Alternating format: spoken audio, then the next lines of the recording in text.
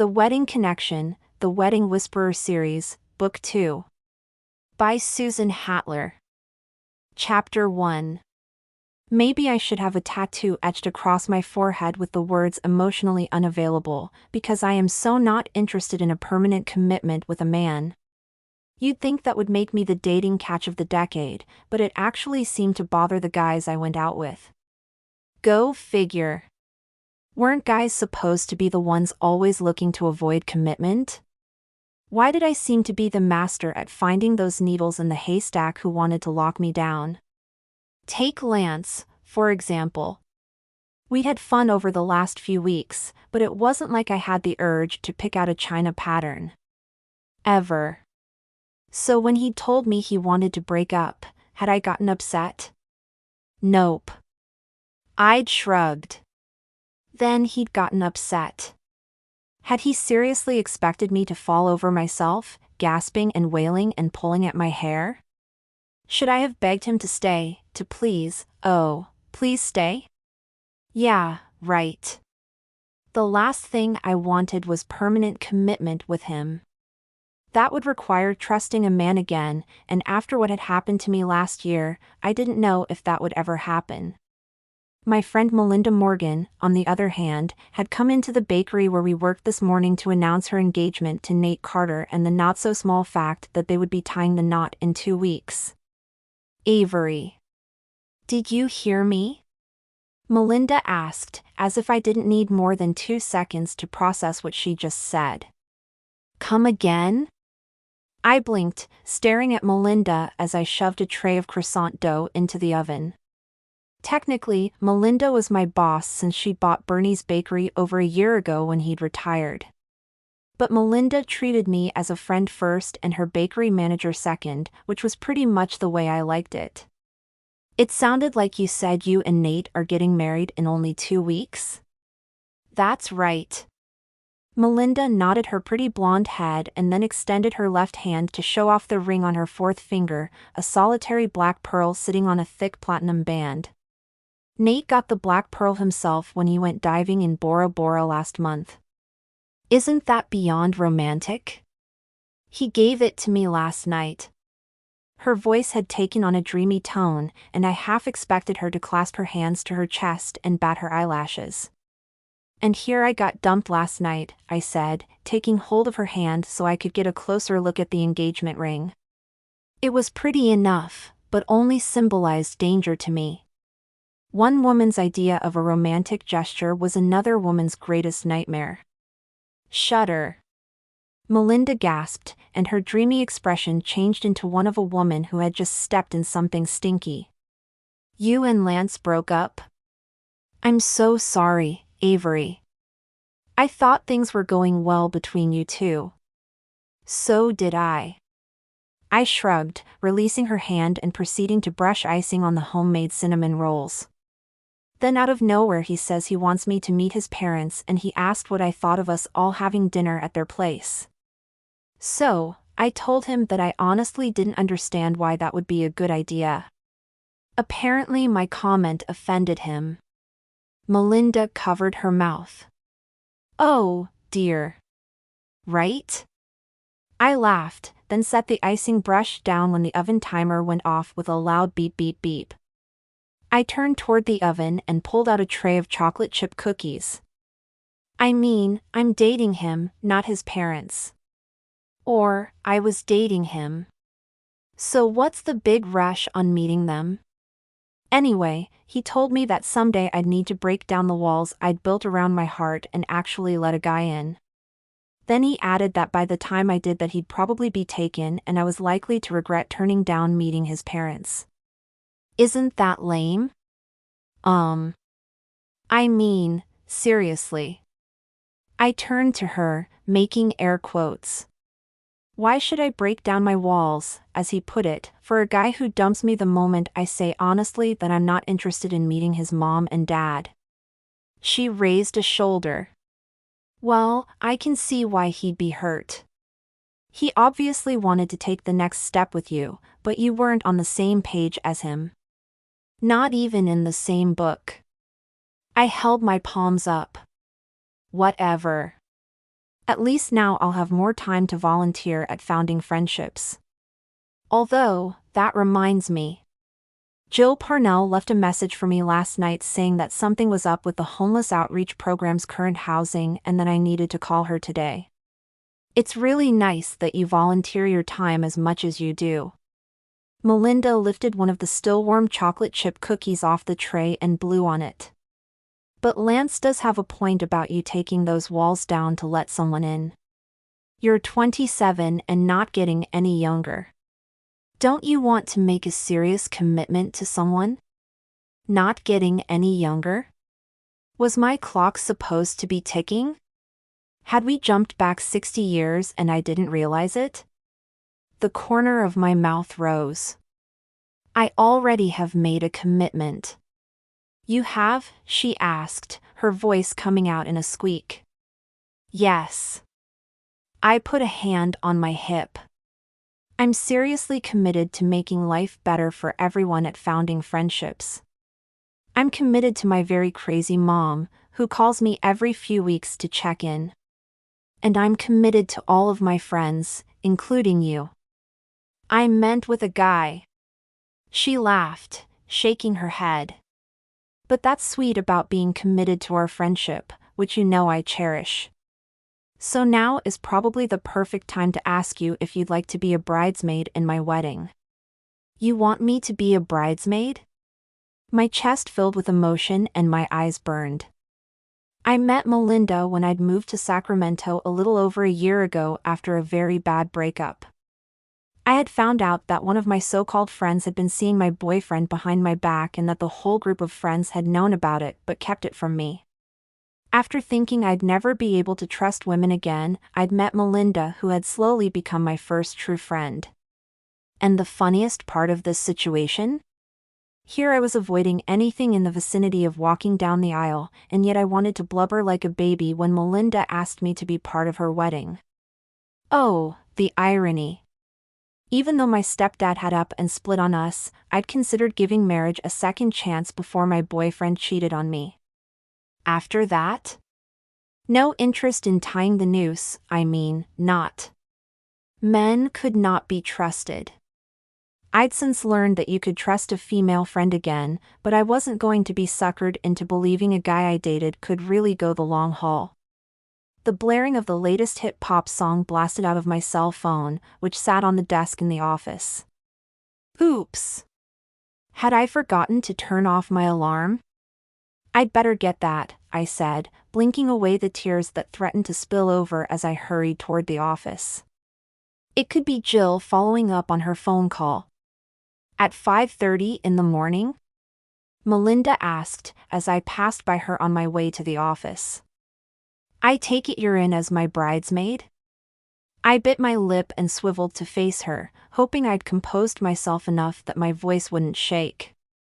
I'm so in. Good. Melinda nodded, before turning to the pastries I'd abandoned. I hurried into the office, scrambled to cut off the blaring alarm, and then quickly shut the door and leaned back against it. My throat tightened. I couldn't believe Melinda had asked me to be her bridesmaid. Her friendship meant a lot to me. I would not let her down during the single happiest time in her life, even though the thought of getting married myself gave me the heebie-jeebies. But I had bigger fish to fry right now. Or, in my case, muffins to bake. My eyes widened when they landed on the desk. My toothpaste. I must have forgotten to shove it in the desk drawer this morning after freshening up in the private bathroom off the office. I grabbed the long white tube and shoved it into the drawer before Melinda could see it. Man, the lack of solid sleep was making my brain fuzzy. I'd been so good at hiding my stuff away until now. I glanced at the couch, where I'd secretly slept the past 2 weeks. The lumpy sofa in the office didn't make a dream bed, but I hadn't planned to be here this long. I thought I'd be crashing here for just a day or two, but then the days passed and I hadn't been able to find anything. A sick feeling crept into my stomach as I had a flashback from my childhood of when my mom and I had been living out of our car. I shook my head, trying to get the memory from my brain. Thinking about that time made me feel vulnerable and scared, so I didn't allow myself to think about that time in my life, let alone ever talk about it. Pressing hard at the tight muscles in my neck, I knew I had to get back to the kitchen. My barista would be here soon, and neither he nor Melinda knew I had temporarily moved in. As the manager of Bernie's Bakery, I knew I should have told Melinda that her business was my temporary home. But she had so much going on in her life, especially now with her upcoming wedding, that I didn't want her to worry about me on top of everything else. Also, a small part of me envisioned myself living on the streets if Melinda kicked me out. I knew in my heart that probably wouldn't happen, but people had betrayed and surprised me before. I couldn't take the risk of being homeless again. Besides, I was fine. Minus the crick in my neck, anyway. Sweat trickled down my brow, making me realize how nervous I felt about getting caught living here. But stowing my dirty clothes in the desk drawers was only a temporary solution since my landlord had canceled my lease due to the apartment building going condo. I couldn't afford to buy my unit, but I'd find my own place to live soon enough. After taking a couple of calming breaths and tucking back a few strands of long, honey-brown hair that had escaped my low bun, I grabbed my phone, noticing that I actually did have a missed call. Had to be from last night since I doubted anyone was going to phone me this early in the morning. Knowing that I had a lot to do, I dialed my voicemail, wedging the phone between my shoulder and ear so I could listen to my message, while plumping the couch pillows to erase all evidence that I'd slept here. My phone beeped and then I typed in my voicemail password. A woman's thin, reedy voice came through the earpiece. This message is for Avery Summers. Thank you for your interest in Gold Rush Luxury Apartments. Unfortunately, there are no units open in the price range you marked on your application. We'd be happy to put your name on the waiting list, but please note we require the first and last month's rent as well as a security deposit equal to 1 month's rent. If you would like to reserve a spot on the waiting list, please call back at this number. I swiped out of voicemail and sighed. Every place wanted first and last month's rent, plus a security deposit, which was one of the reasons I couldn't waste money on a hotel. I had just enough in savings to cover getting into an apartment, but finding an affordable apartment seemed to be my greatest challenge. Something would come up. It just had to. Shoving the phone into my pocket, I stopped by the kitchen and saw that Melinda had everything under control. I let her know I'd get things started in front. I stepped through the swinging door, started the coffee percolating, and then began taking the chairs off the tables in the dining area. I glanced around the coffee shop then, needing a moment to catch my breath. Since Melinda had purchased the bakery from Bernie a year or so ago, she hadn't changed much. The lettering on the front window that read Bernie's Bakery had remained the same since his retirement, and the bell that tinkled over the front door was downright iconic. Recently, Melinda had created a reading nook in one corner of the bakery to encourage people to stay around longer while enjoying their coffee and treats. The overstuffed armchairs were soft and totally inviting. As I stood admiring the bakery, the front door lock clicked open and a moment later, Marcus, the college guy who worked here part-time, came in. "Good morning, Avery. Want me to start filling the case?" "Good morning, Marcus." I grinned at him over my shoulder. "Yeah, that would be great. I haven't had a chance to start that yet. You always know exactly how to help. At your service." Marcus, a theater major at the local community college, gave me a wide bow and then proceeded to the kitchen. He returned a minute later, carrying trays of donuts, muffins, and decadent brownies. "Have I told you this is the best job I've ever had?" Taking a tray from him, I slid it into the display case. "Only about 10 times every shift," I said, with a smile. "I'm slacking, huh?" Marcus joked, leaning against the counter. "You know, I've been coming here since I was a kid. Melinda's done a great job keeping this place running smoothly since Bernie retired." "How'd she end up with the bakery anyway?" Bernie got sick and couldn't run the place anymore. This bakery meant everything to Melinda. She worked here while in college and then again just over a year ago. When she found out about Bernie's health issues and that he needed to sell, she was heartbroken. Yeah, that's too bad. Bernie always seemed like a nice guy. He okay? Oh, yes. I pushed the second tray into the display case. He's remarried, kicking back, and enjoying retirement. But Melinda couldn't stand to let this place go or have it sold to someone who didn't love it as much as she did. So she found a way to buy it. And, well, the rest is history, as they say. That's cool, Marcus said. Totally awesome, I agreed, before heading back into the kitchen to grab more pastries. As I accepted the tray of blueberry scones from Melinda, guilt crept through me.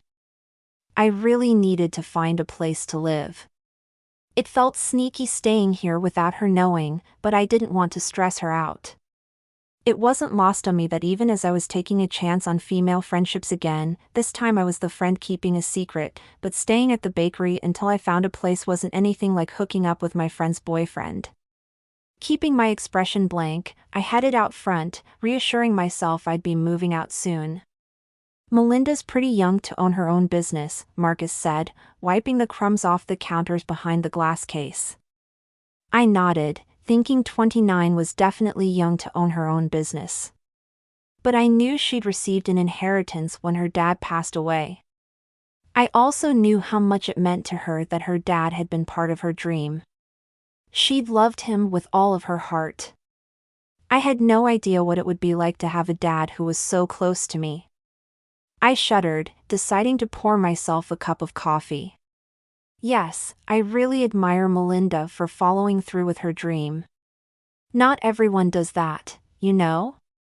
You will, Marcus said. Once you figure out what that is. Thanks, Marcus.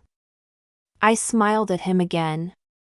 I was pretty sure he had a crush on me, either that or he was being dramatic. He was a theater major after all, but I appreciated his loyalty. And I hoped he was right. Just because I hadn't yet done amazing things with my life didn't mean I didn't want to. Wow, look at the line outside, he said. Glancing at my watch, I saw that it was 2 minutes before 6, which was opening time. I couldn't say the long line surprised me. The bakery had major popularity here in East Sacramento. Some of the customers said they craved our brownies, some were addicted to our scones, and some claimed they needed rehab for the way they consumed our donuts. I unlocked the door a minute early, which was a bad precedent to set. But I couldn't help it. Today, I needed a pick-me-up. I loved our regulars and how dedicated they were. Loyalty was huge in my book. They helped me forget my housing problem and the fact that I'd just been dumped and that I didn't care as much as I thought I should. The next few hours passed in a blur as we served and stocked and poured coffee drinks. Melinda remained in the kitchen, continuing the next batches of baking, cupcakes, pies, cakes and, of course, more brownies. My phone buzzed around 9 o'clock, but the pace in the dining room hadn't slowed enough to take a break. So, I ignored the call. An hour and a half later, the morning rush slowed. While Marcus took over the register, I began the mid-morning cleaning and my phone buzzed again. When I saw that it was Bill, the manager of the Founding Friendships building, I answered the call right away. Hey, Bill, what's up? Jill left a message last night, but I haven't had a chance to call her back, I said, feeling a wave of uncertainty rush through my veins. The homeless outreach program meant a lot to me and I hoped nothing was wrong. Bill sighed. I have some bad news. Alarms sounded in my head like loud sirens. What is it? I asked. My mind began spinning out worst-case scenarios, something I excelled at. Maybe there had been a fire in the building and the residents had to evacuate. Or maybe a water pipe had burst, causing a massive flood. I knew that despite how much founding friendships had grown in the last couple years, there wasn't extra money for emergencies. I braced myself for his response. We just got news that a property developer might be buying the residence building. If that's the case, we're going to have to ask for all hands on deck to help with moving and everything else that's going to come with that, Bill said, sounding like he'd aged decades since I'd last talked to him 3 days ago. I'll help out in any way I can, I said, stunned that a property developer could be so cold and heartless. Didn't they realize those residents had been homeless not long ago? I had previous experience in that area and remembered the fear over survival that had gripped my heart. Anything you need from me, Bill? Thanks, Avery. I'll be in touch, Bill said, his voice choked up. After we hung up, I dropped into a chair at the nearest table. How could this be happening? Founding Friendships had worked so hard to build their program.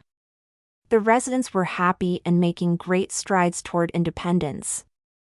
They were rebuilding their lives with those beautiful vegetable gardens and taking pride in their work. The thought of the gardens brought tears to my eyes. You couldn't just move vegetable gardens. The bell chimed above the door and new customers rushed in. Time to get back to work. I pushed the panicky feelings deep down into my stomach and rose to my feet. Just as I hurried back behind the counter, I noticed a red Ferrari pull up to the curb out front and park there. A woman in front of me turned to stare and my gaze followed as a man stepped out of the flashy sports car. The man's dark hair swept across his forehead and sunglasses covered his eyes.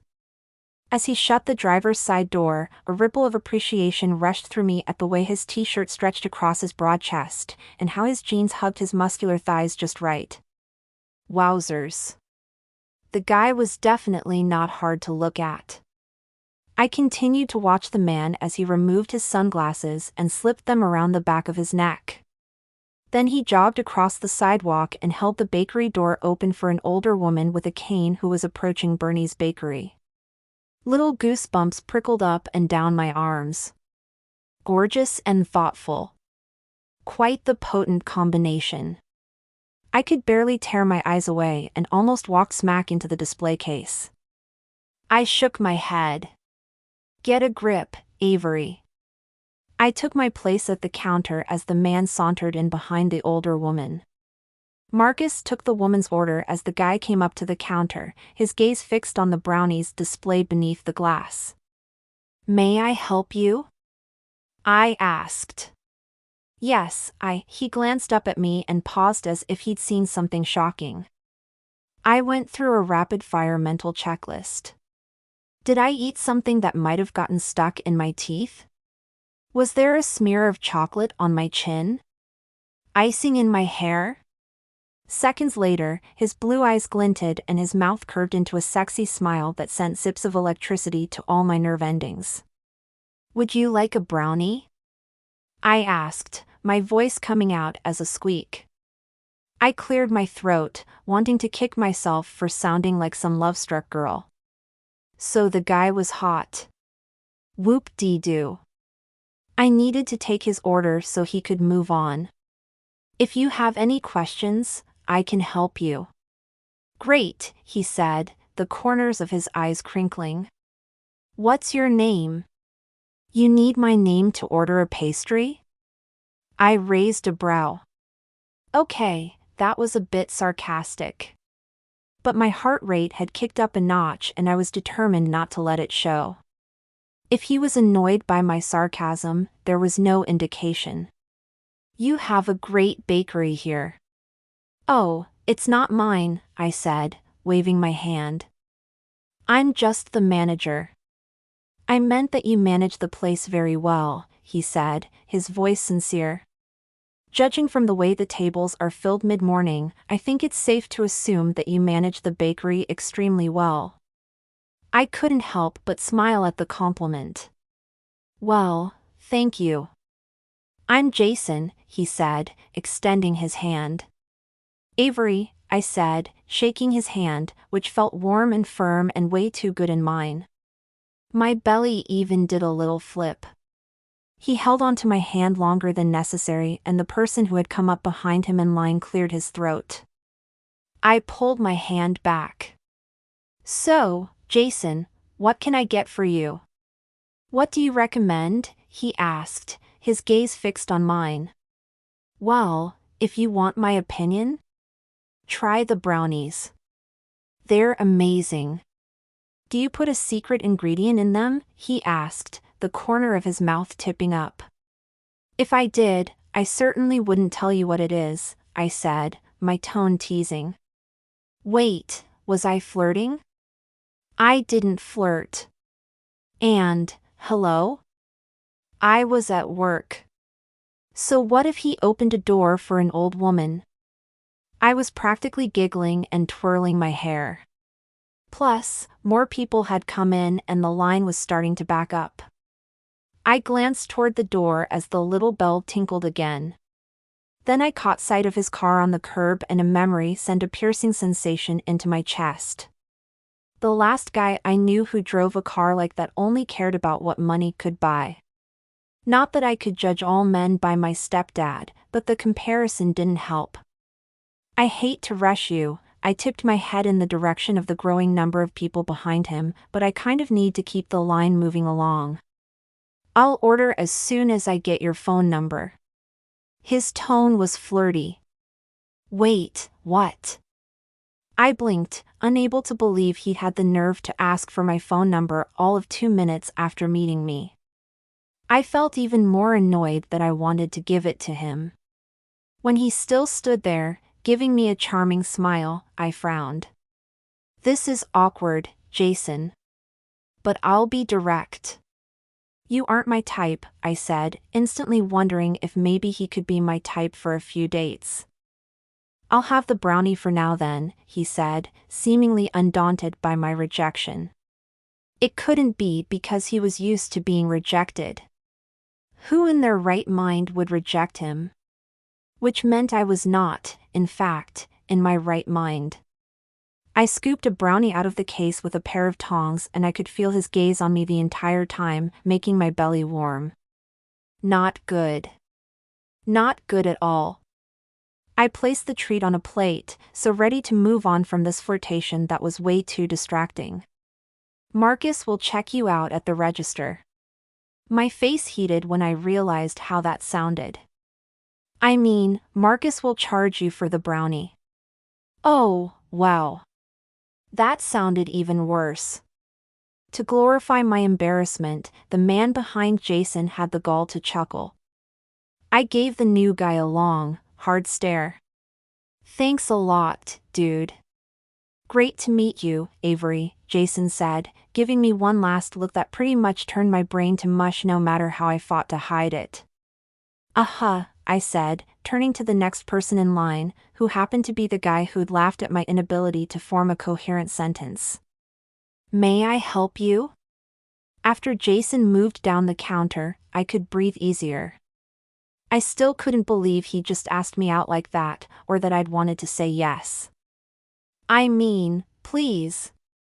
The last thing I needed in my life right now was a new man, especially one as cute as Jason, but those facts still couldn't seem to stop me from thinking about him. Even though the brief encounter with Jason still lingered in my mind, it was better that he'd left so I could focus on the business at hand. As I continued helping guests select their treats, my nerves became steady again and I began to feel the rhythm of my normal routine.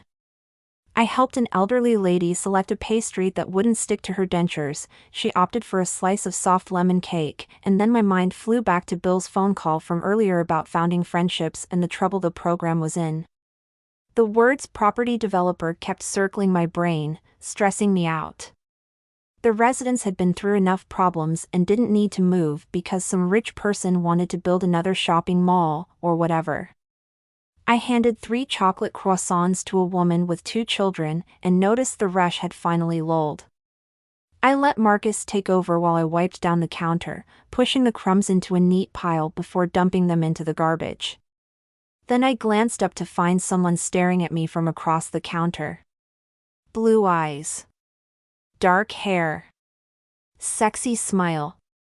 You're still here? I blurted to Jason. Yep. He approached the counter, the corners of his mouth curving upward. My pulse fluttered. He reached into his back pocket, pulled out a small leather-bound notebook, and opened it. The paper was cream-colored, thick, and had to be expensive. How about giving me your number, so I can take you to dinner? He asked, his voice radiating a confidence that made me wonder if he asked out women everywhere he went. What irked me even more than his ridiculous confidence was how much I wanted to say yes. I really, super-duper did. But he was too flashy and way too forward, which wasn't my type. I had to turn him down for my own emotional well-being. No, sorry. I really can't. Just then, I heard a gasp from behind me. I spun around as Melinda flew by me, her eyes wide. My heart stopped. Was she upset with me? Had she found evidence that I'd been living here? I knew I should have told her. Everything okay? I asked, pretty sure my heart had stopped. Instead of answering me, her face broke into a huge smile. Jason, she said, galloping to the other side of the counter and throwing her arms around the guy who had just asked me out. Is that your car outside? What are you doing here? The wedding isn't for 2 weeks. Yes, congratulations, he said, pulling her into such a tight hug that her feet lifted all the way off the ground. I'm so happy for you and Nate. I watched them, totally confused. You two know each other? Melinda nodded, releasing him.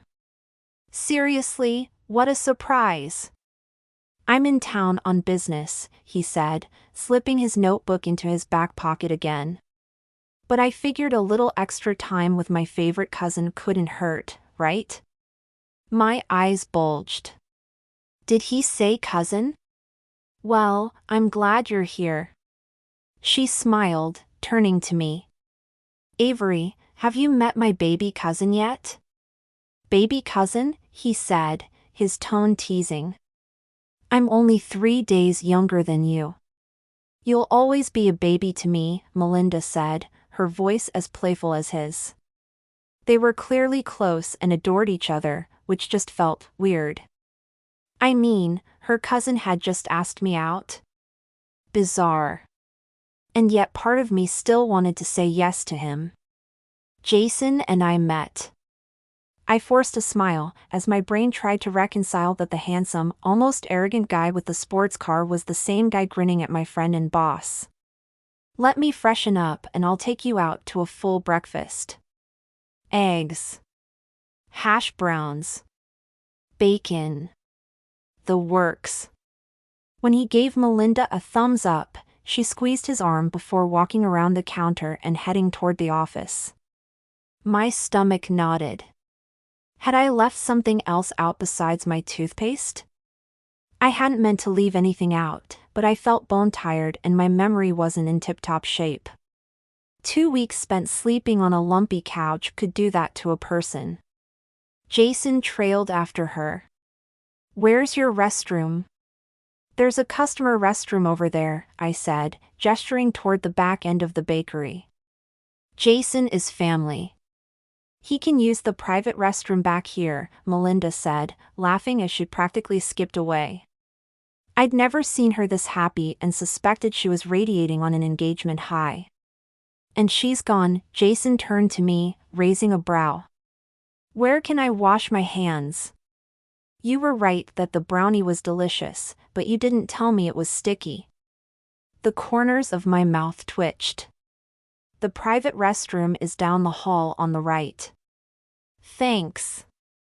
He winked at me before heading off, and I had to wonder if they bottled and sold whatever it was about this guy that made him so appealing. Melinda returned a minute later, wearing a happy grin. I'm so glad Jason's in town. I love spending time with him. In some ways, he's like the brother I never had. You should hang out with us, too. You'll love Jason. Everyone does. He seems great, I said with a half-hearted smile, wondering if he'd tell her that he'd asked me out and I'd turned him down. If I had to guess, I'd say women didn't turn him down often, no matter how well he took it when I did. Maybe I wasn't worth getting upset over? But if that were true, then why did he insist on trying again? Before I could say anything else, Marcus turned from the register and called Melinda over with a customer question he couldn't answer. Her smile remained as she chatted away. I loved watching her work and did so with admiration. She just seemed so happy to do what she did.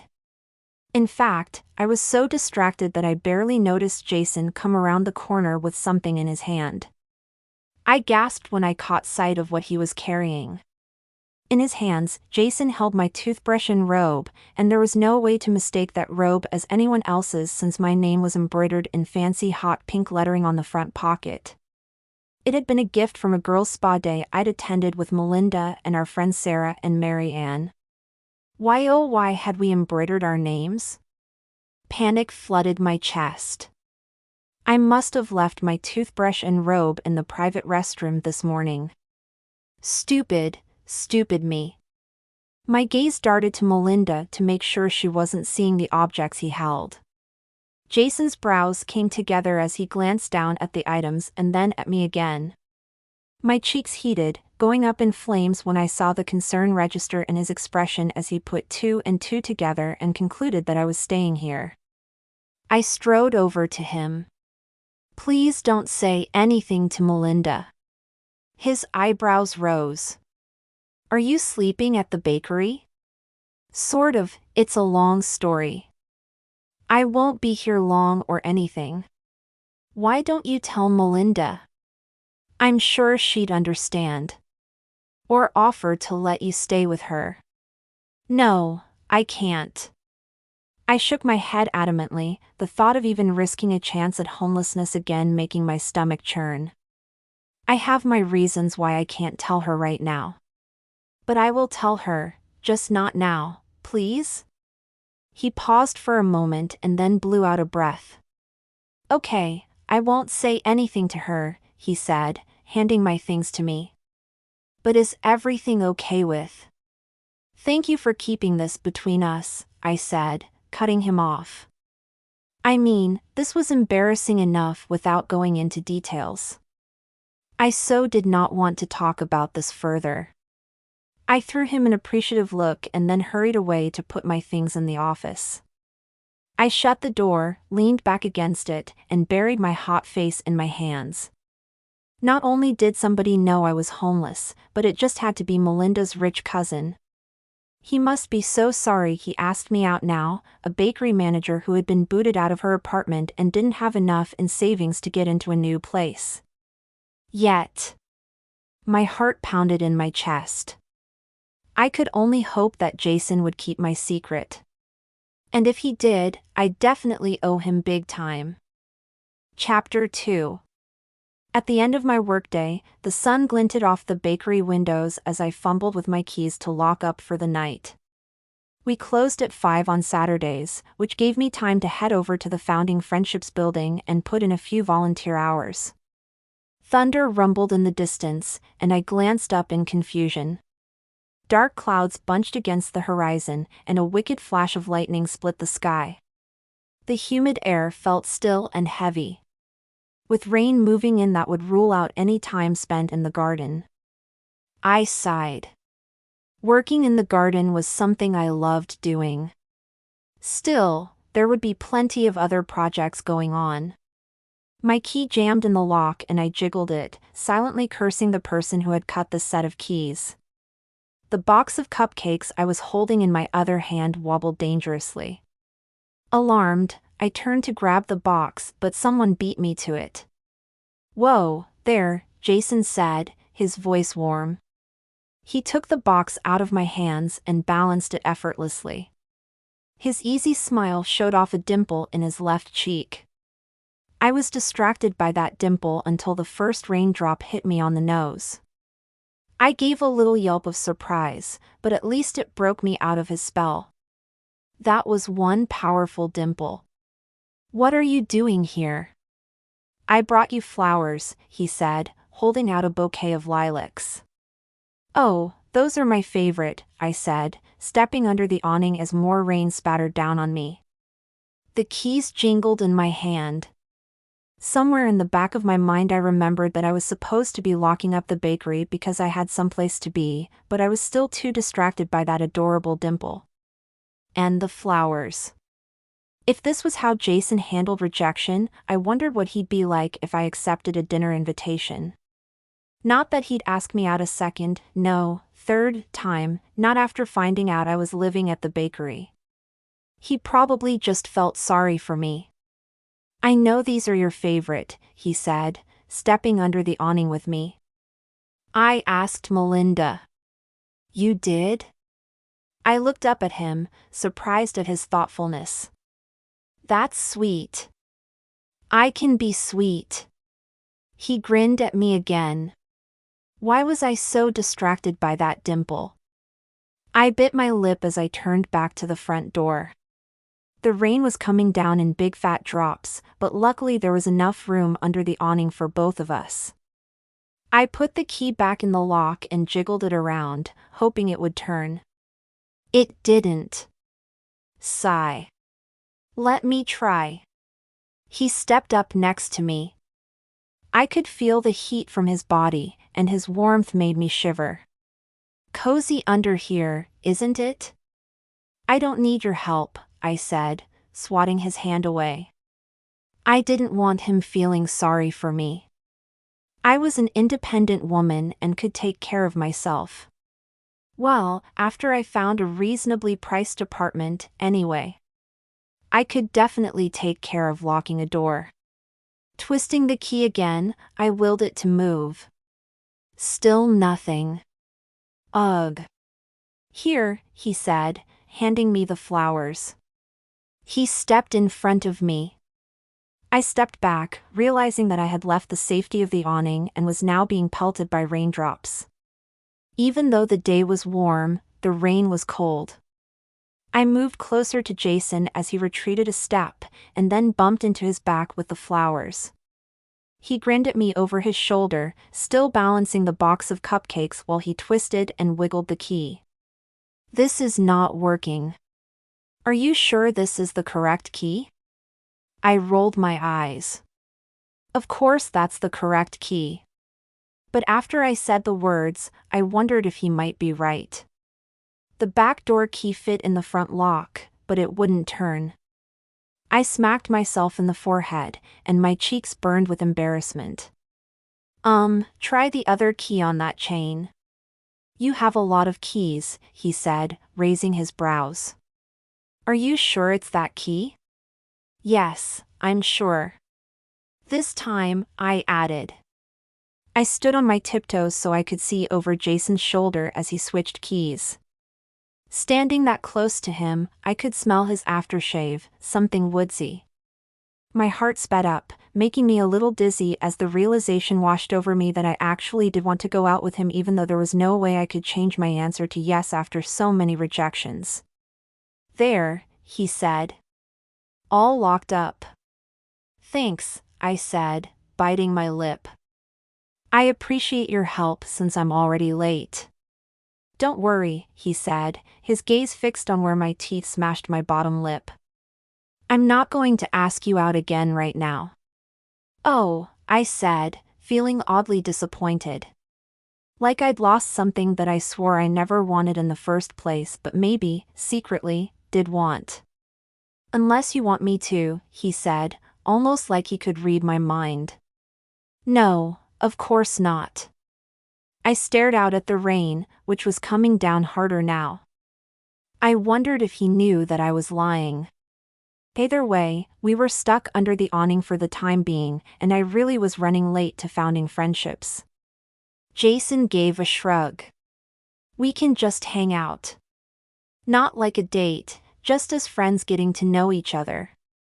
The urge to say yes to a date rolled through me again, but I quashed it. I was not going to date him, or anyone else right now.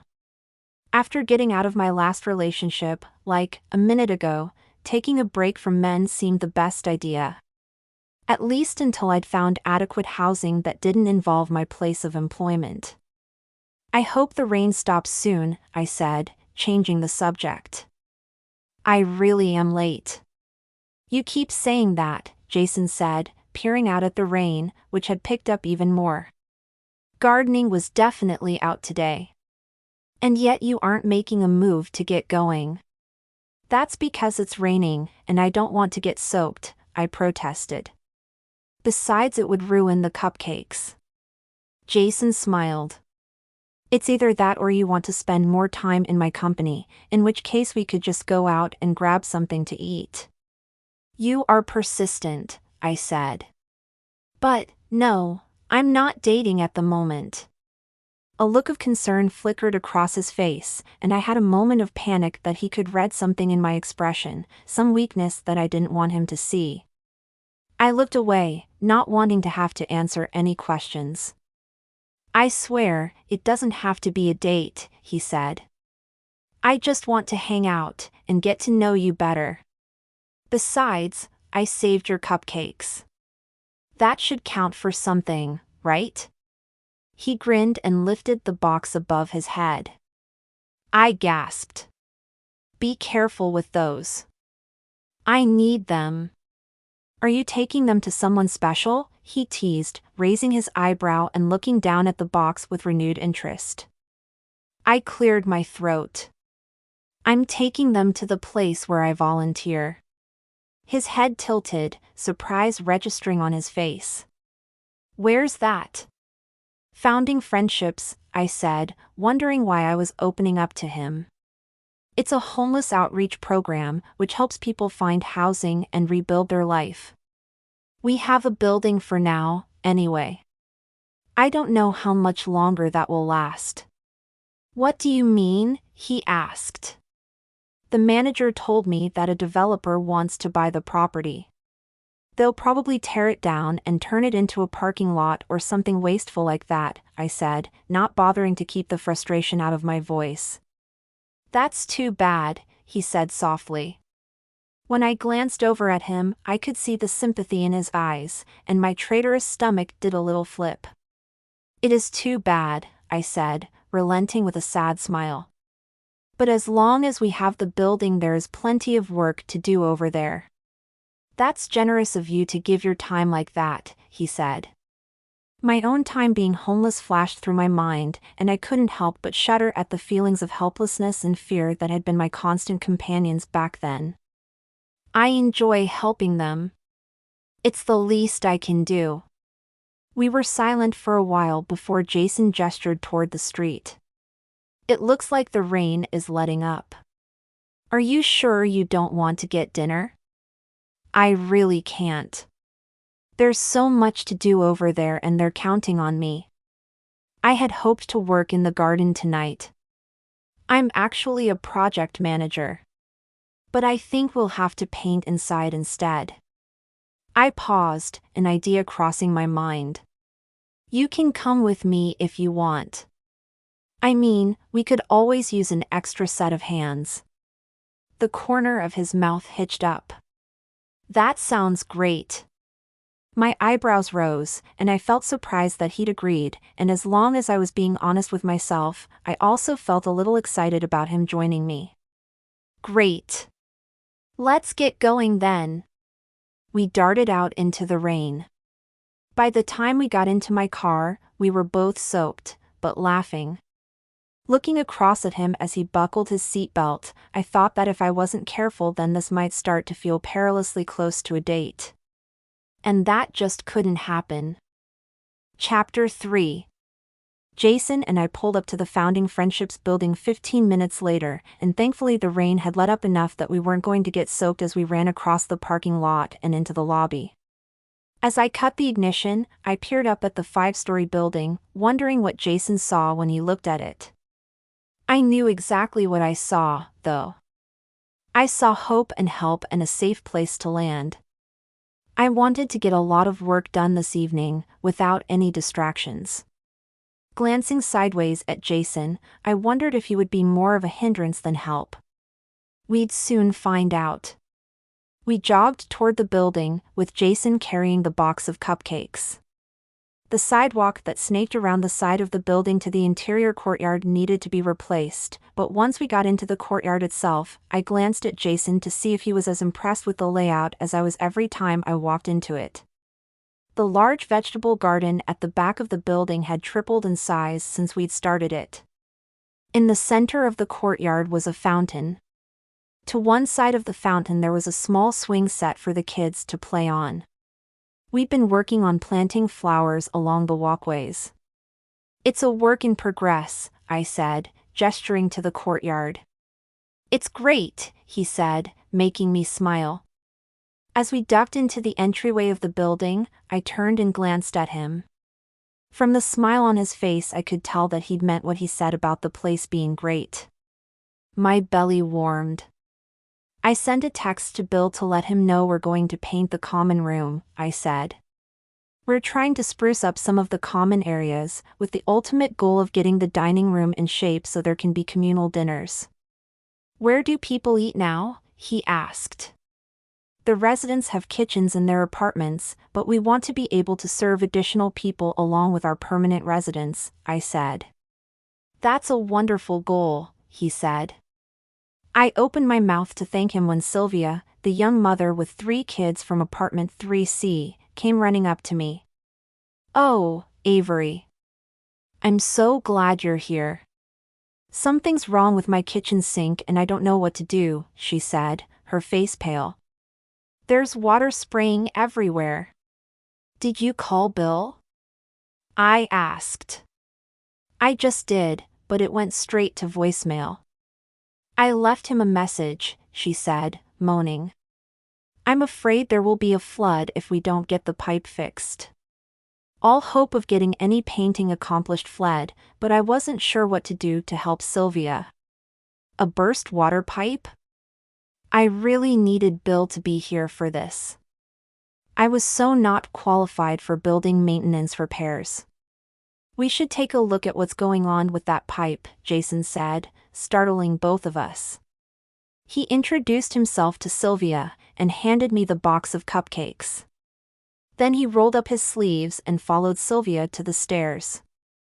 I hurried along beside them, feeling slightly bewildered, but also relieved that I didn't have to run point on this one since I knew next to nothing about plumbing.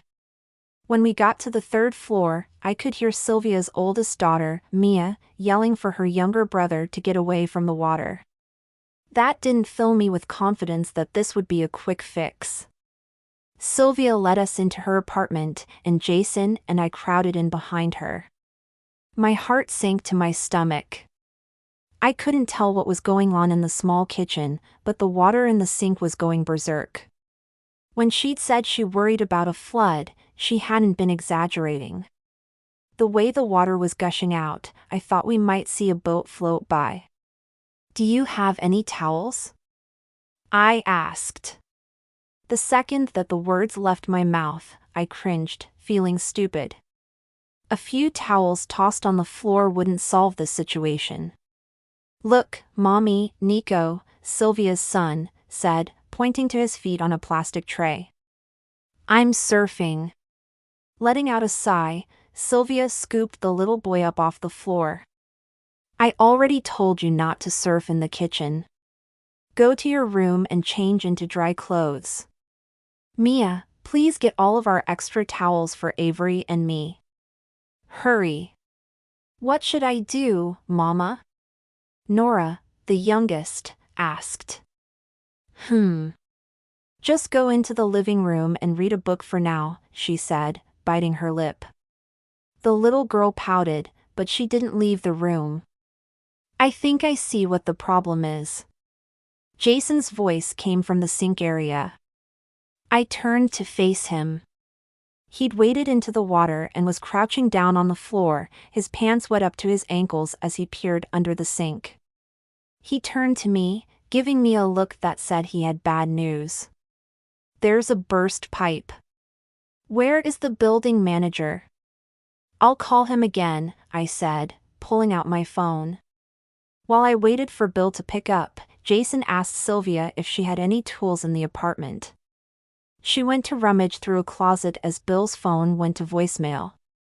I cringed and then watched as Nora waded into the kitchen to peer under the sink next to Jason. She squatted down next to him, but he didn't seem to notice. "Whatcha doing, mister?" she asked. He glanced over at her, looking startled. He lost his balance and fell into the small pond of water, drenching his pants from the waist down. "Towels are on their way," I said, pressing my lips together as I tried not to laugh. Jason gave me a shrug. We exchanged a smile and I was glad to have a momentary distraction from the seriousness of the situation.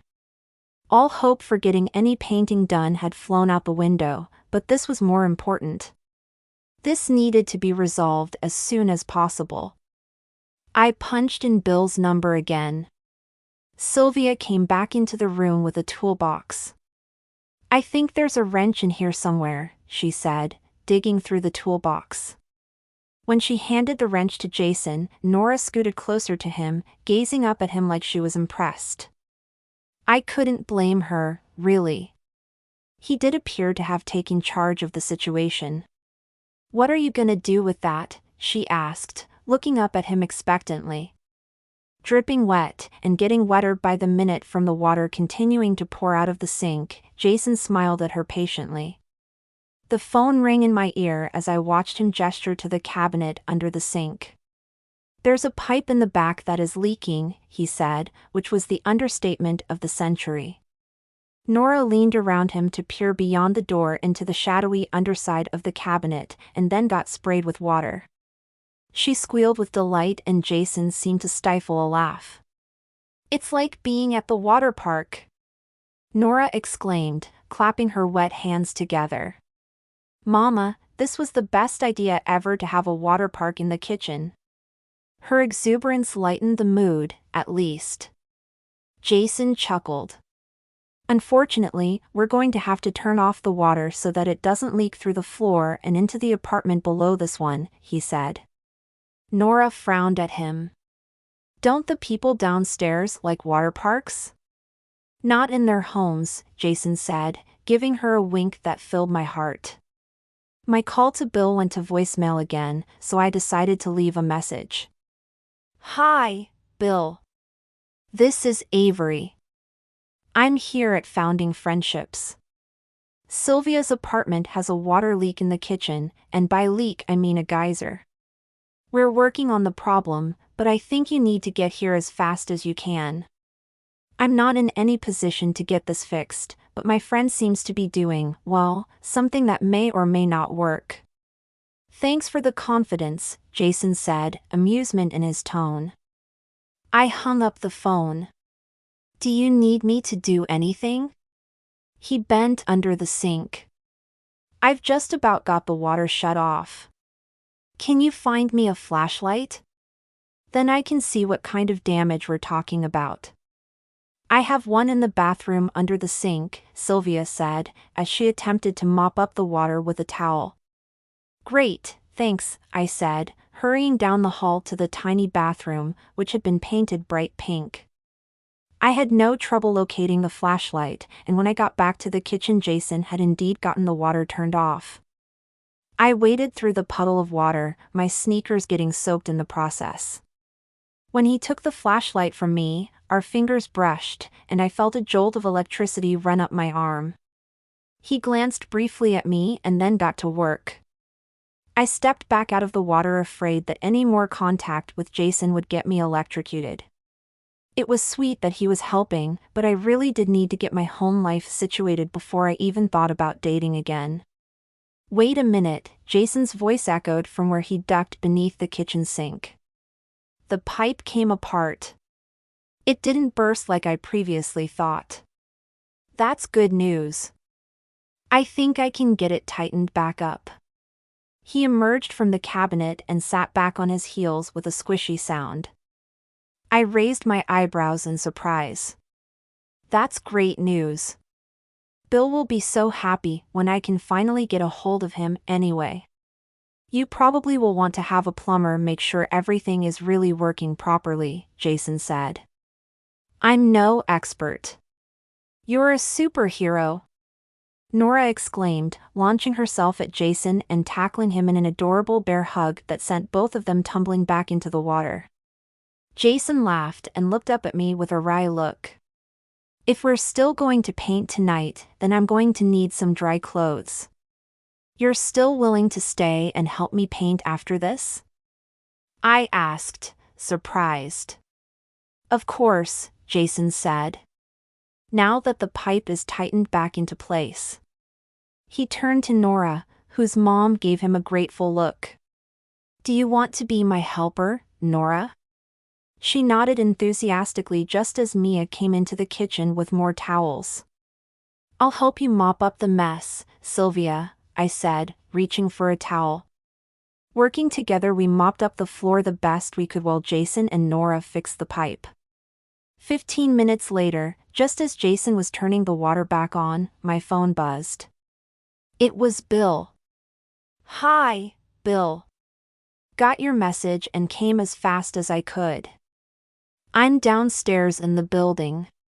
We've got the problem solved temporarily, but you'll need a plumber to check it. Do you have any men's clothes downstairs my friend can use? He's gotten quite wet, I said, my heart swooning a little at Jason's generosity. I'm sure I can find something, Bill said. I'll bring some choices up with me. I relayed the message to Jason, who grinned at me. He seemed like he was enjoying himself, which surprised me considering the expensive car he'd pulled up in at the bakery. I wanted to ask him where he'd learned so much about plumbing, but we had an audience so I kept my questions to myself. Can I help you guys paint tonight? Nora asked. No, you'll just get in the way, sweetie. Sylvia gave her daughter a pat on the shoulder. Nora wouldn't be in the way. Jason gave Sylvia a reassuring look. We'd love her help. The more the merrier. As I watched him cleaning up the floor, I realized how glad I was that he'd come with me tonight. He'd been a huge help with the leak and his cheery attitude had lightened what had been a stressful situation. Wow. How strange that I liked having his help when the feeling of being able to rely on a man usually scared me. But with Jason, I liked feeling as if I could depend on him. Unfortunately, I knew from past history that this feeling couldn't lead to anything good. Chapter 4. After we cleaned up as much as we could in Sylvia's apartment, I followed Bill downstairs to the common room while Jason trailed behind us, holding Nora's hand. He clearly had the same effect on her that he had on just about all women, only in a different way. He was her hero. The space was a large room that had at one point been used as storage and the walls may have once been white, but they were now a dingy shade of gray. There were a lot of scuff marks on the walls as well. There was a small kitchenette off to one side that had been part of the super studio apartment, which made it ideal for a dining room. We had several organizations that volunteered to bring food, so we hoped that might help the families stretch their budgets farther. All 4 walls had already been prepped around the lighting fixtures, the outlet covers were off, and painter's tape ringed each large window. Pale light filtered into the room as the steady drum of the rain pattered on the glass. Bill crossed the stained, torn carpet, one of our next projects, when we had the money, was to replace it, and turned on the lights. We need to lay the tarps on the floor, Bill said. I nodded, but Jason picked up one of the blue tarps before I had moved an inch. I watched him as he continued to methodically line the room, while explaining to Nora what he was doing. The man was a fascinating compilation. He was a Ferrari-driving rich guy, who was super good with kids, and just happened to know about plumbing and painting. He was flexible and helpful. Overall, Jason confused me. I shook my head to clear my thoughts since I just didn't know what to make of him. But what I did see I liked way too much. We've got a good crew coming in, Bill said, as he came toward me from across the room.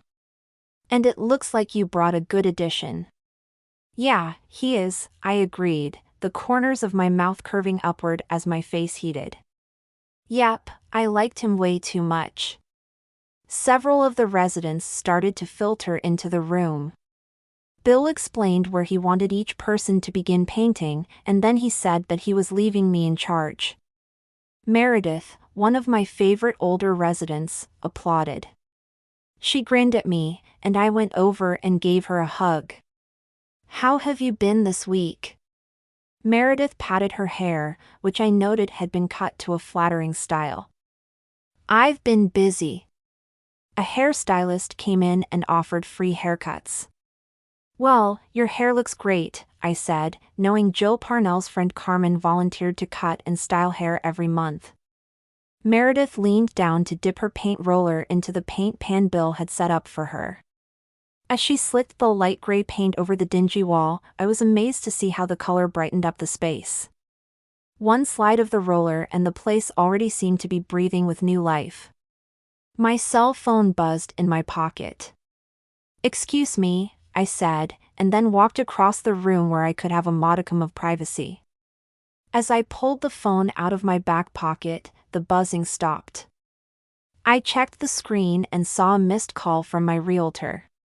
She hadn't left a message, which meant that I should probably call her back if I ever wanted to move out of the bakery. Just as I was about to dial her, a commotion started across the room that drew my attention. Meredith and Carl, who was another older resident, had started shouting at each other. Meredith waved her arms around wildly. Unfortunately, she hadn't bothered to set her paint roller down first, so, to my horror, paint splatters were flinging everywhere. I would have to call the realtor later. This was more important. As I strode across the room, the arguing intensified. Carl held a paint can and was gesturing with it as he shouted at Meredith, slopping paint on the floor. "Oh, what a mess! Guys! What's wrong?" I asked, panic racing through my chest. Both Meredith and Carl stopped mid-sentence and turned toward me. Meredith straightened, thrusting her chin out. Carl was trying to steal my paint. My stomach clenched as I looked at Meredith. She had so much taken from her, so I couldn't blame her for being territorial over something as seemingly simple as paint. I knew that before she had arrived at Founding Friendships someone had stolen everything from her, and the police had found her wandering around in the middle of the night without even a jacket. Carl frowned, his forehead wrinkling so much that his eyes seemed to disappear into the folds of skin. "I need this color for the other wall. She needs to share it." They stared at me expectantly. Well, I bit my lip, wondering how to solve this amicably. I agree that we need to share our resources, but we need to communicate with one another so everyone knows we're sharing. Instead of painting a different wall, Carl, why don't you stay here and help Meredith paint this wall? When you both are done working on this together, then Meredith can help you paint the other wall. Doesn't that sound like a good team effort? Meredith and Carl eyed each other for a moment and then Meredith nodded. "That sounds fair." "Happy to help her," Carl said. "Thank you both," I said, just as a loud squeal came from across the room.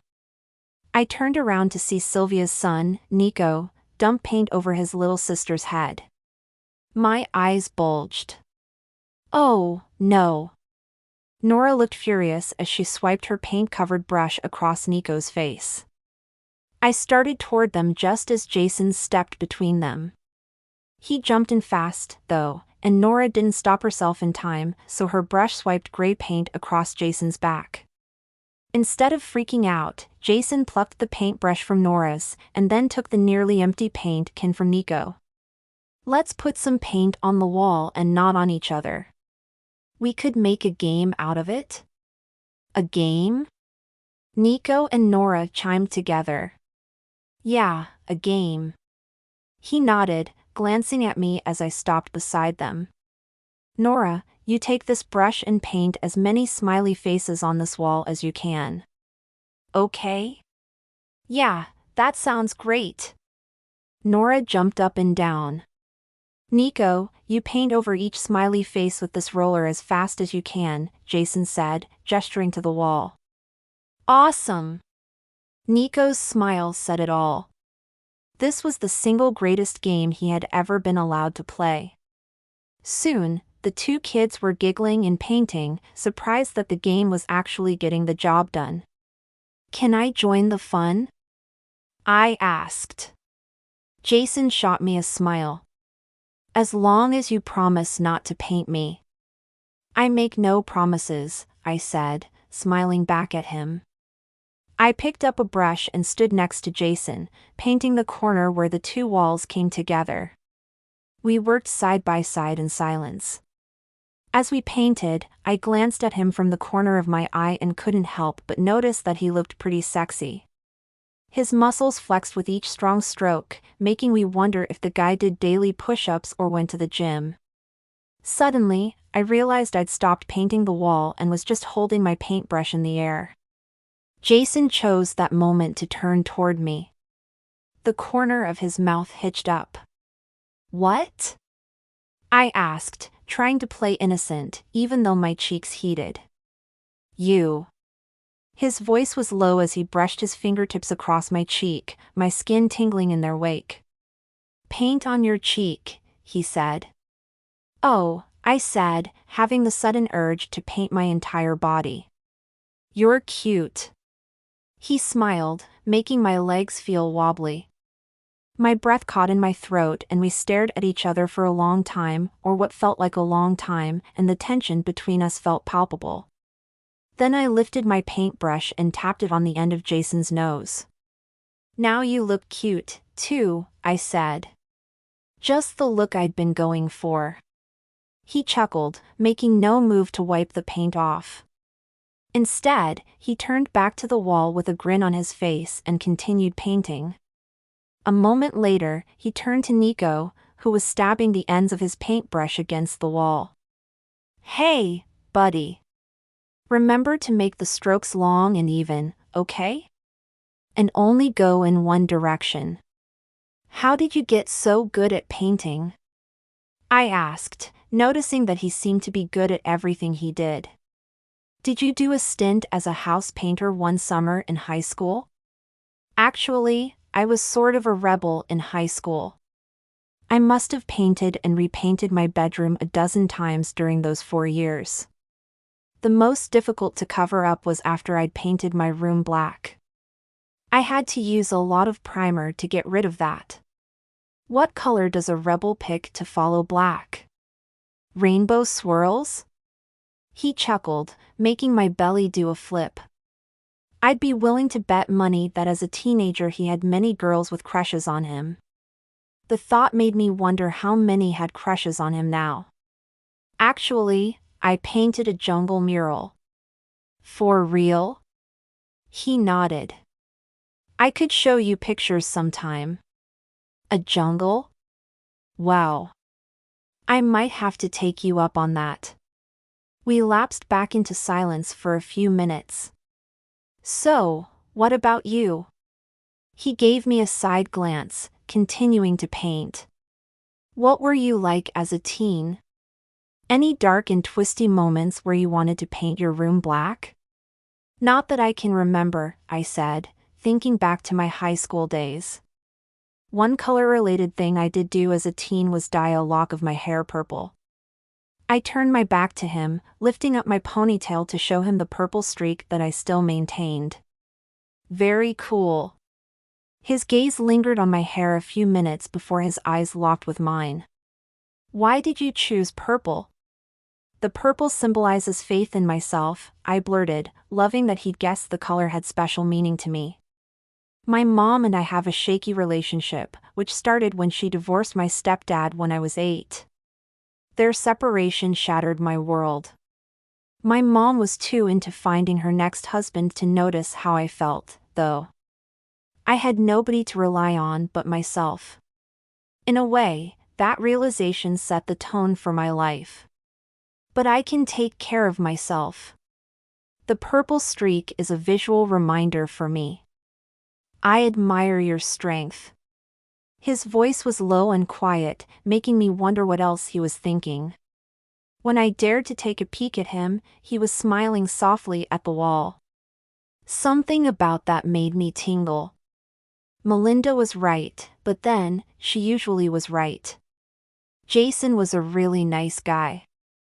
I hadn't expected that when he'd pulled up in front of the bakery in his Ferrari and slid the sunglasses to the back of his neck, which was such a rich guy with a Ferrari thing to do. There was a spark in him that made me want to know everything about him. But I didn't dare say anything else right now. My heart was pounding too hard. Suddenly, screaming ensued. I turned toward the noise in time to see Nora and Nico flinging paint at each other again. It seemed like they could only work for so long without going back to making a mess.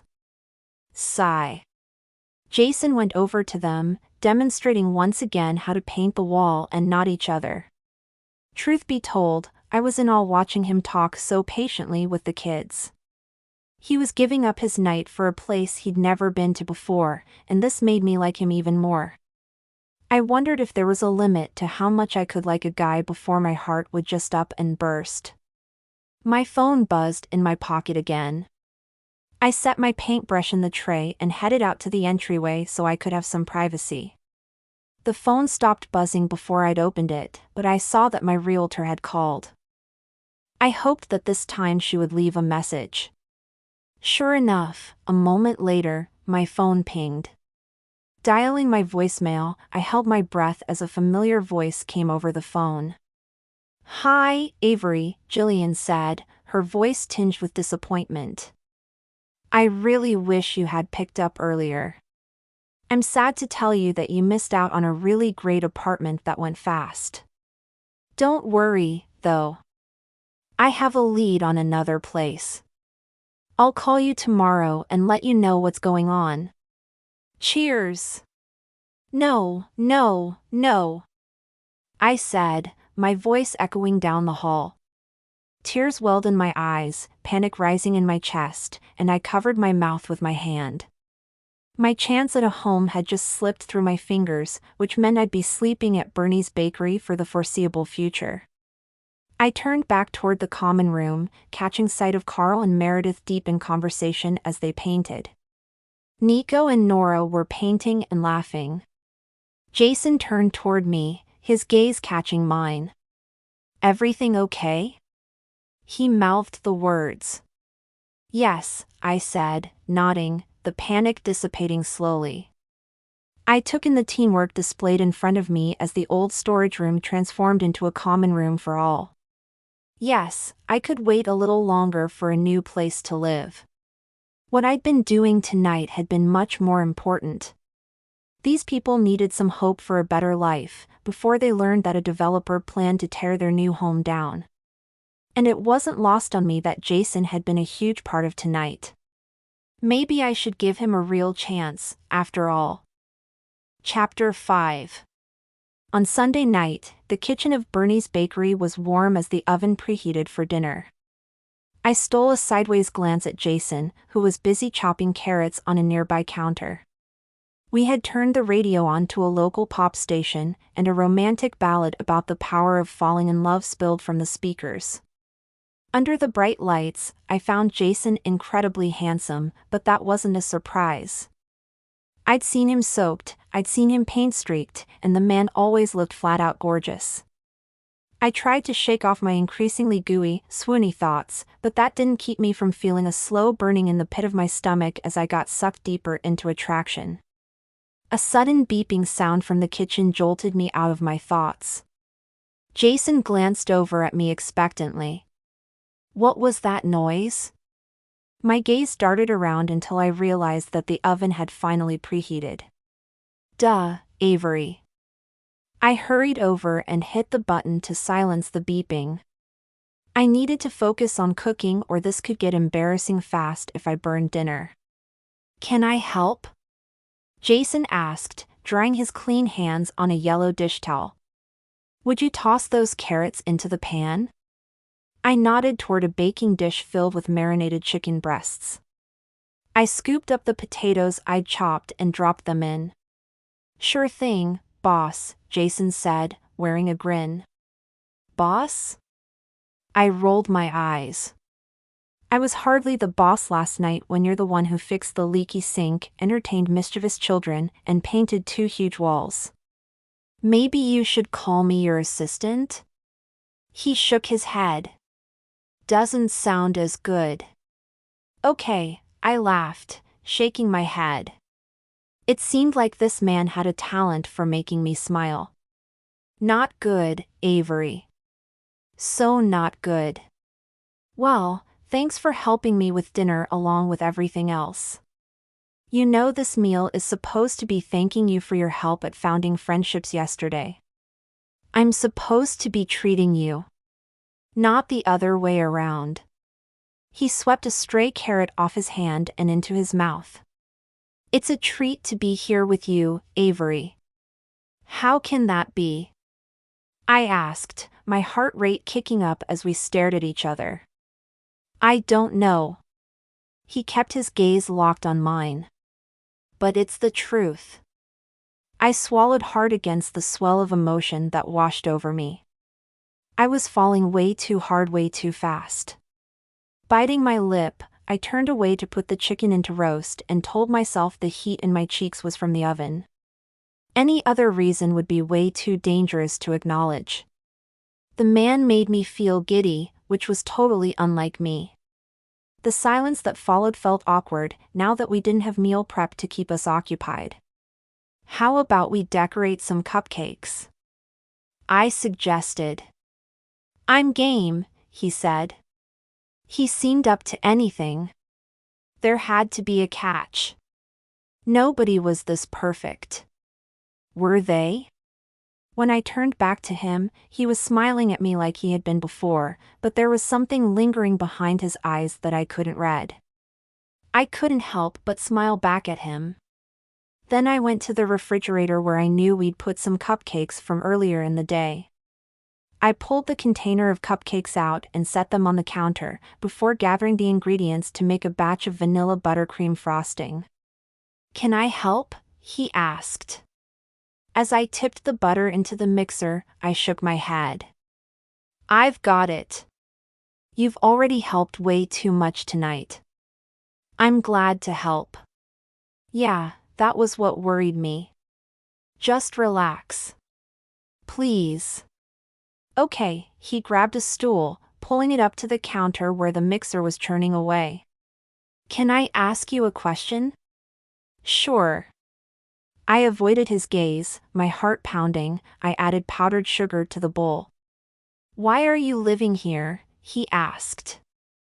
I glanced at him, so startled that I dropped the bag of powdered sugar, which puffed up into the air, coating the mixer, the counter, and both of us. I coughed, letting the question hang in the air, much like the powdered sugar. I tried to forget that he discovered my secret, but now I couldn't avoid that embarrassing fact any longer. Finally, I wiped the sugar off my cheeks, and sighed. Turning back to the mixer, I resumed adding the sugar to the frosting.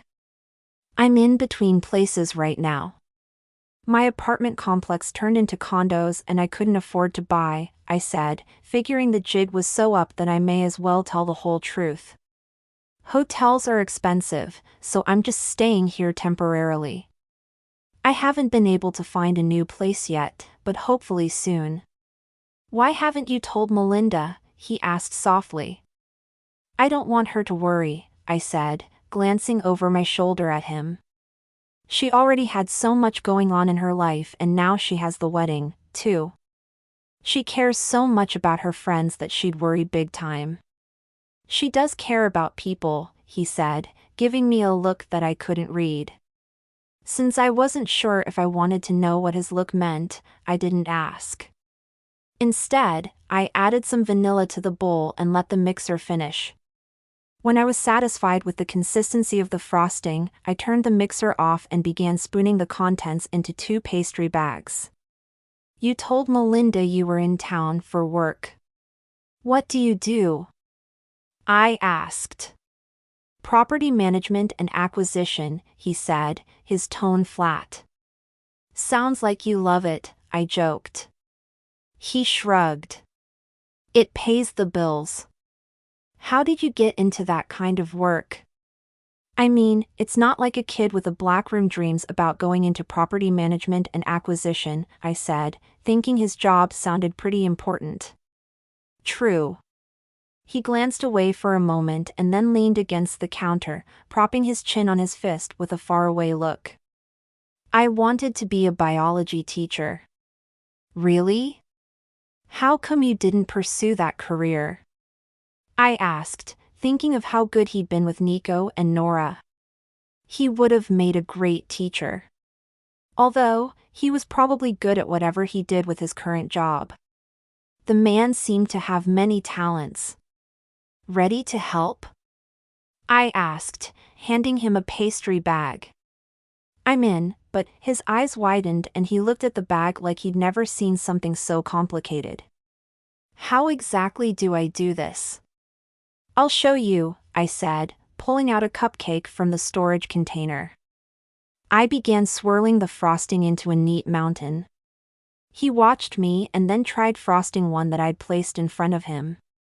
The frosting came out in a big blob, making me giggle. Shoot a guy while he's down. Harsh, he said, wearing a sexy grin. Then he reached out and brushed my nose with the back of his finger. Powdered sugar, he said. Thanks, I said, suddenly breathless. We stared at each other for a long moment, the electricity between us palpable. I cleared my throat. You didn't tell me why you chose not to become a biology teacher. His eyes darkened. My college girlfriend, he said, making the words sound dirty. How did she stand in your way? I asked, feeling a little jealous over her, which was silly. The man had dated her almost a decade ago. But the reminder didn't help the knot that had formed in my belly. Kara wanted to be with someone who could provide her with a certain lifestyle. A biology teacher didn't cut it in her book. My chest constricted at the sadness flickering through his eyes. Huh. I thought she was the one, so I went into property management and acquisition, Jason said, shrugging. One of my professors got me an internship with the company I work for now. I was good at the job, but Kara ended up dumping me for a guy from her boating club. I liked my boss and my job, so it all turned out okay in the end. She didn't deserve you. The words came out firm since his ex sounded materialistic and shallow. I had the strong urge to give this woman a solid piece of my mind for mixing him up like that. It seemed obvious she'd hurt him. Second try, I said, handing another cupcake to him. I realized my words took on a double meaning, but I wasn't going to take them back. Yes, boss, he said, a little flutter tingling my belly as he tried frosting this next cupcake. He stuck his tongue out of the corner of his mouth as he worked, which was pretty much the most adorable thing I'd ever seen, and I'd once spent 20 minutes watching nothing but videos of baby goats in pajamas. That didn't come close to what I saw from him. On this pass he spread the frosting into a decent mound of buttercream. Major improvement on the frosting, by the way. You can use any of these toppings to decorate it if you want. I gestured to the little bowls of sprinkles, beads, and candy pieces. Do you still like your job? Well enough. He reached into a bowl and pulled out some chopped candy bar pieces, arranging them on the top of the cupcake. It's not what I pictured myself doing for the rest of my life, but I don't think a job has to define one's life. I think the meaning in my life comes from almost everything but my job. That's an interesting point, I said, thinking about how much meaning founding friendships gave to my life. And spending time with my friends. I sprinkled toppings on my cupcake and smiled. My job actually gives meaning to my life too, though. I love working here. That's definitely a bonus, he said, holding up his cupcake and showing me the smiley face he had arranged. What do you think? The smiley face was lopsided and off-center, but it was cute how hard he had worked on it. It's perfect. I smiled, and then glanced at the clock. Dinner should be ready soon. Would you like to go out to dinner with me tomorrow night? He asked, locking his gaze to mine. We're having dinner right now. My mouth opened slightly as I paused. The offer of a date tempted me. I had so much fun hanging out with him last night at Founding Friendships and now here at the bakery. But I sighed. What would be the point? You're leaving to go back home in a week. It's not like this can go anywhere. Honestly? I can't stop thinking about you, Avery. He raked his hand through his hair and then leaned toward me. I'm probably saying too much, but ever since I walked into the bakery and saw you, I just can't get you out of my mind. I'm losing sleep thinking about you. My stomach flipped at his words. I wanted to tell him that thinking of him kept me up at night, too, but I bit my lip instead. He looked so sweet and vulnerable that I couldn't resist him anymore. So, I closed the space between us and pressed a hand to his cheek. Looking into his eyes, I leaned forward and pressed my lips to his. He stilled for a moment as if I'd caught him off guard, which I probably had since I'd definitely caught myself off guard. Was I really kissing a guy who would be leaving town in a week for good? Oh, yes. I definitely was doing that. But his lips felt so good. His tongue met mine and my belly did a cartwheel, causing every cell in my body to come alive. He slipped his arms around me, drawing me closer as he kissed me more deeply. His lips were warm and he tasted like vanilla. Sweet and delicious. A little moan escaped me as we kissed again and again until I finally pulled back, breathless. Oh, wow. After pulling away, I felt a hole in his absence and wanted to kick myself for breaking the kiss. But my growing feelings overwhelmed me and I didn't know what to make of them. Although, one thing I did know right now was that I wanted to kiss him again. Will you let me take you out to dinner? He whispered. On a real date? Yes, I said, despite all of my reasons to say no. And then I pressed my lips to his, getting lost in another amazing kiss that I never wanted to end. Chapter 6. The loud knocking sounds came from the front door of Bernie's Bakery Monday morning just as I was putting a batch of raspberry cheesecake muffins into the oven. I'd been thinking about Jason and the date we'd made for Wednesday night. Apparently he had some business things all day today and tomorrow, so there was no way it could be him at the door. Plus, we'd agreed that our date would be going out to dinner, not breakfast. I wiped my hands on the towel that I had tucked into the apron tied around my leggings. Glancing at the clock on the wall, I frowned.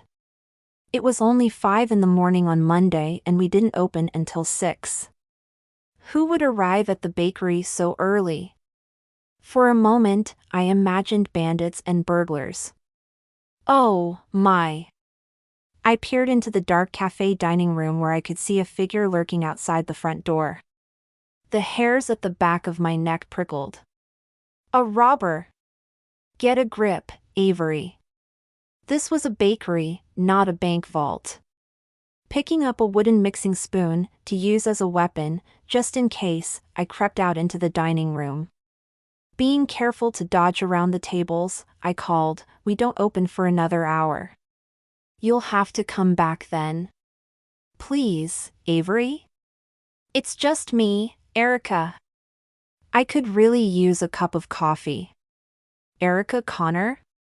I asked, my eyebrows lifting as I moved closer to the door. Seeing my favorite yoga instructor standing outside the front door with her hands clasped in a pleading gesture made all of the tension ease from my muscles and I giggled a little at my paranoia. Shaking my head, I unlocked the front door. Thanks. It's cold out. Erica slipped inside and then bent down to retrieve something she must have dropped on the floor. I glanced out onto the still dark street and relocked the front door. Despite the fact that there weren't any customers lined up yet, didn't mean they wouldn't come in early if they found the door open. It had happened before. If I didn't know exactly what was in our baked goods, I'd have to wonder if we didn't slip something addictive into them. They were that delicious. What are you doing here so early? I asked. I'm sorry to bug you. Erica let out a sigh and leaned her elbows against the counter. I'd scooted behind in order to pour her a cup of the coffee that had just finished percolating. I couldn't sleep.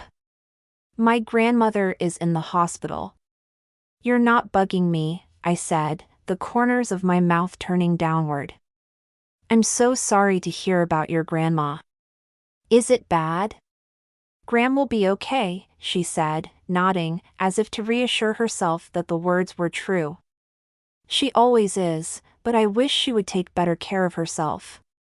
She dropped a white envelope on the counter between us, and then pushed it toward me. What's that?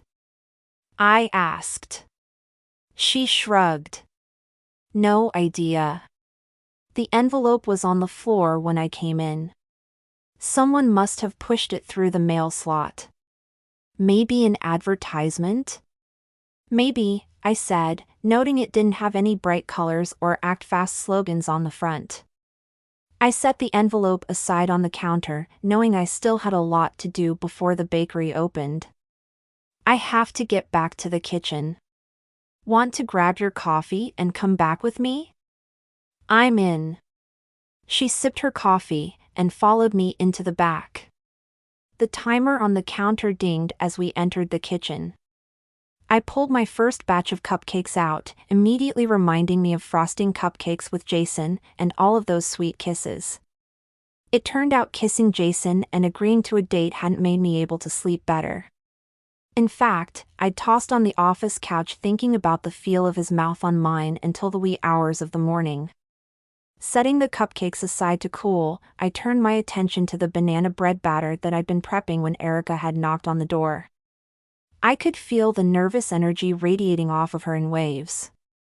As I stirred in the mashed bananas, I tried to make sense of the jumble of thoughts in my head. I'm sorry to just show up so early, Erica said, slipping onto the very stool that Jason had occupied the night before. I'm just so worried about my grandmother. She's always been there for me, and I don't know what I'd do without her. If I lost her now. My heart squeezed and I could feel her pain. It's hard when you rely on someone to be your guiding light and then they are gone, I said, knowing all too well what that was like. Yes, exactly. She took a sip of her coffee. I'm not ready yet. I feel like she'd have so many good years ahead of her if she would take care of herself better. Tell me about your grandma, I said. She loves to play bingo, she said, a warm smile spreading across her pretty face. She plays at least 2 or 3 times a week. Her smile sagged a little. I think that's one of the hardest things about being in the hospital. She's not able to do all her favorite activities. That's tough, I said, wondering what it would be like to have family that I was so close to. The only family I had was my mom, who I phoned on occasion, even though she usually just complained about her latest husband for the entire call. When my grandpa got sick, it was so hard on Gram. Erica squeezed her mug between her hands. They were still in love after over 50 years of marriage. His memory started to go, but she was so patient with him. She set up the same Monopoly game every day, re-explaining the rules every time, just because he loved to play. That's sweet. She nodded. He got frustrated and cranky when he couldn't do everything he once had, but she stayed so patient with him. Wow, I said, putting the banana bread mixture into the oven. Thinking about Erica's grandmother's acts of love and kindness toward her grandfather made me think of Jason. Would he and I be like that after 50 years? Wait, that was a crazy thought. Jason and I hadn't even had our first real date. My face heated and I hoped Erica didn't notice. I turned my attention to the second batch of banana bread batter in front of me. Pouring the mix into another loaf pan, I thought about how calmly Jason had explained things to the kids and other residents at Founding Friendships the other day. His generosity had made the kids' day brighter. I have an idea, I said, the words tumbling out of my mouth before the thought had fully formed. Do you bake? Not that much, she said, seeming confused by the question. No problem. I waved my hand dismissively. You don't have to do a thing. What are you talking about? She asked, as I crossed the kitchen to slide another pan of banana bread in the oven to bake. I grinned as the plan solidified in my mind. Can you stop by the bakery later? I'll have a special treat for your grandma. She wrapped her hands around her coffee cup. That's so sweet, Avery. But part of my grandma's problem is all of the sugar intake in her food. Don't worry, I said, understanding completely. I can make it sugar-free. In that case, I can totally come back later, she said, her smile lifting again. Now I'm intrigued as to what you have up your sleeve, apron. As you should be, I said, with a grin. She glanced at her watch. Whoa. Is that really the time? Yikes. I need to get going or I'll be late for my first class at Totally Fit. She hopped off the stool and crossed the kitchen to put her coffee cup in the sink. Thanks for the company this morning. I really appreciate it. Anytime. My voice was firm and I hoped she knew how much I meant that. In my opinion, the best thing you can do for your grandma is to be there for her. You're already doing that and it's the best way to let her know how important she is to you. Thanks, Avery. I needed that, she said, giving me a quick hug before dashing toward the exit with a little more spring in her step. I walked out to the front of the bakery with her. After I let her out and locked the door again, I headed back behind the counter to start filling the napkin dispensers. Before I could get started, though, the envelope that Erica had brought in caught my eye. Slitting the envelope with my finger, I pulled out a single piece of cream-colored paper with a bunch of newspaper clippings attached to it with a paperclip. I frowned, tucking my chin back. What in the world was this? I unfolded the note. Dear Avery, I heard about the trouble with founding friendships and these newspaper clippings could help you solve their housing problem. Read the articles carefully. They will help you if you pay attention. Kind regards. A friend. My frown deepened as I read and reread the note. There was no information on the person who signed the note, not even an email address. Just the reference to the newspaper clippings. I pulled those out next. The first article was printed from a local newspaper column and dated back to the 1930s. There was a reference to a group of teenagers who claimed they had found and explored underground tunnels here in Sacramento, and a ghost had chased them out. Okay. The second clipping was a pamphlet printed by a local historic society. Someone had highlighted a section that talked about the history of the gold rush, snooze, in an area around the Founding Friendships building. According to local legend, one miner had hit the mother lode, but instead of cashing in the gold, he'd hidden the buckets. No one was sure where he had stashed his find, but that hadn't stopped people from looking for the gold. Another highlighted section of the pamphlet talked about the same rumored tunnels that the miners had used, carting gold nuggets up to the surface. I had never been one to pay attention to history in high school or the few classes I'd taken in community college, so I didn't really understand the whole gold mining era. What I also didn't get was why someone would find gold and then hide it. I mean, if you went to all the work to get the gold, then why not cash it in? This seemed to be pretty far-fetched, but, then again, there were multiple articles from different sources over several decades on the same topic. Interesting. I wondered if the local historical society believed it really existed.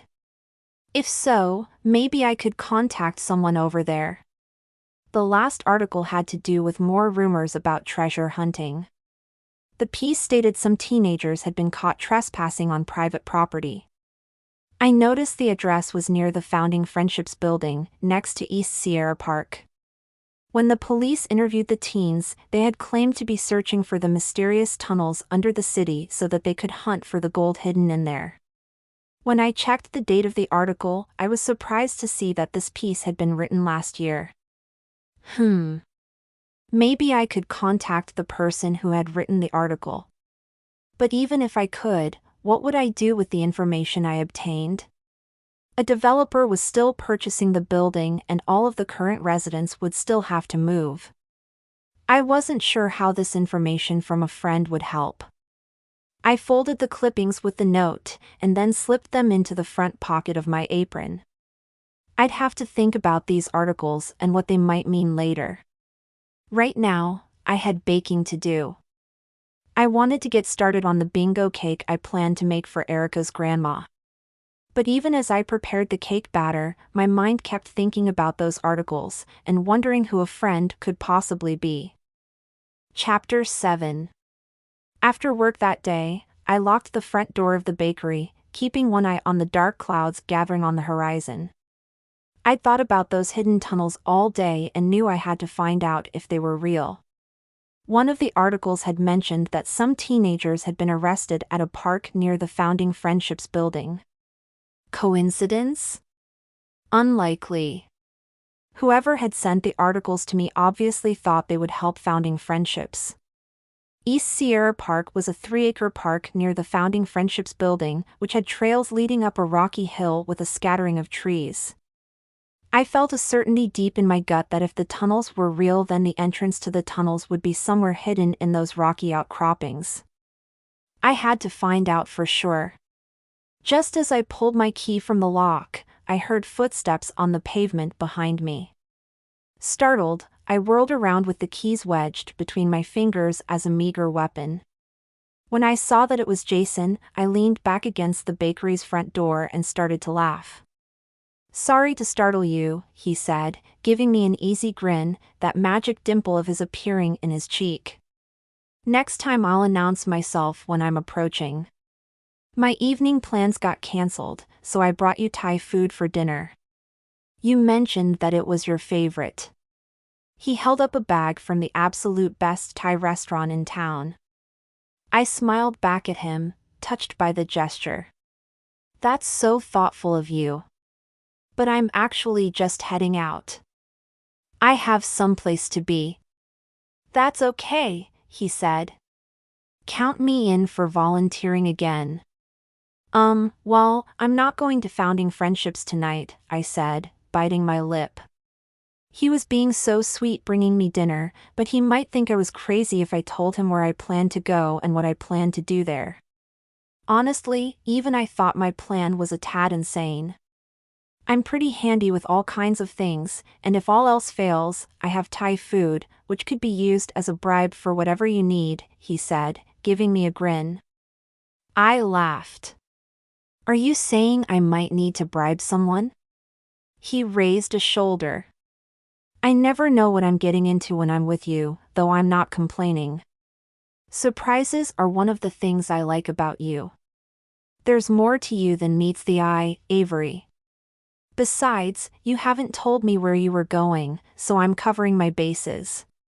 He liked that I was full of surprises. I wondered if living at a bakery was one of them. Oh, embarrassment. Well, how far behind could searching for phantom tunnels be?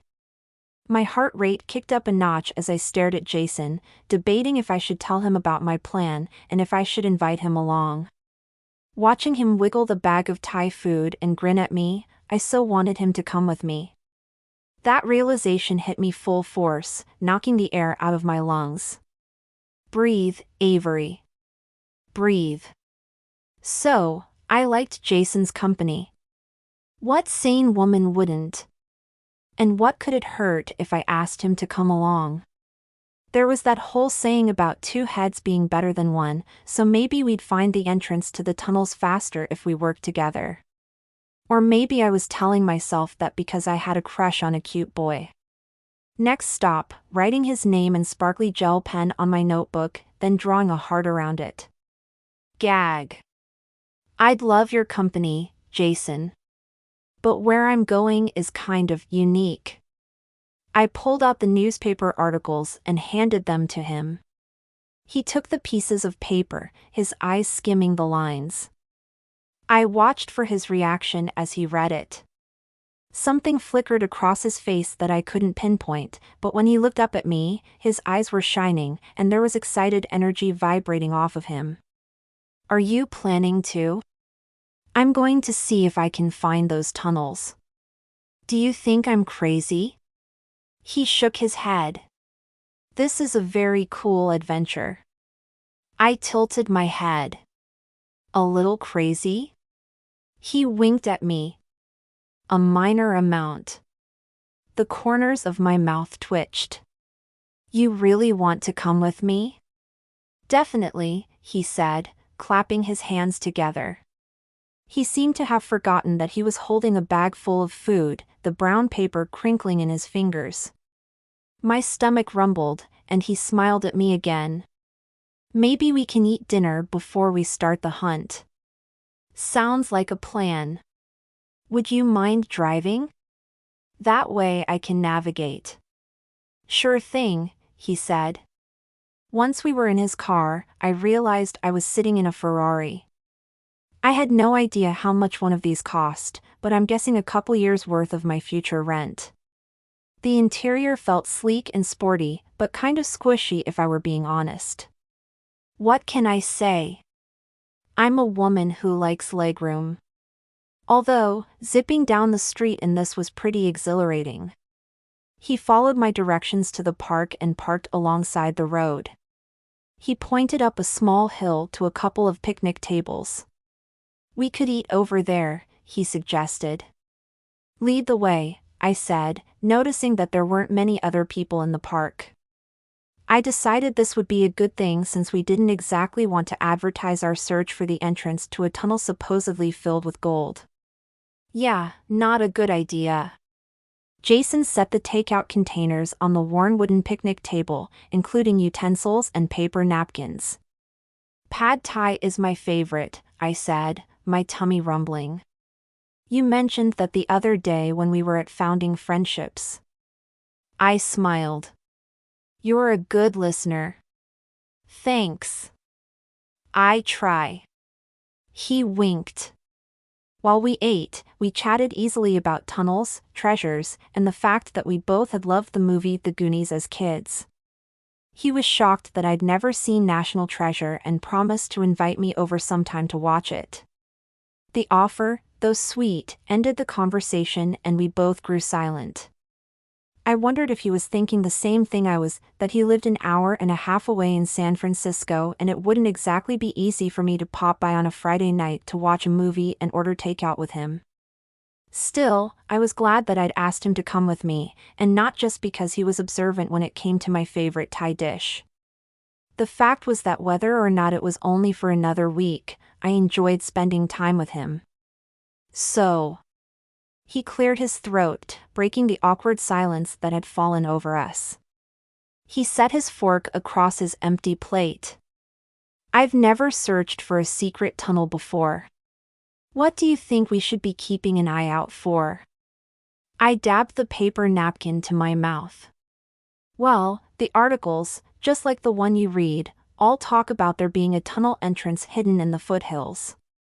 After looking at online maps, this seemed like the best place to start." "How did you find those articles?" he asked. "They were in a package that was delivered to the bakery for me," I said, humming the tune from The Twilight Zone. "Whoever sent them clearly wanted to help me figure out a way to save Founding Friendships from some cold, heartless person who plans to tear down the building, kick out the homeless program, and build some upscale condos. At least that was what Jill Parnell told me their plans were when I talked to her the other day.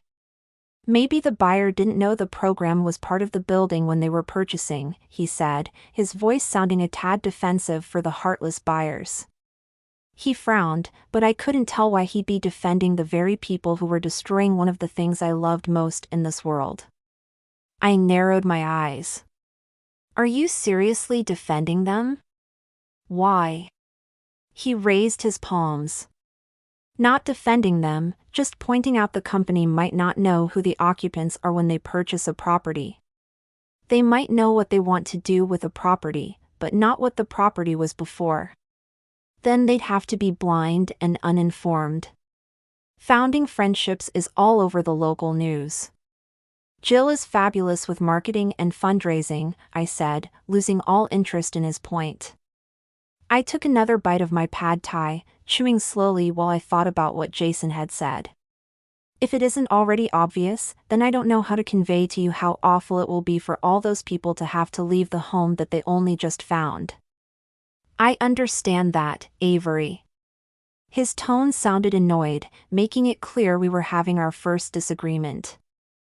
I know this program is doing some really important things. Why is founding Friendships so important to you? That's a long story, I said, a strained smile tugging at my lips. I've got time. He stared at me, his eyes filled with interest.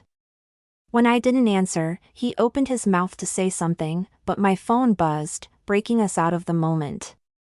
I glanced at my text message, and then my eye widened. Good news? He asked. Yes. My realtor found another apartment for me to look at. She says this one has a great view. She's sending me the link in a minute, I said, my stomach bubbly with anticipation. If this place was good, I couldn't lose it this time. I need a good view.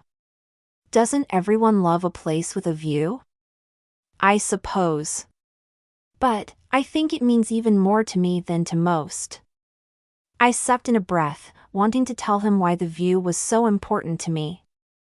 When I was a little girl, we lived in a house on a bluff that overlooked a forest. My mom was still married to my stepdad and we were happy. We were a family. The view was a part of it. I'd love to recreate that feeling, you know? What happened? His voice was gentle and he held my hand. I cleared my throat. My stepdad abandoned us, actually. He left my mom so he could travel the world. I never saw him again. He paused a moment. I'm sorry. That's rough. I chewed the inside of my cheek. You asked me why founding Friendships is so important to me? It's something I don't tell anyone. He squeezed my hand. I'm listening. After stepdad number 1 left, my mom remarried quickly. The next husband was a volatile match. They fought all the time. Anyway, long story short, he kicked us out after less than a year and we ended up living in our car. A line formed between his brows. You were homeless. I nodded, feeling ashamed even though I knew that was stupid. A flush crept up my neck. I was technically homeless at that very minute, but he seemed to forget that, which made me glad. There's a lot of shame being homeless. It's not something I like to talk about. Thank you for sharing that with me, he said. The memories from that time are painful. My throat tightened as my mind flew back to those days, living in the car, not knowing when my next meal would be. And then I told him something I'd never told anyone. The kids at school made fun of me when I'd wear the same clothes for days in a row. Or if I didn't shower that week. My mom and I were run out of more than one parking lot by business owners or when the police found us in the middle of the night. A few times we even had to dumpster dive for food. The silence that fell between us felt thick and awkward, but then Jason laced his fingers through mine. Tears burned my eyes. The gesture comforted me more than I could say. Before I could say anything else, my phone buzzed again. Oh, no, I said, reading the text again to make sure I'd understood it correctly. What's wrong? He asked. The realtor says that if I want a chance at this apartment, I have to look at it right now. I bit my lip, knowing I couldn't keep sleeping on the bakery couch. That would mean I can't look for the tunnel entrance tonight. I can come with you, if you want, he said, gathering our leftovers as if there wasn't even a choice about looking for the tunnels versus the apartment. I only hesitated a moment before I beamed at him. Yes, I'd love for you to come. Chapter 8. We plugged the apartment address from the realtor into the navigation app on my phone and pulled into the building's parking lot 10 minutes later. Jason killed the engine as I gazed up at the 4-story brick building, wondering if this could be the end to my search.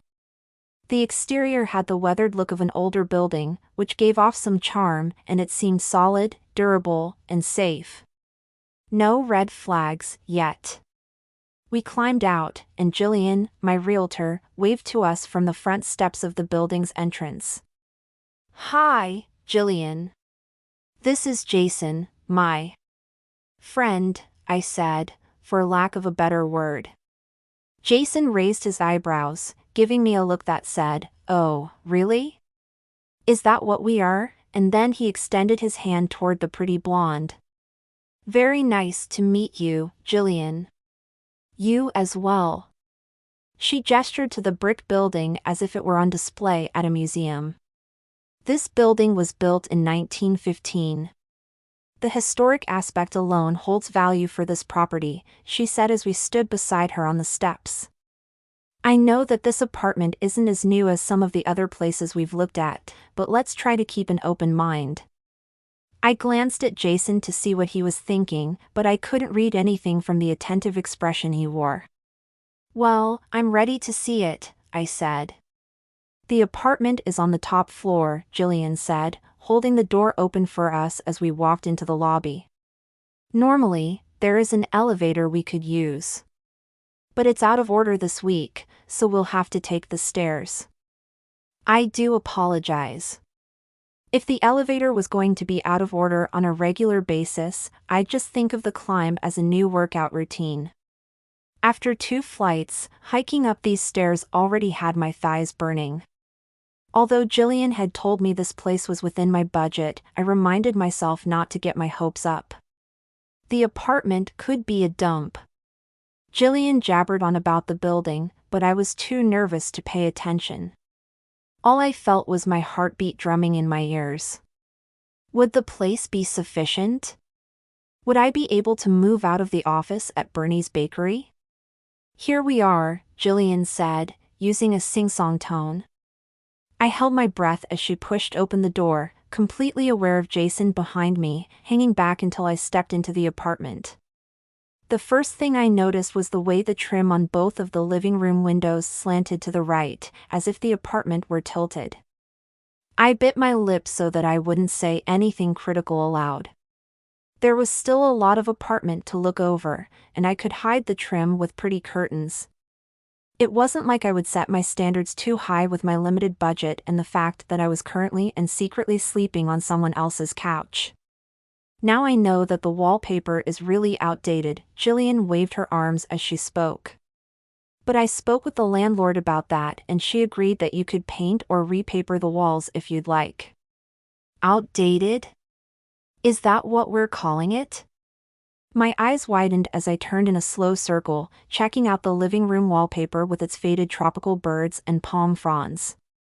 Outdated might be the understatement of the century, or maybe the millennium.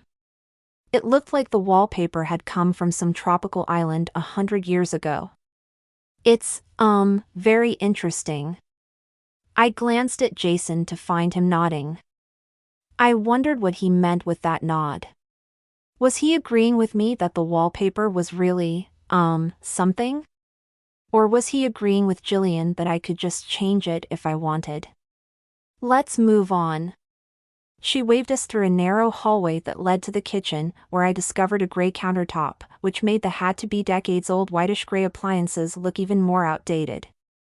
But it did look scrubbed clean. I can see myself baking in here, I said, even if the oven would take some getting used to.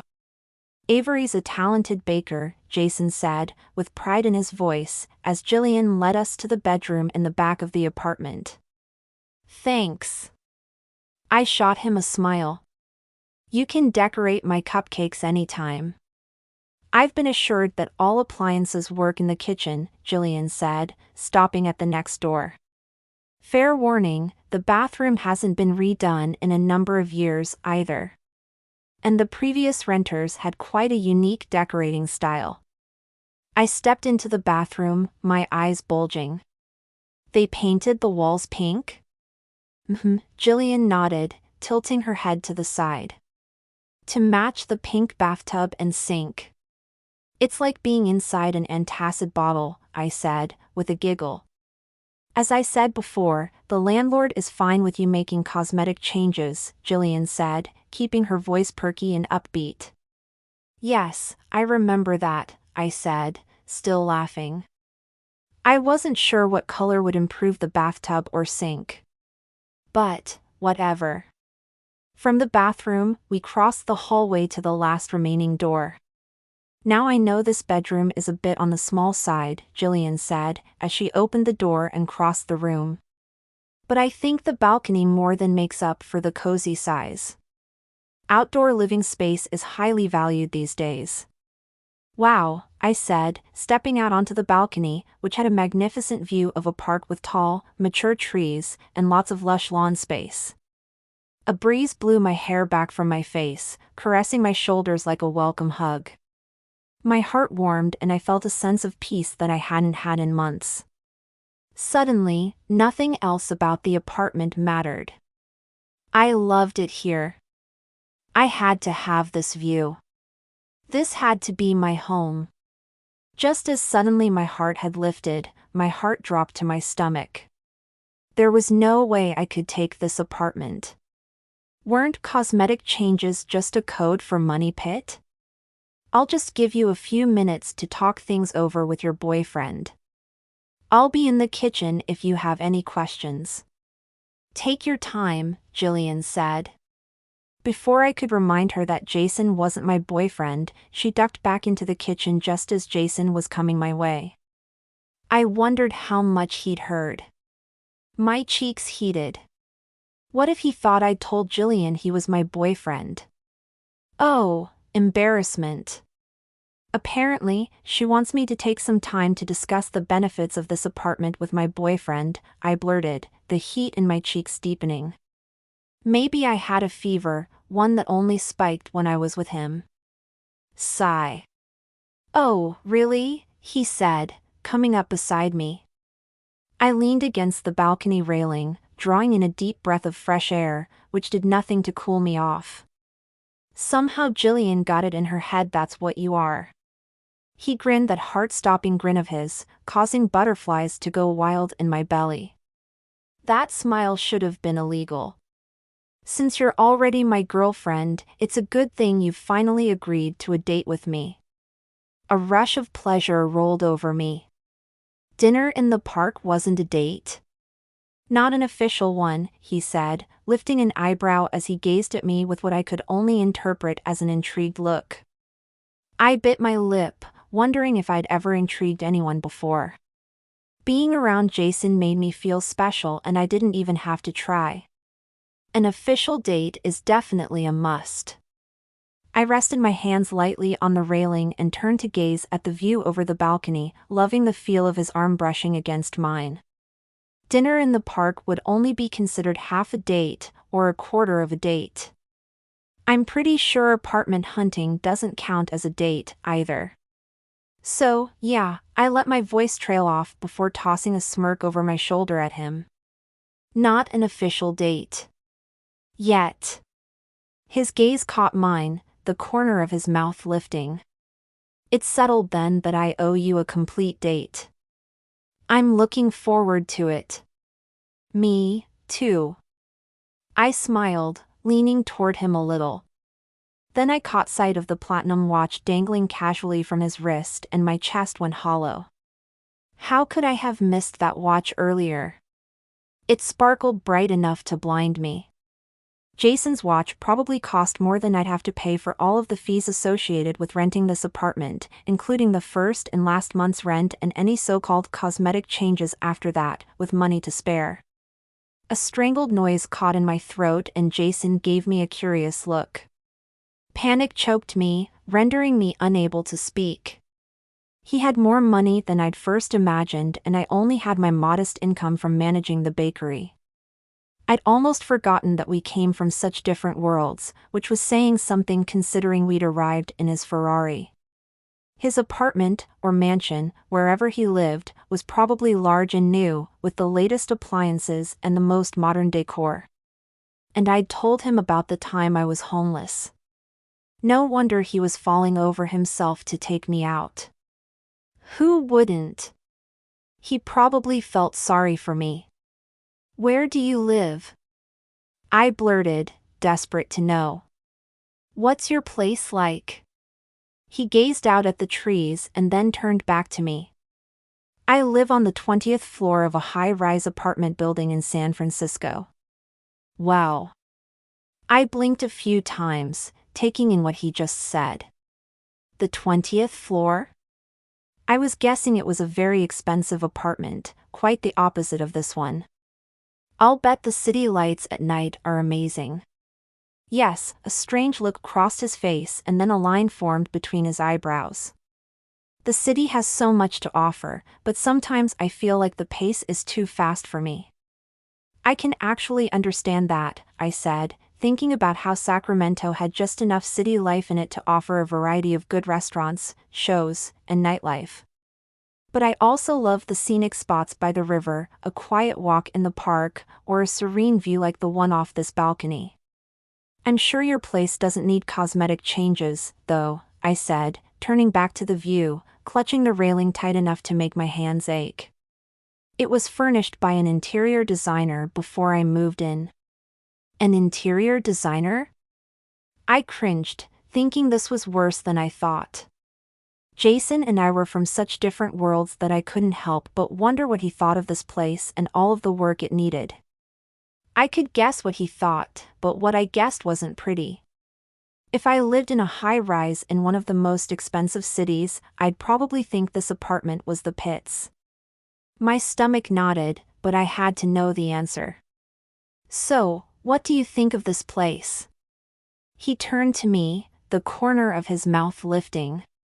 Your face lit up like a kid on Christmas morning when you stepped onto the balcony. I think it's perfect for you. You don't think it's too run down? I bit my lip, noticing all of the imperfections as I figured someone with a professionally designed apartment might see them. I mean, the windows in the living room look a little slanted, to say the least, like one gust of wind might knock the place over. I'm sure the place is up to code. He chuckled, brushing his fingers along my arm. A shiver shot through my body, sending every nerve on high alert. I inhaled sharply and looked up at him, wondering if he'd felt the same jolt of electricity that I had. There was a slightly dazed look on his face, making me think he was feeling the connection, too. I love it. Really? I smiled, warmth filling my chest that he could see the potential of this place. I let out a little laugh. I don't even know how to do half of the things that this place needs. Are you kidding me? He smiled, showing a fondness in his gaze I hadn't seen before. Then he leaned closer, placing his hand on my shoulder as he gazed into my eyes. Think about all the projects you do over at Founding Friendships. If you can do all of that work for them to make their home better, then why would this place be any different? I gave him a wry look. Don't forget that you are the one who fixed the plumbing. He laughed again, throwing his head back, as the guffaws came from deep in his belly. I would do anything to keep him laughing like that, and knowing I'd been the one to make him do it made the sound that much sweeter. Well, thank you for the compliment, but that was only a temporary fix. I'd be happy to offer you my meager plumbing services if you need them. My mouth curved upward. You don't think all of the work this place needs is a deal breaker? Not if you love this place like I think you do. He gestured to the park in front of us. Isn't this the view you had in mind? Does it give you that feeling of joy you told me about? Like when you lived with your stepdad and mom? I nodded, surprised that he'd been thinking about that, too. I squeezed his hand, realizing how happy I felt here. Just like I felt right now with Jason. both had to be a sign. I need to go talk to Jillian. Are you going to take the apartment? He asked. Yes, I want this to be my home. I nodded, excitement bubbling up in my chest as I went to tell Jillian the news. As soon as I'd said the words, I knew I was making the right decision. This should definitely be my home. I couldn't believe I'd even considered letting this place slip through my fingers, just because there were minor obstacles. Jason had helped me see the potential here, so much potential when I let myself imagine all of the possibilities. Thinking of possibilities, I glanced back over my shoulder to the balcony where Jason was still standing and admiring the view. Even though there were obstacles between Jason and me, like our backgrounds and living in different sites, I wondered if there was potential for us, as well. Crazy to think I'd almost let him slip through my fingers when I'd turned him down flat that first morning at the bakery. Now, I found myself wanting to see where this thing between us could go. Chapter 9. The next day, I parked my car at the curb in downtown Sac and walked along the sidewalk toward Blissfully Bridal. I spotted the address for the bridal boutique, which was located in a brick building with a white and black striped awning above the front door.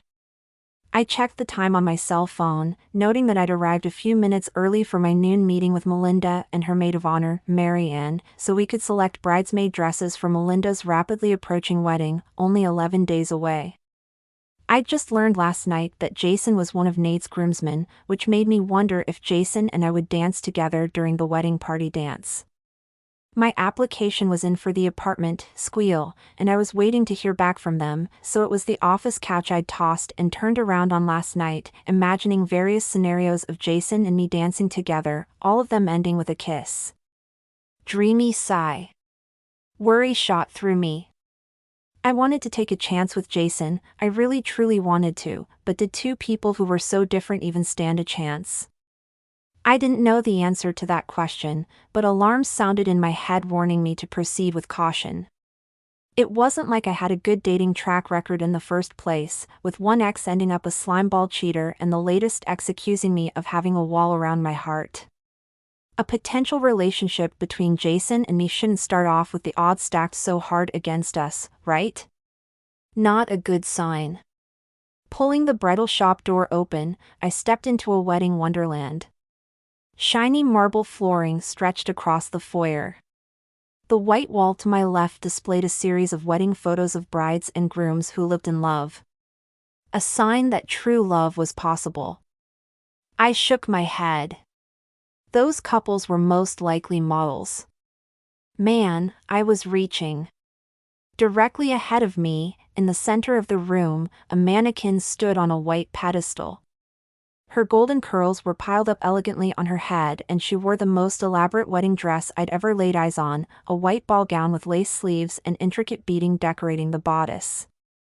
She reminded me of a Cinderella come to real life and I couldn't help rolling my eyes at the attempt to peddle a fairy tale happily ever after.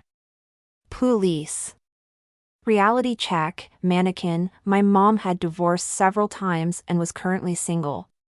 You can stop rolling your eyes, because Melinda won't be wearing that poofy of a dress. Mary Ann's voice chirped from behind me and I turned to see her sitting next to Melinda on a red velvet couch. Noting they'd also arrived early, I watched Mary Ann pop to her feet and hurry over to me. Simple and elegant. Those are Melinda's dress requirements. I didn't see you guys sitting there. My cheeks heated. I hadn't meant to display my marriage skepticism in front of the bride. My eye rolling wouldn't exactly win me an award for Bridesmaid of the Year. Oops. Mary Ann gave me a squeeze, immediately putting me at ease, though. It was impossible not to love Melinda's bestie. Mary Ann radiated enthusiasm in everything she did and she had a genuine, outgoing nature that made you feel like her lifelong friend.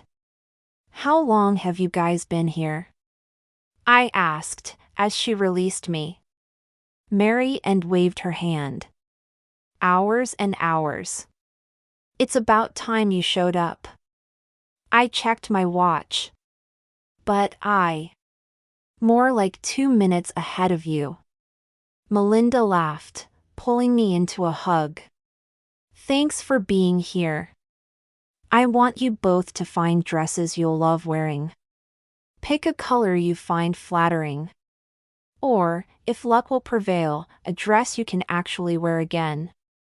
It's supposed to be about what you want, I said, touched at her thoughtfulness. Right? Marian smiled at Melinda, whose face was glowing with excitement. Avery should pick a dress that works for her, and then I'll find one that complements it. Melinda turned to me. Sounds like a plan. Good afternoon, ladies. A female voice chirped from our right, followed by the click-click-click sound of heels marching across the marble floor at a rapid pace. I turned to find a petite woman in a pink pantsuit coming toward us, her arms opening wide in greeting. A third hug coming my way? Clearly proof that I didn't have a wall around my heart and that Jason and I wouldn't be doomed from the start. So, why was my stomach still bubbling with worry about him? Hello, Melinda greeted the middle-aged woman, who gave us each a peck on our cheeks, while managing to keep a pair of diamond-studded spectacles perched on her nose. Impressive. Melinda placed a hand to her chest and smiled. My name is Melinda Morgan. These are my friends Mary and Avery. We have a 12 o'clock appointment. Of course, of course. The woman fluttered her hands in the air, her movements so enthusiastic I thought she might accidentally smack me. I'm Mimi, the owner of Blissfully Bridal. I understand you're here to search for the perfect bridesmaids' dresses, correct? She paused for our nods and then took off down the hallway, waving for us to follow. Come, come. Mimi had definitely had her coffee that morning. You're going to absolutely love our collection. She led us through the store, and then she turned left down a short hallway and ushered us through an open archway.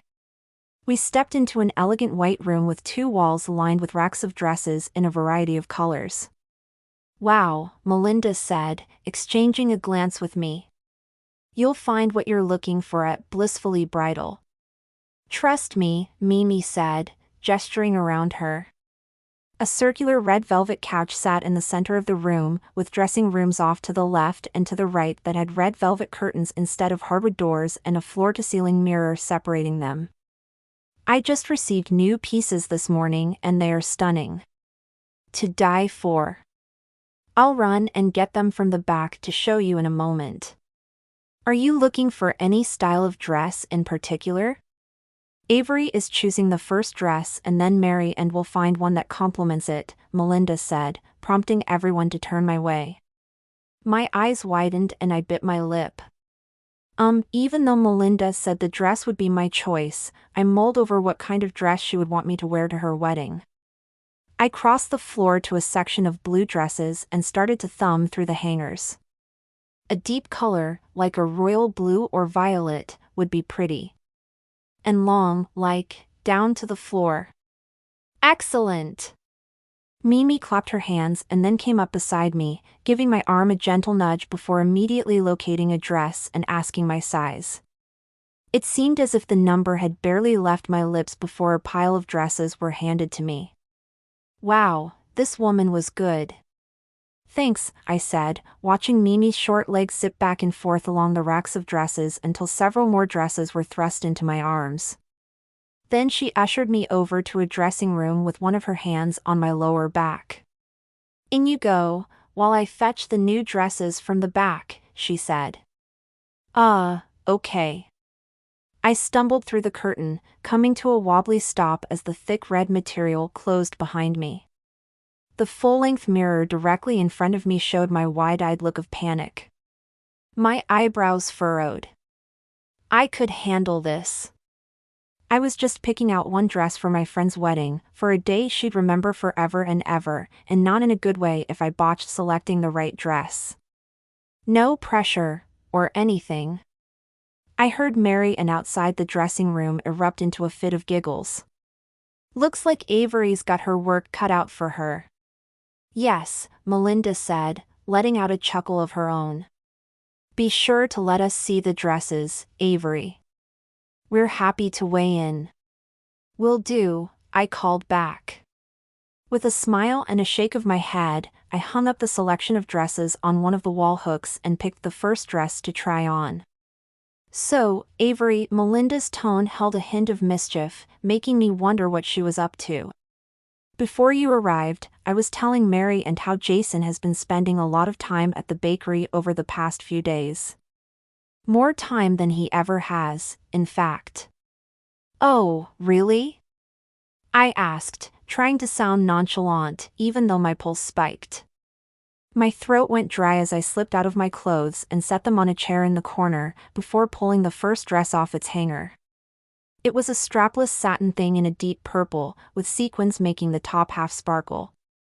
I stepped into the dress, shimmying the fabric over my hips. Yes, Jason has been asking about you every time I'm with him, Melinda replied. Huh, I said, my pulse kicking up another notch. Holding the bodice of the strapless dress to my chest, I threw back the curtain with my free hand and stepped into the room, turning my back to Melinda. She took her cue immediately, grabbing onto the zipper and gliding it upwards. I smell a romance brewing, Mary and used a sing-song voice as she lowered herself down onto the couch, inciting an eye roll from me. I don't know about that, I said, stepping away from Melinda and moving towards the mirror on the wall between the two dressing rooms. I nearly tripped on the floor-length material of the dress and then stopped, staring at my reflection. My nose scrunched up. The dress plunged far too low and the sequins scraped against the underside of my biceps. Ouch. I turned to my friends. This looked good on the hanger. But now that it's on, I hate it. Me, too, Mary Ann agreed. Me 3. Melinda stepped forward and unzipped me. Then I hurried back behind the curtain of the dressing room. Was my heart pounding because the dress was ugly?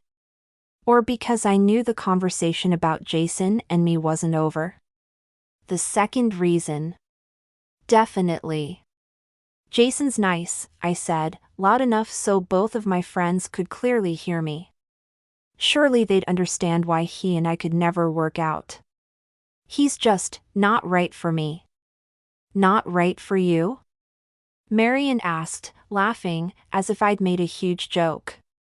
You know, before Trevor and I got together, I thought he wasn't right for me either. And we just celebrated our first anniversary as a couple. Congratulations, I said, my heart warming over how cute of a couple she and Trevor were. But that doesn't mean everyone's relationship will work out.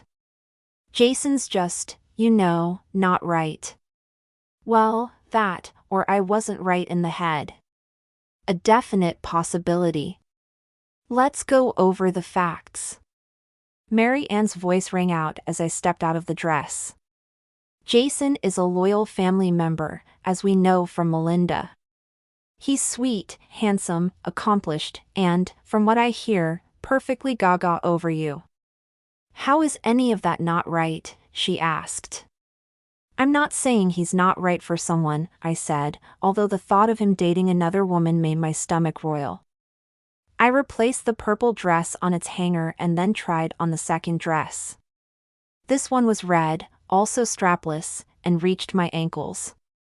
He's just not for me. We're too different, I said, stepping out from behind the curtain. Whoa, baby. Melinda's eyebrows lifted as I came forward. The dress had a long slit up the side and every time I took a step my leg was exposed, almost to the top of my thigh. Super sexy. A couple being different isn't always a bad thing, Marian said, shaking her head at the red gown. I had to agree. This was a wedding, not a sexy fashion show. Look at Trevor and me. We're different in so many ways that I can't even begin to count them. Good point, Melinda said, nodding. Each of you complements the other and it's worked out beautifully. I have to agree with Mary Ann, Avery. Different isn't necessarily a deal breaker. Not to mention, I think Jason has it bad for you. I perked up at her words. Really? I mean, why do you think that? Whenever I'm with him, he jumps right into asking about you. I haven't seen him obsess over anyone like this since his college sweetheart. A tinge of jealousy stirred in my chest and I quickly turned away from my friends and ducked into the dressing room. It was illogical to feel jealous over Jason having feelings for another girl, especially when it was eons ago. But I couldn't quash the uncomfortable feeling. Who was she? Was she prettier than me? Were they still in contact? Did you hear what happened between them? I asked, the words leaving my lips before I had time to consider them. I waited anxiously for her response as I stepped into dress number 3. Between Jason and his college sweetheart, I mean. Yes, she broke his heart, Melinda said, letting out an audible sigh. Poor guy. The breakup really crushed him. I peeked outside the curtain to look at the bride-to-be. Do you think he's over her? Melinda tossed back her head and laughed. Avery, they were together back in college. 10 years have passed. I'm pretty sure he's over her. Oh, good. I let out a long sigh, looking from Melinda to Mary Ann and then back to Melinda again. Small, knowing smiles appeared on their lips. My face heated.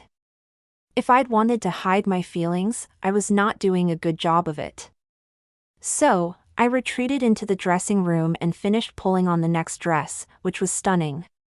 The tiny beads glittered under the boutique lights and the dark teal color on the top faded into a lighter teal at the bottom.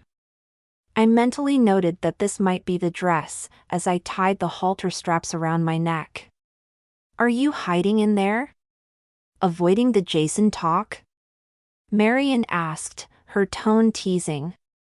Not at all, I said, trying to sound nonchalant. You know, Jason also lives all the way down in San Francisco. So, I threw back the curtain dramatically, strutting into the room like a model before coming to a sudden stop. Even if I were into Jason, which I'm not saying that I am, it wouldn't work between us. Long-distance relationships never work. Oh, pooh. Why not just try it? Mary Ann shrugged. See where it goes? Because it won't work out in the end. I wiggled my shoulders, the beautiful tiny beads scratching my arms as I moved. Aw, man. I thought this might be the perfect dress, because it looked amazing before I came out. But the halter straps are super itchy. I'm pretty sure these little beads would scratch our skin off if we wore this dress all night. Melinda gave a melodramatic gasp. You prejudged something and it turned out that you were wrong? Maybe you should try things out for a while with everything in life before coming to a conclusion. Very funny. I squinted my eyes at her, getting ready to spew out a retort when suddenly Mimi entered again through the archway, holding hangers above her head so that the hems of the dresses didn't drag across the floor. The woman was seriously petite. This dress, Mimi shook the dress in her right hand, which was a long, pink, silky thing. According to what you've told me, this could be the one you're looking for. And this one, she shook the dress in her left hand, which was a much shorter, peach dress, isn't what you said you're looking for, but, with your complexion, the dress just called out to me. I think it would look darling on you. You should try them both and see how it goes. Melinda smirked triumphantly at me, as if she'd found a double meaning in Mimi's comment about the dresses and what I was looking for. You know, just in case you're wrong about what you want. Definitely give them a try. Mary Ann put a hand to her mouth, covering her wide smile.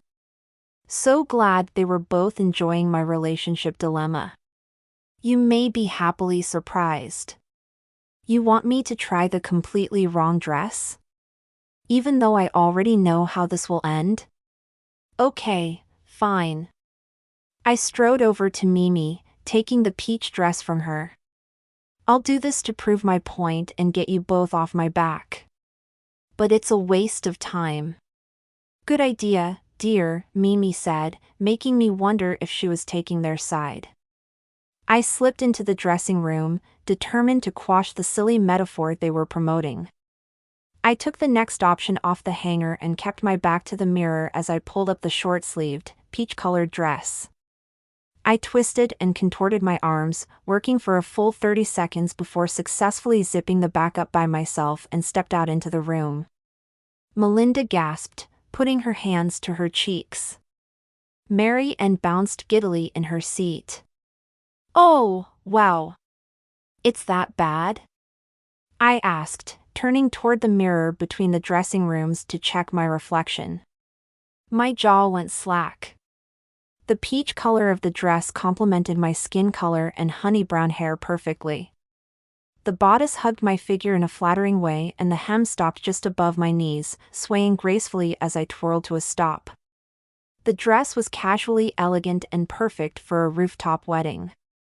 This was it. This was the dress. My mouth curved into a small smile and Melinda suddenly appeared next to me, a gleeful glint in her eye. What do you think? She smirked. As if she even had to ask. I love the dress, I admitted, twirling around to face her. The dress flared outward in a dramatic way, which made me feel like a princess. As cheesy as that sounded, I found that I liked the feeling. A special dress for a special day. Yay! Mary Ann cheered, standing up and bouncing over to us. I'm so excited we found the perfect dress. I'd like to point out the obvious, that this dress is the total opposite of what you thought you were looking for. I chuckled. Yeah, it is. Huh? Mary Ann nodded. Look, I'm not trying to push you, but maybe Jason is like this dress. You should see your expression when you talk about him. Why not go for it? Things could work out better than you think. You both may be right, I said, biting my lip before heading back into the dressing room. I stripped out of the lovely peach dress and then held it up to examine. The dress really wasn't what I'd thought I wanted. But it fit me perfectly. Maybe, just maybe, Jason and I could be the right fit, too. It was scary how much I wanted that to be true. After dressing in my street clothes, I picked up the hanger with the peach dress on it and stepped out of the dressing room for the final time. Well? Mimi asked, ducking her chin to peer above those diamond-studded spectacles. I'll take this one, I said, smiling at Mimi. Great choice, she said, giving me a reassuring nod as she took the dress and hung it up for me. Then she turned to Mary Ann so they could select a maid of honor dress for her. I stared up at the dress, immediately picturing myself wearing it at the wedding.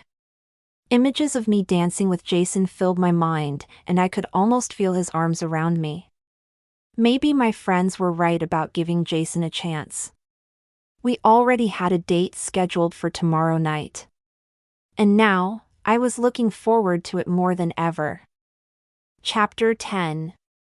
The next evening, a full moon glowed above us, illuminating the trees and casting shadows on the ground as a breeze blew gently through the leaves in East Sierra Park.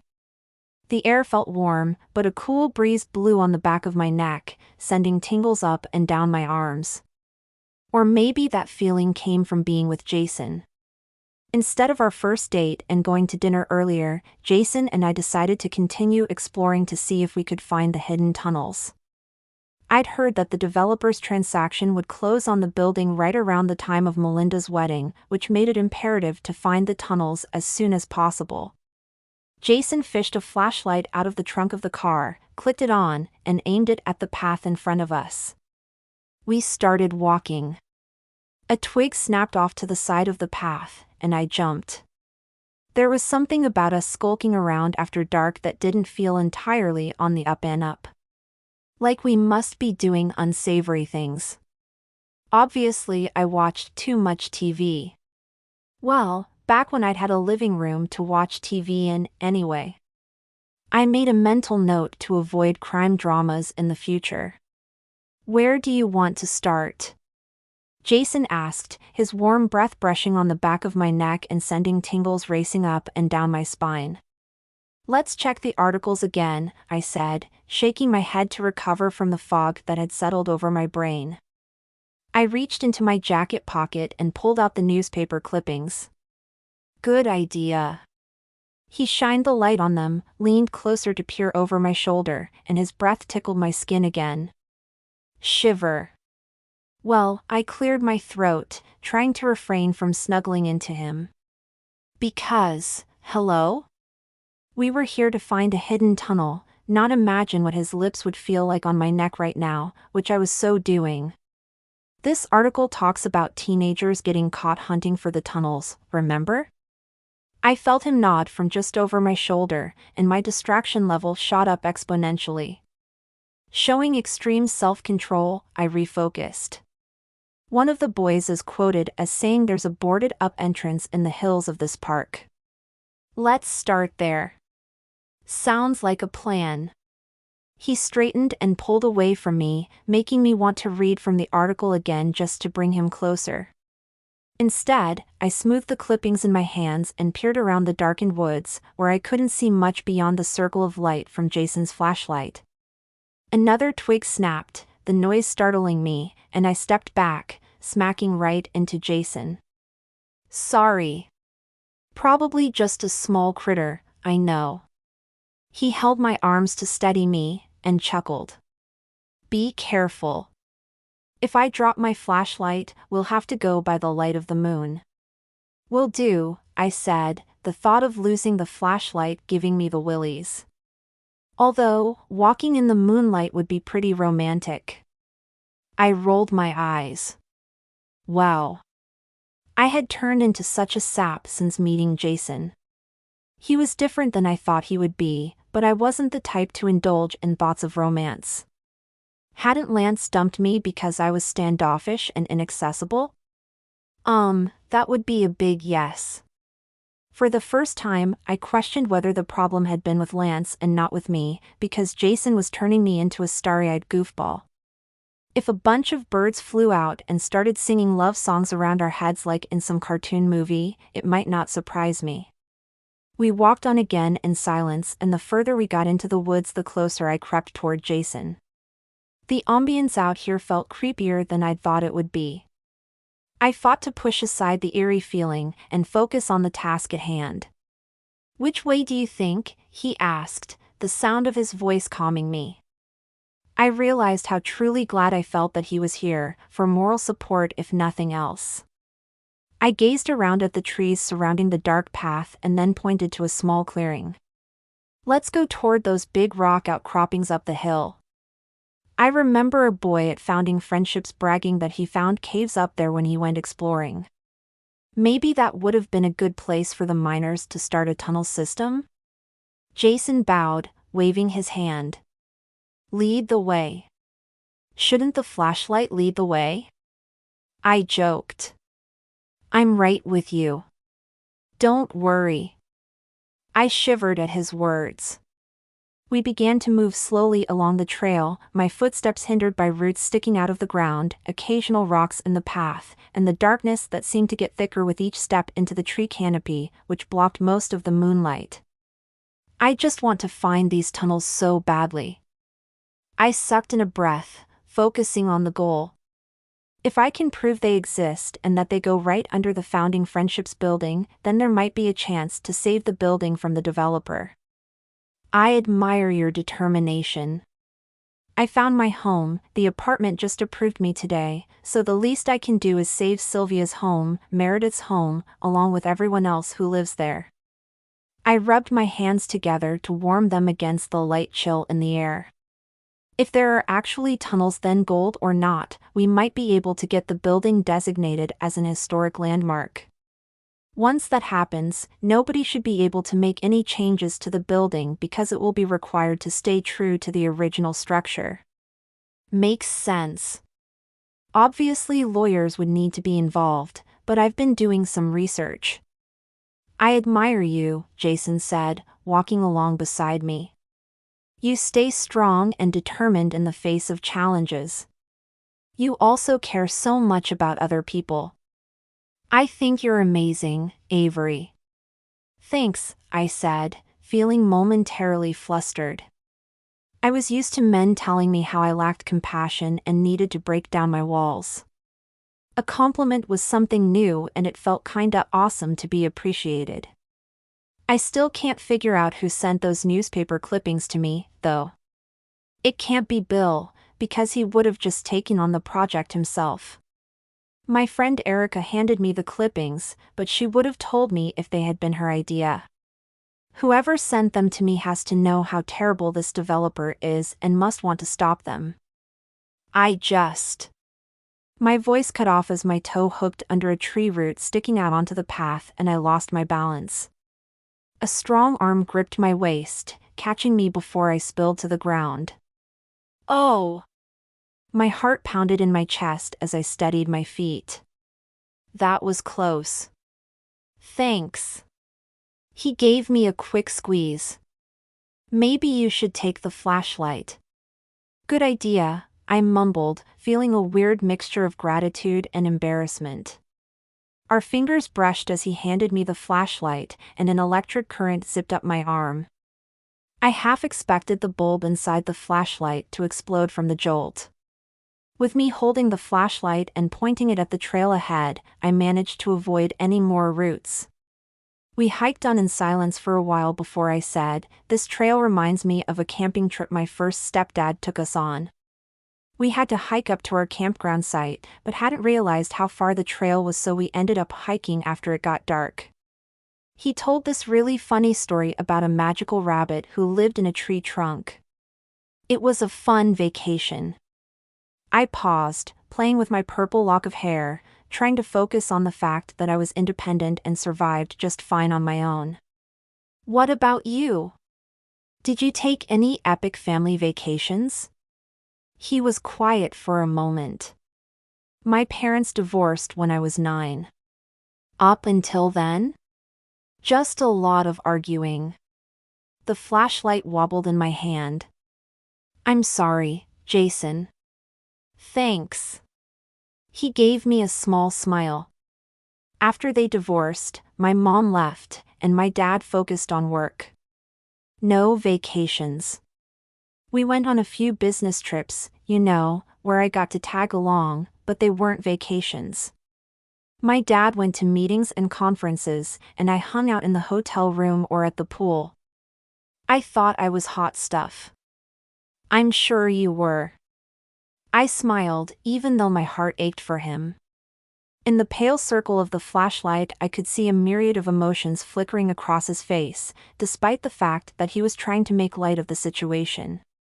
I can't believe your mom left you, I blurted out. Another flicker of emotion washed over his handsome features. Yeah, she moved out of state to pursue the life she couldn't have with my dad and me.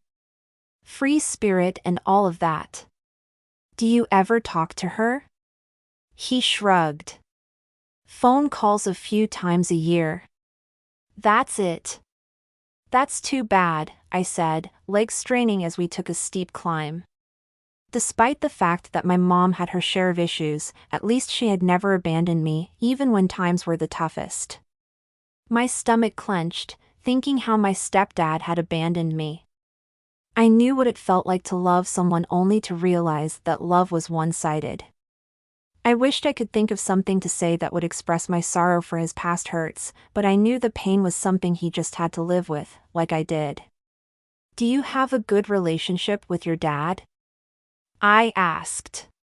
Good enough, he said, his facial expression relaxing. We take in the occasional Giants game in San Francisco, and get along well. He still works a lot, but he's always been there for me when I needed him. How so? I asked, feeling curious since I'd never had a dad around myself. Well, he rubbed his hand across the back of his neck. My very first girlfriend dumped me to date my best friend, leaving me heartbroken. That's terrible. I just want to dump an apple pie on her head. I nodded, thinking of how satisfying that would feel. Not even a waste of the delicious pie. Thanks for having my back, but it was a long time ago. He chuckled, making it obvious her past actions didn't still bother him. We were in 8th grade. At the time, we'd been liking each other, passing notes, calling each other, the whole bit, for 3 weeks, which felt like an eternity. After the breakup, I was devastated and skipped school. I'm sorry. I reached out and took his hand, wishing I could comfort the boy he'd been. And also throw a pie in that girl's face. The school called my dad to let him know I wasn't in class. He gave me a look that said this was not a good thing as we continued our hike. My dad found me at home and asked me what happened, so I told him. I thought I'd be in so much trouble, but nope. Even though he'd had a huge meeting that day, he told me he was going to play hooky, too. Instead of getting grounded, he took me fishing. My heart warmed. He did? Then he told me every awful thing a girl had ever done to him. Some of it we even laughed over, which made me hope that one day I could laugh over it, too. Your dad sounds very sweet and thoughtful, I said. Yeah, he is. He came through for me again a few years later. What happened? I mean, if it's too personal. No, it's okay, he said, squeezing my hand. Remember the ex who got me to change my mind about becoming a biology teacher? He was there for me when she broke up with me. That was a hard one, he said, with a strain in his voice. My teeth clenched in response. Oh, yeah. I remembered her. The superficial one who values a lavish lifestyle over personal happiness, I blurted, unable to believe I'd said that aloud. Then again, it could have been a lot worse, seeing as how many negative images were rolling through my head about her. Teaching is an admirable profession. If that was your passion, then she should have supported you. Even in the darkness, I could see his jaw muscles tighten. Yeah, I suppose so. I can tell that teaching is still your passion, I said, hurrying to get the words out before I could think about them too much.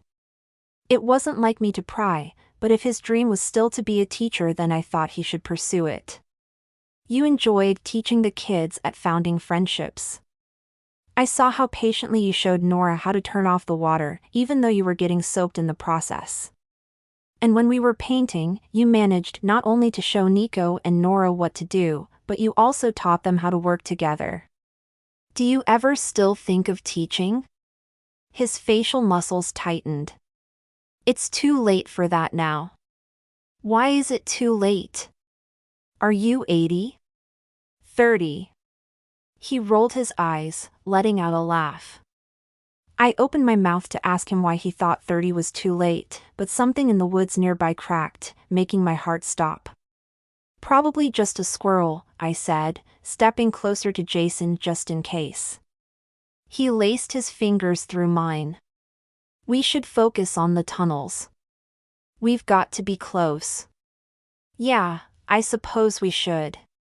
I noticed we'd arrived at the rocky outcropping that seemed to be the most likely place for a tunnel entrance. He released my hand, jutting his foot out to part a bush and check beneath it. Do you see a doorway of some kind? He asked. I stepped up on a large flat rock and swung the flashlight from one side to the other. A line from one of the articles flashed through my mind. I read an article where the writer speculated that some of the miners might have lived in the tunnels after a fire swept through their camp. They were homeless? He asked, seeming to put the pieces together like I had. What are the chances that the tunnels that might save the homeless housing shelter in the present had also housed homeless miners in the past? Chills vibrated through me. That would be amazing. I'm not sure I believe in fate, but it couldn't be anything else, he finished, reading my mind. Pretty much. I scrambled over a boulder, excitement swelling in me. Let's keep our eyes peeled for some kind of hidden door. A trap door, maybe? I don't know. Whatever kind of door it is, it has to be hard to find since it hasn't been detected in all these years. But it must also have easy enough access that the miners had been able to come and go without too much hassle. I mean, assuming there really are tunnels, anyway. I like the way you think, he said, his voice filled with enthusiasm as he searched between giant boulders. Then he made a noise. Wait a minute. Can I see the flashlight for a second? I paused in mid-climb over a fallen tree, retreating a few steps to pass the flashlight to him. What is it? I asked, my heart pounding wildly. He shined the light across a flat rock and pointed. That area dips between those rocks and looks odd. We have to check it out. Do you think the rumors are true? I asked, realizing that, despite all of my optimistic talk, I'd only half-heartedly believed the urban legend before this moment. We're about to find out. He waved for me to follow, leading the way and taking my hand. I was touched by his chivalry and my hand was getting way too used to being in his. When we got to the spot between the boulders, I could see why the area had grabbed his attention. The rocks formed a little shelter on 3 sides, which looked man-made. Why don't you check the ground on the other side? Jason pointed over a boulder, setting the flashlight in the center of the area. And I'll look over here. Agreed, I said, jumping to the other side of the boulder. There was just enough light from the flashlight that we could see where we were digging. Or, more accurately, where we were scraping dirt away from the rocks with metal gardening spades. We worked in silence for a long while, until my spade hit something hard like metal, making a grisly screeching sound. I gasped. Did you find something? Jason hurried over to me and leaned over my shoulder. He held onto my waist and I looked over at him, his face was so close to mine that I wondered if he was going to kiss me. I wanted him to kiss me. Badly. Instead, he pulled me into a quick, tight hug. This is it, Avery, he said. I could barely breathe, and not just because his arms were wrapped around me. This might really be it, the break that founding friendships needed. Do you really think the tunnels exist? I asked, my pulse racing as I reached out with my gardening spade and thumped the metal panel beside me, which made a dull clanging sound. It could be a door, he said, in a hushed whisper. We should find out. I swallowed, every nerve in my body standing on red alert. It was like being in the middle of a real-life detective story. Amazing Avery Summers and Jason Morgan, sexy sidekick extraordinaire. At that moment a stick snapped on the path behind us, and we both froze. Stop whatever you're doing, and come out where we can see you, a firm voice called. A thin beam from a flashlight flickered over our heads, and my heart began to pound double time in my chest. What the? Jason slipped the gardening tools into his bag and then reached for my hand. Just follow my lead. We turned quickly and looked down the path where 2 police officers were standing. One was big and broad, the other short and skinny. The skinny one had a hand on his baton. I barely stifled my gasp. Was he planning to use that thing? Good evening, officers. Is there a problem? Jason asked, using an ultra-respectful voice. This park closes at sundown, the bigger officer said. And wandering off the path is forbidden. Rules are posted at the trailhead, son. Son? Really? The guy didn't look 40. Not exactly old enough to be either of our dads. I'm sorry, sir, Jason said, kicking the ground as if he were a shy and bashful guy, which he so wasn't. Hello, Red Ferrari? My girlfriend and I were taking a moonlit walk. I guess we kind of got off the path. A likely story, but he seemed committed to it. He even sounded sincere. In the dim beam of their flashlights, I saw the officers nudge one another, and it hit me what they thought we were doing, and what Jason didn't mind them thinking we were doing. I guessed it was better than thinking we were here to burgle the hidden tunnels. Though it didn't mean I wasn't painfully embarrassed. I was grateful that the darkness hid the blush that was heating up my neck. You know what people generally come out here to do after dark, don't you? The skinny officer asked in a knowing tone.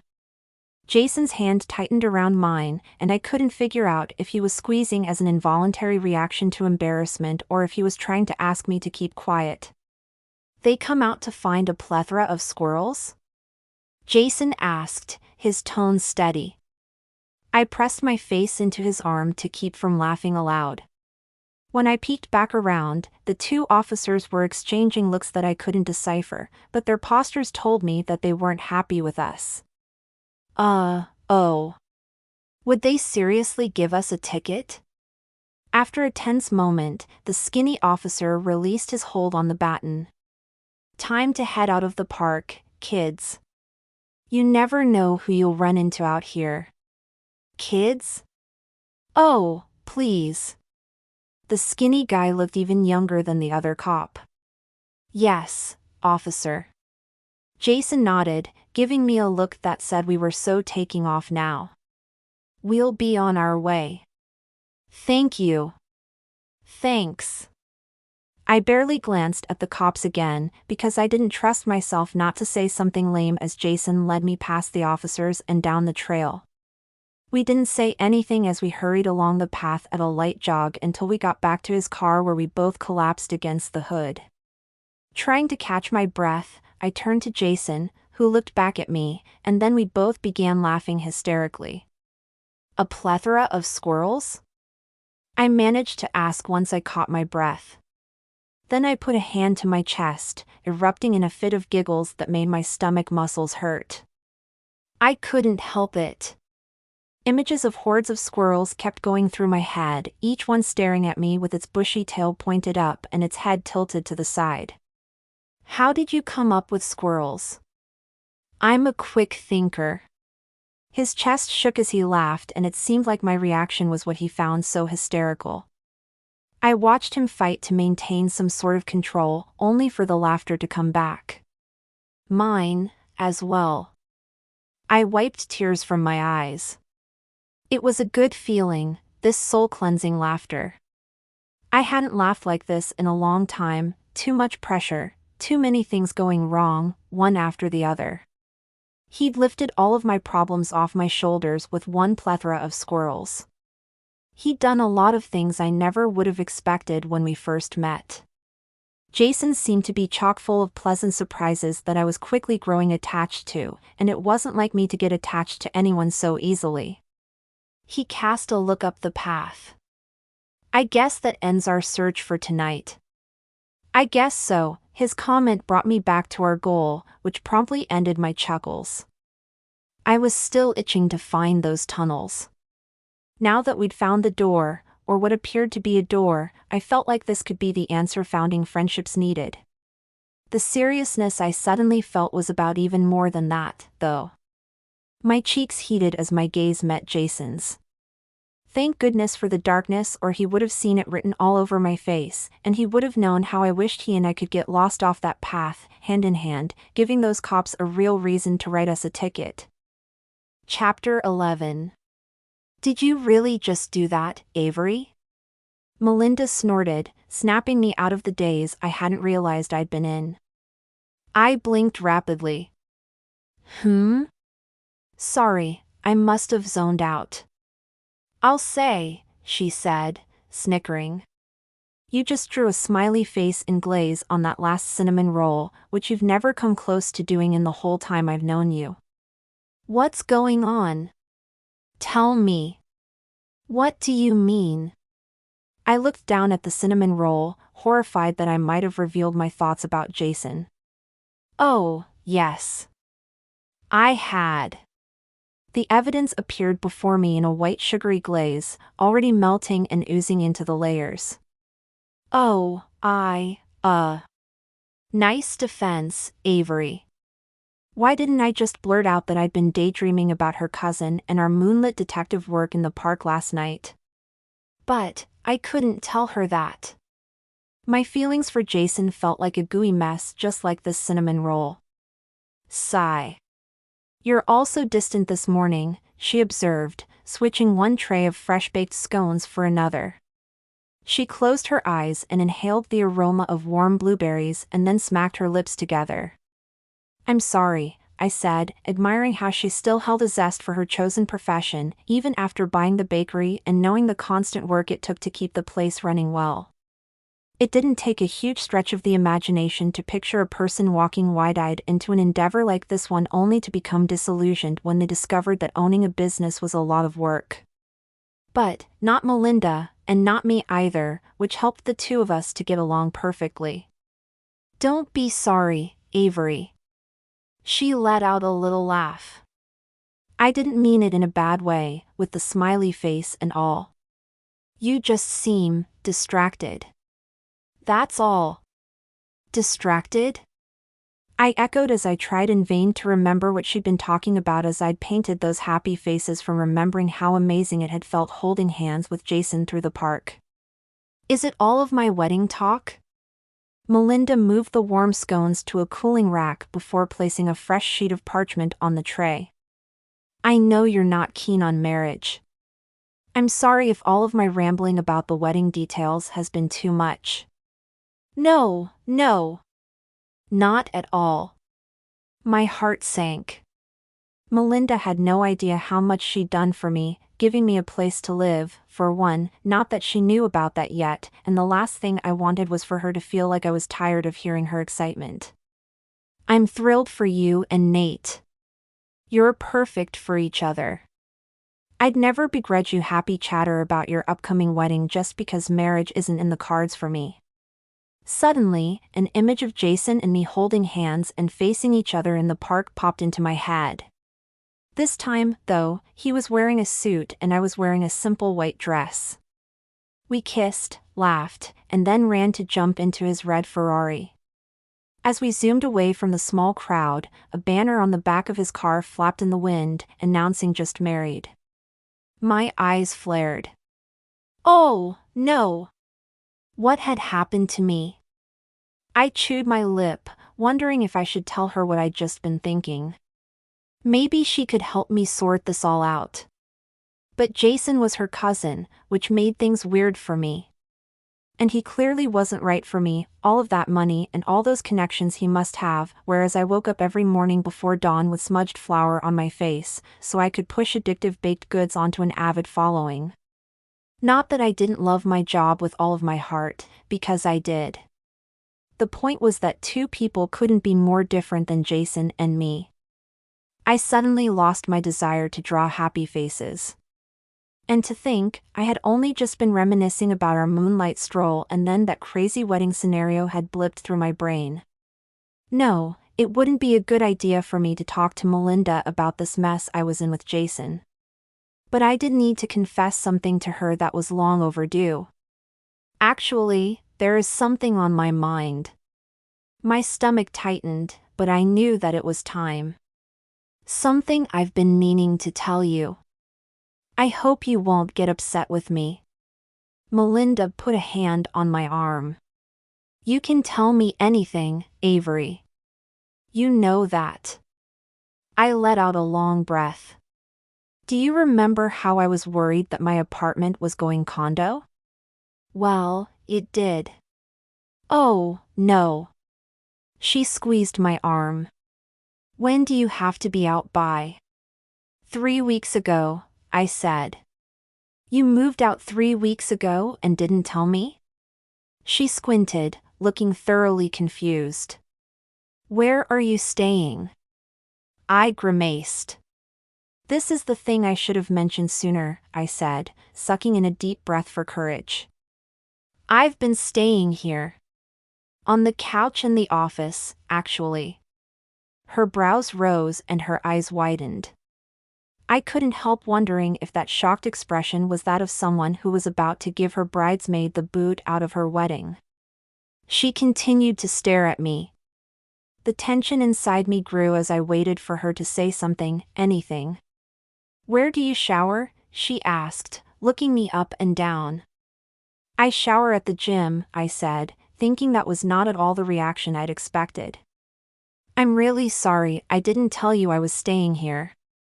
I mean, this is your place of business and I should have asked you for permission." "Don't be ridiculous. You know that you're more than welcome to stay here and, shower at the gym if that's what you want to do." Her mouth puckered as if she found the showering aspect the strange part in all of this. "I just don't get why you didn't tell me." My eyes watered suddenly. I have a fear of being homeless." "Why would you be afraid of that?" "When I was a kid, we were homeless for a while," I blurted, unable to believe I was confessing this deep, dark secret. After all of these years keeping my past to myself, I'd told Jason what had happened to me, and now Melinda. It was awful. "Oh, sweetie." She pulled me into a hug, squeezing me tight, and then pulled back to look at me. "I'm so sorry you had to go through that, but it will never happen to you again. You can always stay with me, or here at the bakery, or at my mom and Bernie's house. You have a lot of support. We'll always be here for you." "Thanks, Melinda," I said, a feeling of comfort washing over me. "I did know that you'd be here for me. It's just that a very small part of me was scared. If only my mom had a friend like you when I was young." "I'm glad you told me," she said, with a small smile. "Would you like to stay at the condo with me until you find a new place? I'm sure Ginger would love the extra company since I'll be moving out of her extra bedroom soon." "So sweet of you to offer. Actually, I found an apartment and am moving in tonight." "Oh, good," she said, as a rap sounded at the front door. "I'll get that," I said, giving Melinda one last hug, before I hurried out to the storefront to see who was here at this early hour. Outside the bakery window, underneath the swirly lettering of Bernie's Bakery, stood Erica, catching my eye and then smiling widely. She must be here to get the cake I'd made for her grandma late last night before going to sleep. "Sorry to bother you so early in the morning," she gushed, as I opened the door. "But you know how it is with my yoga schedule. I've got the first class again and it's go go go all day today for me." This was my one chance to pick up the cake. "No problem." I pulled the door open, noting she seemed to be in a much better state than when we last saw each other. I waved her in and locked the door behind her, the street still empty and dark. "Come on in." "Coffee?" "Oh, no, thanks. I've already had a cup and it's not a great idea for the instructor to be too hopped up on caffeine." She giggled as she followed me to the kitchen. "Yeah, I can see how that could break the whole peaceful, meditative vibe of a yoga class and all." We stepped into the kitchen, where Melinda's eyebrows jumped to find a visitor so early in the morning. "Erica's here to pick up the cake I made for her grandma." "No worries, I made it on my own time and bought the supplies myself." "Oh, as if I would hold you to something like that," Melinda scoffed as she came over to the work table, where I'd just placed the cake. When I lifted the lid of the box, they both gasped. Just the reaction I was looking for. Who wouldn't be gratified? Before us was an 8-inch square cake, which I decorated to look like a bingo card, using piped buttercream to make the grid and numbers. Like I promised, I only used sweetener your grandma can enjoy safely, fruit puree and agave. I swapped out half of the white flour, too, and used almond flour instead. I know the white flour is harder on blood sugar. Erica's eyes welled up with tears. Even if she never eats a piece, just getting something so special will brighten her day. It certainly brightened mine. I hope she eats the whole thing. I laughed as she threw her arms around me. A cake is only as good as it tastes. This could be just what she needs to pick her spirits up and remember that people care about her, you know? Erica stared down at the cake again, making me feel a little embarrassed at how bowled over she seemed to be. I loved helping her and certainly didn't need any praise. Erica picked up the box and held it against her front for balance. "Thank you again, Avery." "You're welcome," I said, walking her out and then locking up again. Still dark outside and way too early to fling the doors open. When I re-entered the kitchen, Melinda was shaking her head. "I don't know how you do it." "Do what?" I asked. "You're always giving to somebody, in some way. You're listening to me prattle on about my wedding, you're devoting time to founding friendships, and now you're making cakes to cheer up old ladies. When do you do anything for yourself?" It was a funny question, and not funny, haha, as I used to say as a kid. More like strange funny. Funny that made me stop and think. "I don't know," I admitted with a shrug. The timer went off, signaling the need to take a batch of muffins from the oven, and it couldn't have come at a better time. What did I do for myself? Was that supposed to be something I cared about or spent any time wondering about? Was I missing some big, huge chunk of my life because I never gave much thought to what I ought to do for me? When you're poor and homeless, all you can do for yourself is try to survive. Anything beyond that would be frivolous. I'd been daydreaming earlier about how I wanted to decorate my new apartment, which felt like something for me. But, outside of that? Not a clue what Melinda was talking about. "It means a lot to me to help other people," I murmured, pulling muffins from the oven. "I like knowing they're, I don't know, happier. That makes me happy." Do I sound like a hopeless Pollyanna right now? You can totally tell me if I do. She laughed. "Not completely hopeless, no." I raised my eyebrows. "A little hopeless?" "All I'm saying is, there's nothing selfish about doing things for you. Just for you, just to make yourself smile. You can't burn a candle at both ends forever. You know?" "That's true," I admitted, thinking of how little sleep I'd gotten the night before after decorating the cake for Erica's grandma. I was already on my third cup of coffee this morning and we hadn't even opened yet. It was going to be an interesting day. By mid-morning, my brain fog grew so thick that I barely noticed the ringing of the bell over the door as a new customer entered the bakery. I was leaning against the display case with my chin on my fist, thinking back to Melinda's comment about how I might be burning the candle at both ends, which was beginning to make more sense to me. "You know, I've been thinking about something," a male voice said.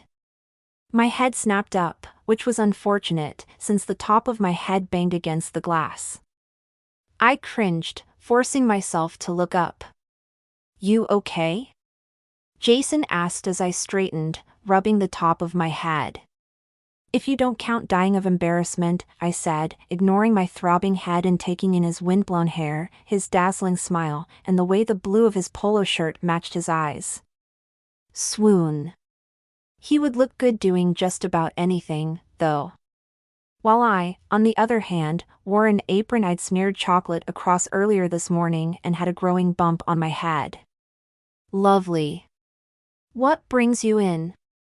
I asked as Marcus came out from the back and took care of the woman who had come in behind Jason. "Are you here to see Melinda?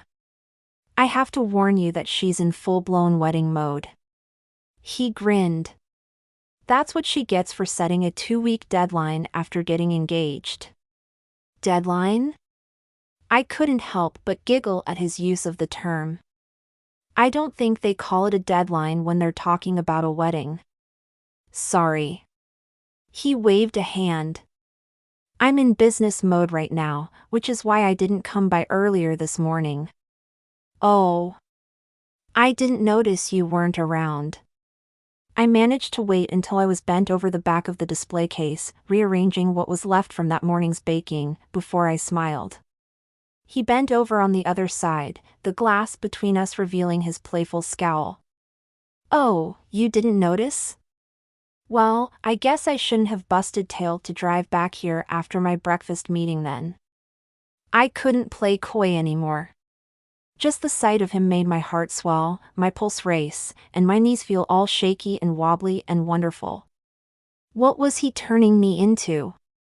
The next thing I knew, I'd be twirling around in circles in the middle of a forest singing songs about the magical powers of love. Not that whatever was between us was love. Nothing close. Nope. Not at all. Just a serious, major crush. I stood and then he stood, my gaze locking on his blue eyes. We stayed that way for what felt like forever, just gazing at each other. An electric current simmered between us, so strong that it felt like I could touch it. Part of me wondered if he could feel it, too. I opened my mouth, but couldn't think of anything to say. To be honest, it didn't feel like much needed to be said right now. Words would have just spoiled the moment. Hello? Melinda came up next to me, waving a hand in front of my face, laughing. Earth to Avery.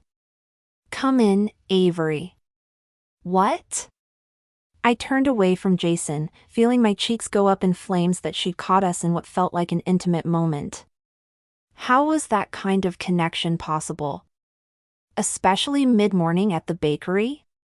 Wowzers. She turned to Jason. My favorite cousin. Guess what you're just in time for? The corner of his mouth tipped up and he turned to her. What's that? I'm asking if you'll accompany me to my dress fitting, which I was just coming out to tell Avery I have to leave for. I mean, since your car's parked out front and all. He nodded. Sure. Just promise not to tell Nate what my dress looks like. He snapped his fingers, his handsome face twisting in mock sadness. But I was hoping to make a little money selling secrets behind your back. You figured me out. I couldn't help but watch longingly as the two of them started to leave, with Jason casting a few apologetic looks my way. I shrugged, knowing that I had to work anyway. It wasn't like I could walk out in the middle of a shift, no matter how much I wanted to when I considered the prospect of spending time with him. Sigh. I was hopeless, and I knew it. I wasn't the only one who knew it, either. Just before she stepped out, Melinda grinned at me over her shoulder. Smiley faces on the cinnamon rolls. I get it now. Huh? Jason looked from her to me, confused. Nothing, I replied with a shrug, careful to wait until he looked away before flaring my eyes at my boss. Her laughter rang out, carrying through the closed door once they were on the sidewalk. So much for keeping my feelings to myself. Chapter 12. I was getting used to Jason waiting for me outside the bakery at closing, and I found myself liking it way too much. I'd even come to depend a little on seeing him. The thought of running into him after work gave me a little thrill, something to look forward to, and it was for this very reason my heart sank when he wasn't outside later that evening when I left work. As I turned the key to lock the bakery's front door, the corners of my mouth turned downward. How dare he make me count on his delighting and surprising me? But it was okay. Or, so I tried to convince myself. Jason had mentioned a breakfast meeting this morning, so maybe he'd had another meeting this afternoon after he'd taken Melinda to her dress appointment. For all I knew, the meeting could have taken place in San Francisco and he didn't have time to drive back. He was a busy man and I couldn't just expect him to drop everything and meet with me all of the time. Although that would have been nice. With a sigh, I walked to my car and opened the driver's side door. Out of the corner of my eye, I noticed a piece of paper under my windshield wipers. What the? I unfolded the cream-colored paper and read the handwritten words, "You still owe me a date." My head swiveled as I gazed up and down the street, my pulse taking off. Jason was here. Wasn't he? Wait, I didn't see him anywhere. Was this a joke? Was I nutty to immediately assume Jason had left the note? It wasn't like I knew his handwriting. Then again, I didn't owe anybody else a date. My little black book was non-existent, actually. I scratched my head. Did people use little black books anymore? No matter. I had a note in my hand and wanted to see Jason. My cell phone rang, as if on cue. I dug around in my purse and pulled it out as fast as I could. Hello? I croaked. Ugh. Way to woo him with my sexy voice. Hi, Avery, Jason said, his smooth voice coming across the line. I'm checking to see if you received my note. Yes. I leaned against the car, wearing a silly grin like a love-struck schoolgirl. My cheeks burned with a wicked blush. You want to collect on something, huh? Very much so. His low tone sent ripples of excitement down my spine. I intend to hold you to this promised date. I know you think you will, I teased, twirling my keys in my hand. But since you're not here, I don't see how that will happen. What if I told you I'm waiting for you? Waiting? Where? I asked, my gaze darting around. Your new home, of course. He chuckled. Melinda told me you were planning to head over tonight to do a little work, and I figured you might need some help. I'm pretty good with a paintbrush, or so I've been told. And I'm practically a plumber, so long as the problem's extremely limited. I glanced at my back seat, where several gallons of paint, rollers, tarps, and other tools waited to be used. You were talking about me with Melinda? More the other way around. She couldn't stop telling me wonderful things about you. But we can talk about that when you get here, unless you've changed your mind. Even if I had, which I hadn't, I'd so be going now. In fact, I couldn't move soon enough as far as I was concerned. Can I ask you something? Sure. I slid behind the steering wheel, closing the door behind me. Are you always this helpful and heroic? Or are you keeping tabs on all the fantastic things you do for me, waiting for the day it's time for me to pay you back? He laughed, and I could imagine his eyes crinkling at the corners. I didn't know paybacks were on the table. This changes everything. No, if they weren't already on the table, then it's too late to start keeping tabs now. I'll see you soon. I hung up the phone and then zoomed down the street, heading to my new apartment and to Jason.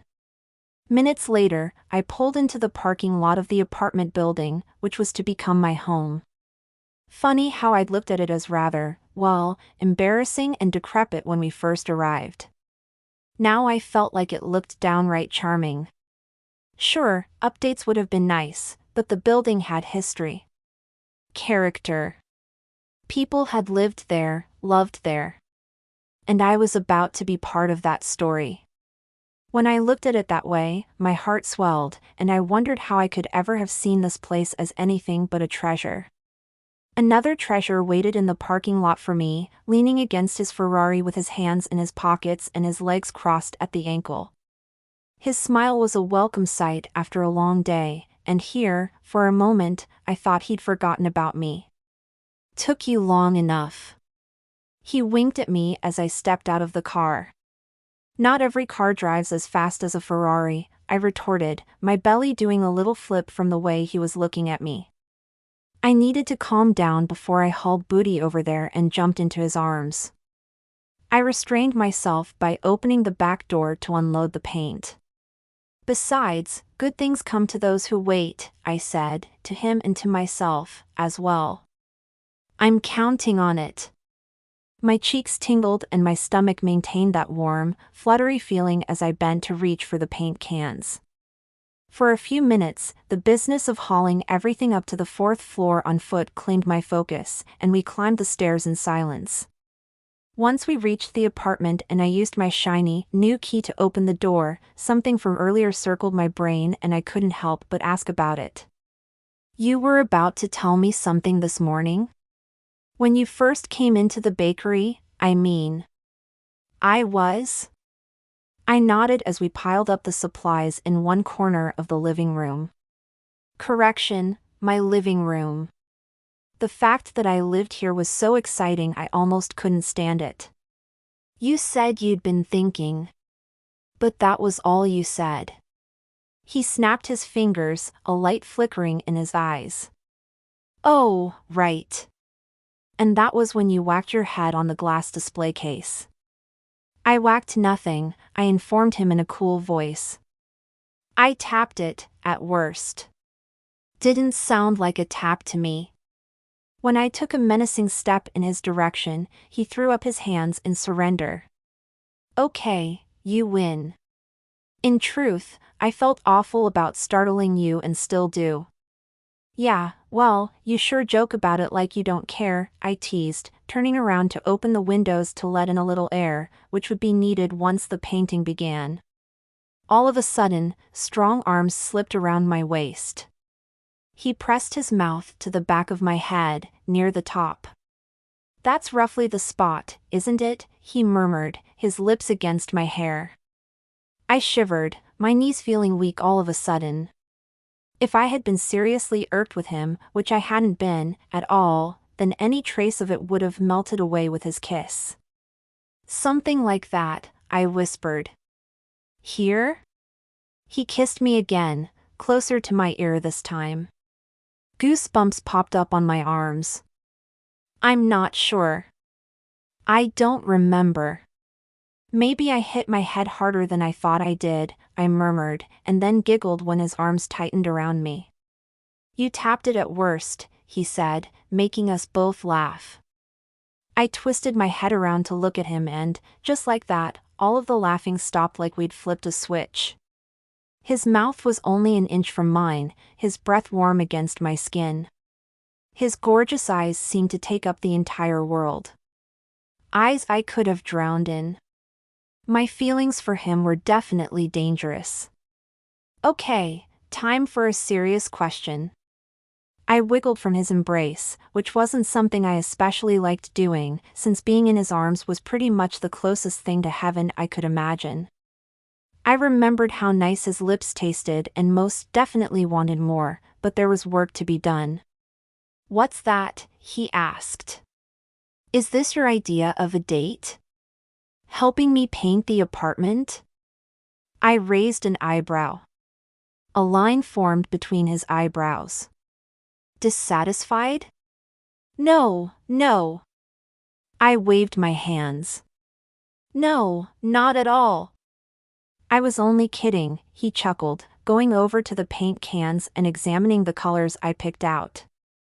As for the official date thing, well, I figured you have a lot going on in your life right now. I'll take any opportunity to spend time with you. I swear, I thought I was going to flat out swoon right then and there. I mean head over heels, eyelashes fluttering, where's my fainting couch swoon? Who wouldn't? Besides, he added, holding up a can of a purplish-gray color I'd chosen for my bedroom, Melinda told me today that she's worried about you. You're taking too much on your shoulders right now. My heart stopped, the swooning officially over. He was only here because his cousin told him I needed help. Great. I see, I said, my tone flat. He glanced at me. Don't think we were gossiping about you. Believe me, we did a lot more talking about the wedding. Or, rather, my cousin talked while I listened. I couldn't help chuckling. She's excited. And I'm dying to hear about what her dress looks like.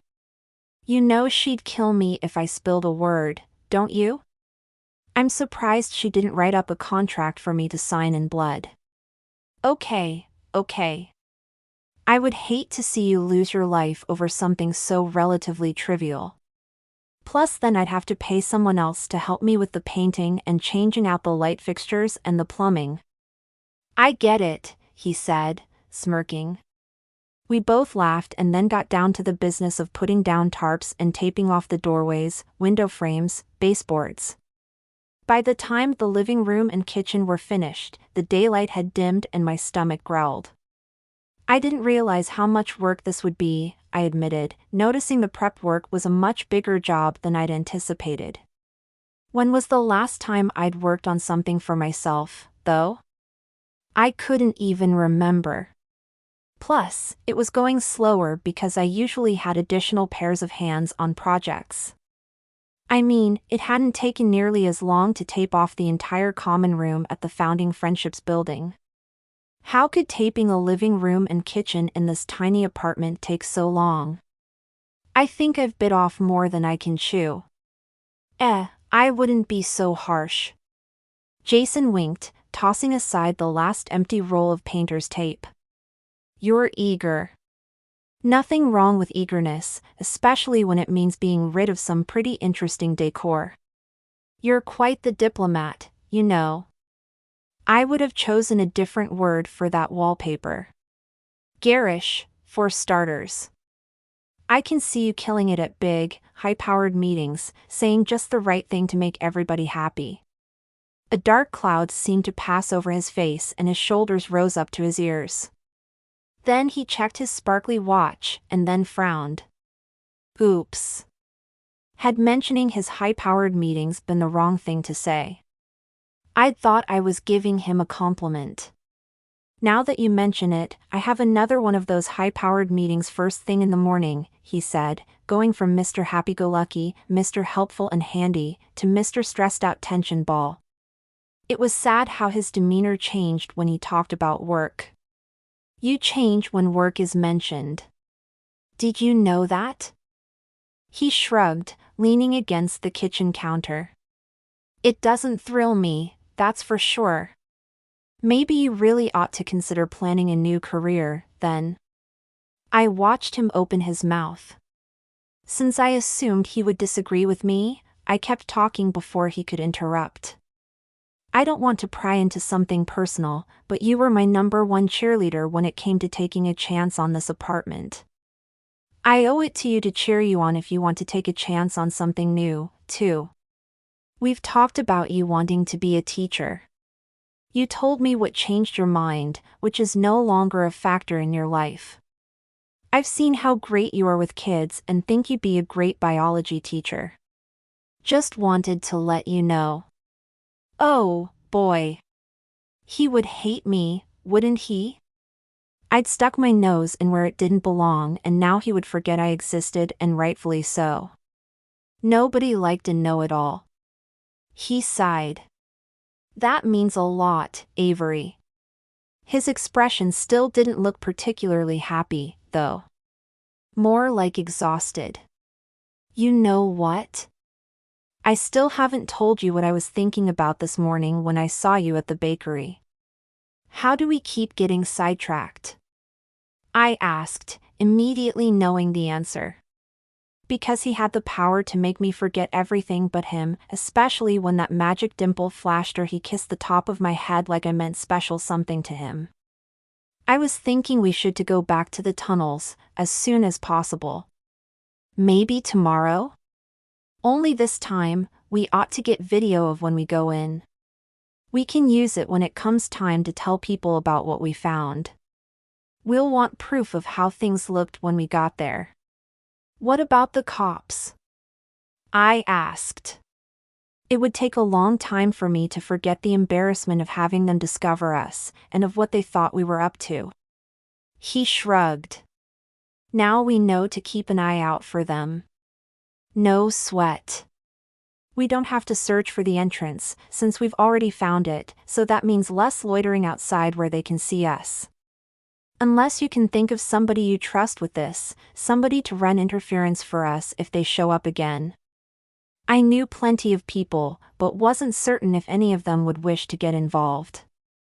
I also didn't want to get them into trouble if the police caught us trespassing. I think this ought to stay between the two of us. If you wanted to back out, I'd understand.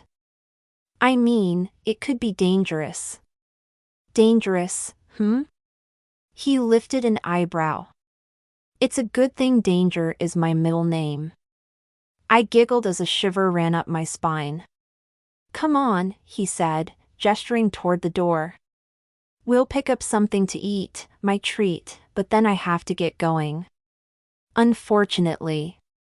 I'm in, I said, another shiver rolling through me.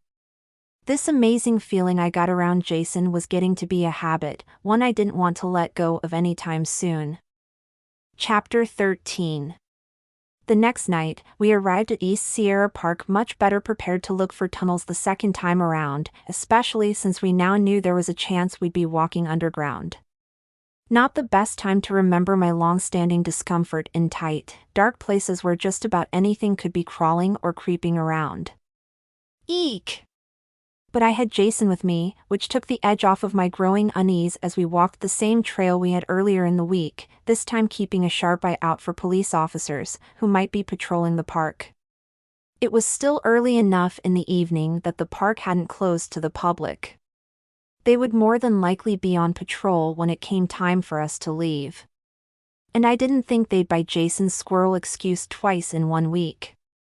I kept an eye on the clouds overhead as we made our way up to the rocks where we'd found the door. The weather seemed angry and unsettled, with the threat of thunder and lightning to boot. Ironically, this felt like the perfect weather for our adventure. Sort of like the thunder and lightning going off in my head and in my gut. It was one thing to imagine an adventure, but another to know you were about to walk straight into one. Especially an adventure that probably involves spiders, webs, and maybe even rats. Yikes! I was starting to lose my nerve. Jason looked over his shoulder just in time to see my shudder. You okay? He grinned, taking my hand. I guess now's the time to warn you of my lifelong aversion to cellars and all such kinds of underground arenas, I said, chuckling to try to keep things light and positive when I felt the exact opposite. I'll protect you from any scary stuff, he promised. I'll be fine. Like big, giant webs woven by enormous spiders. A cold tingle rolled down my spine. By all means, elaborate? And ghosts. I would definitely protect you from ghosts. You are truly not helping at all, I said, but couldn't help smiling a little. I knew my frazzled nerves were silly. I mean, ghosts? In old gold mines? Yeah, that actually sounded pretty plausible. I'm having second thoughts. All right, no more jokes. Think about why you're going through with this. That'll help you focus. Why are you doing this crazy thing? To save the founding friendships building. And what does it mean to save the building? His question brought the image of Sylvia to my mind, and her kids. Images flashed in my mind, like the way Nora had watched Jason fix the plumbing. How Meredith finally had a home of her own and a little security. She'd be out on the street again if founding friendships closed down. It means everything, I whispered. I thought so. He stopped and turned to me, his hands still wrapped around mine. Which is why we're going to do this. I feel a little freaked out. Why was it me, of all people, who ended up with those newspaper clippings? Dark places give me the heebie-jeebies. He lifted my chin with the crook of his index finger. Whoever sent those articles to you knew you had the guts and the smarts to make this happen. There could be snakes underground, I said, realizing this for the first time. Snakes were so much worse than spiders or rats. With all of my fears running through me, it wasn't easy to think of myself as gutsy or smart. Who honestly thought of themselves that way? I looked up at him and he gazed down at me, rubbing his thumb over my knuckles. His soothing touch made it a lot easier to believe him. In fact, he could have sold me the Brooklyn Bridge right about then and I would have happily handed over my last cent. You can do this. Just think how happy everybody will be. Of course I can do this, I agreed with a smile. His reassurance during my mini freakout made me want to kiss him. Big time. But this was not the time. We continued up the path until we reached the familiar boulders we'd climbed before. This was easier, as we knew what we were looking for, and there was light to see easily. "You all right?" he asked when we reached the little alcove in front of the door. I could only nod, a little winded from the climb and from the exhilaration of being so close to my goal. And fear. Still a little bit of fear. I couldn't ignore it. Jason hovered nearby as if ready to catch me should I fall. I ought to have been irritated by this, since I was an independent woman and all, but there was something charming about it. He was like a hero out of an old-time movie, careful to protect me without being told to. He slid his backpack from his shoulders, crouching over it. I watched, hunching over to avoid detection by passers-by or curious cops. He pulled out 2 flashlights, 2 pairs of heavy, leather gloves, and dust masks. "You thought of everything," I whispered, awestruck. And here I thought myself clever because I wore heavy-soled boots and a long-sleeved shirt, just in case of spider bites. I might have been a little too worried about creepy crawlers, in retrospect. I hope I thought of everything. He shrugged off my praise, like he did this sort of thing every day. Then he pulled one last thing from the bag, a crowbar. "Whoa," I muttered. The crowbar made everything more real. I mean, we were breaking into a sealed tunnel. I wasn't about to back down or change my mind, not when we had come this far, and certainly not with the images of Sylvia, Nora, Meredith, and the others still fresh in my mind. In fact, this had become sort of exciting. "You sure you want to do this?" he asked, holding up the crowbar, as I nodded. "Okay, here goes. Keep an eye out.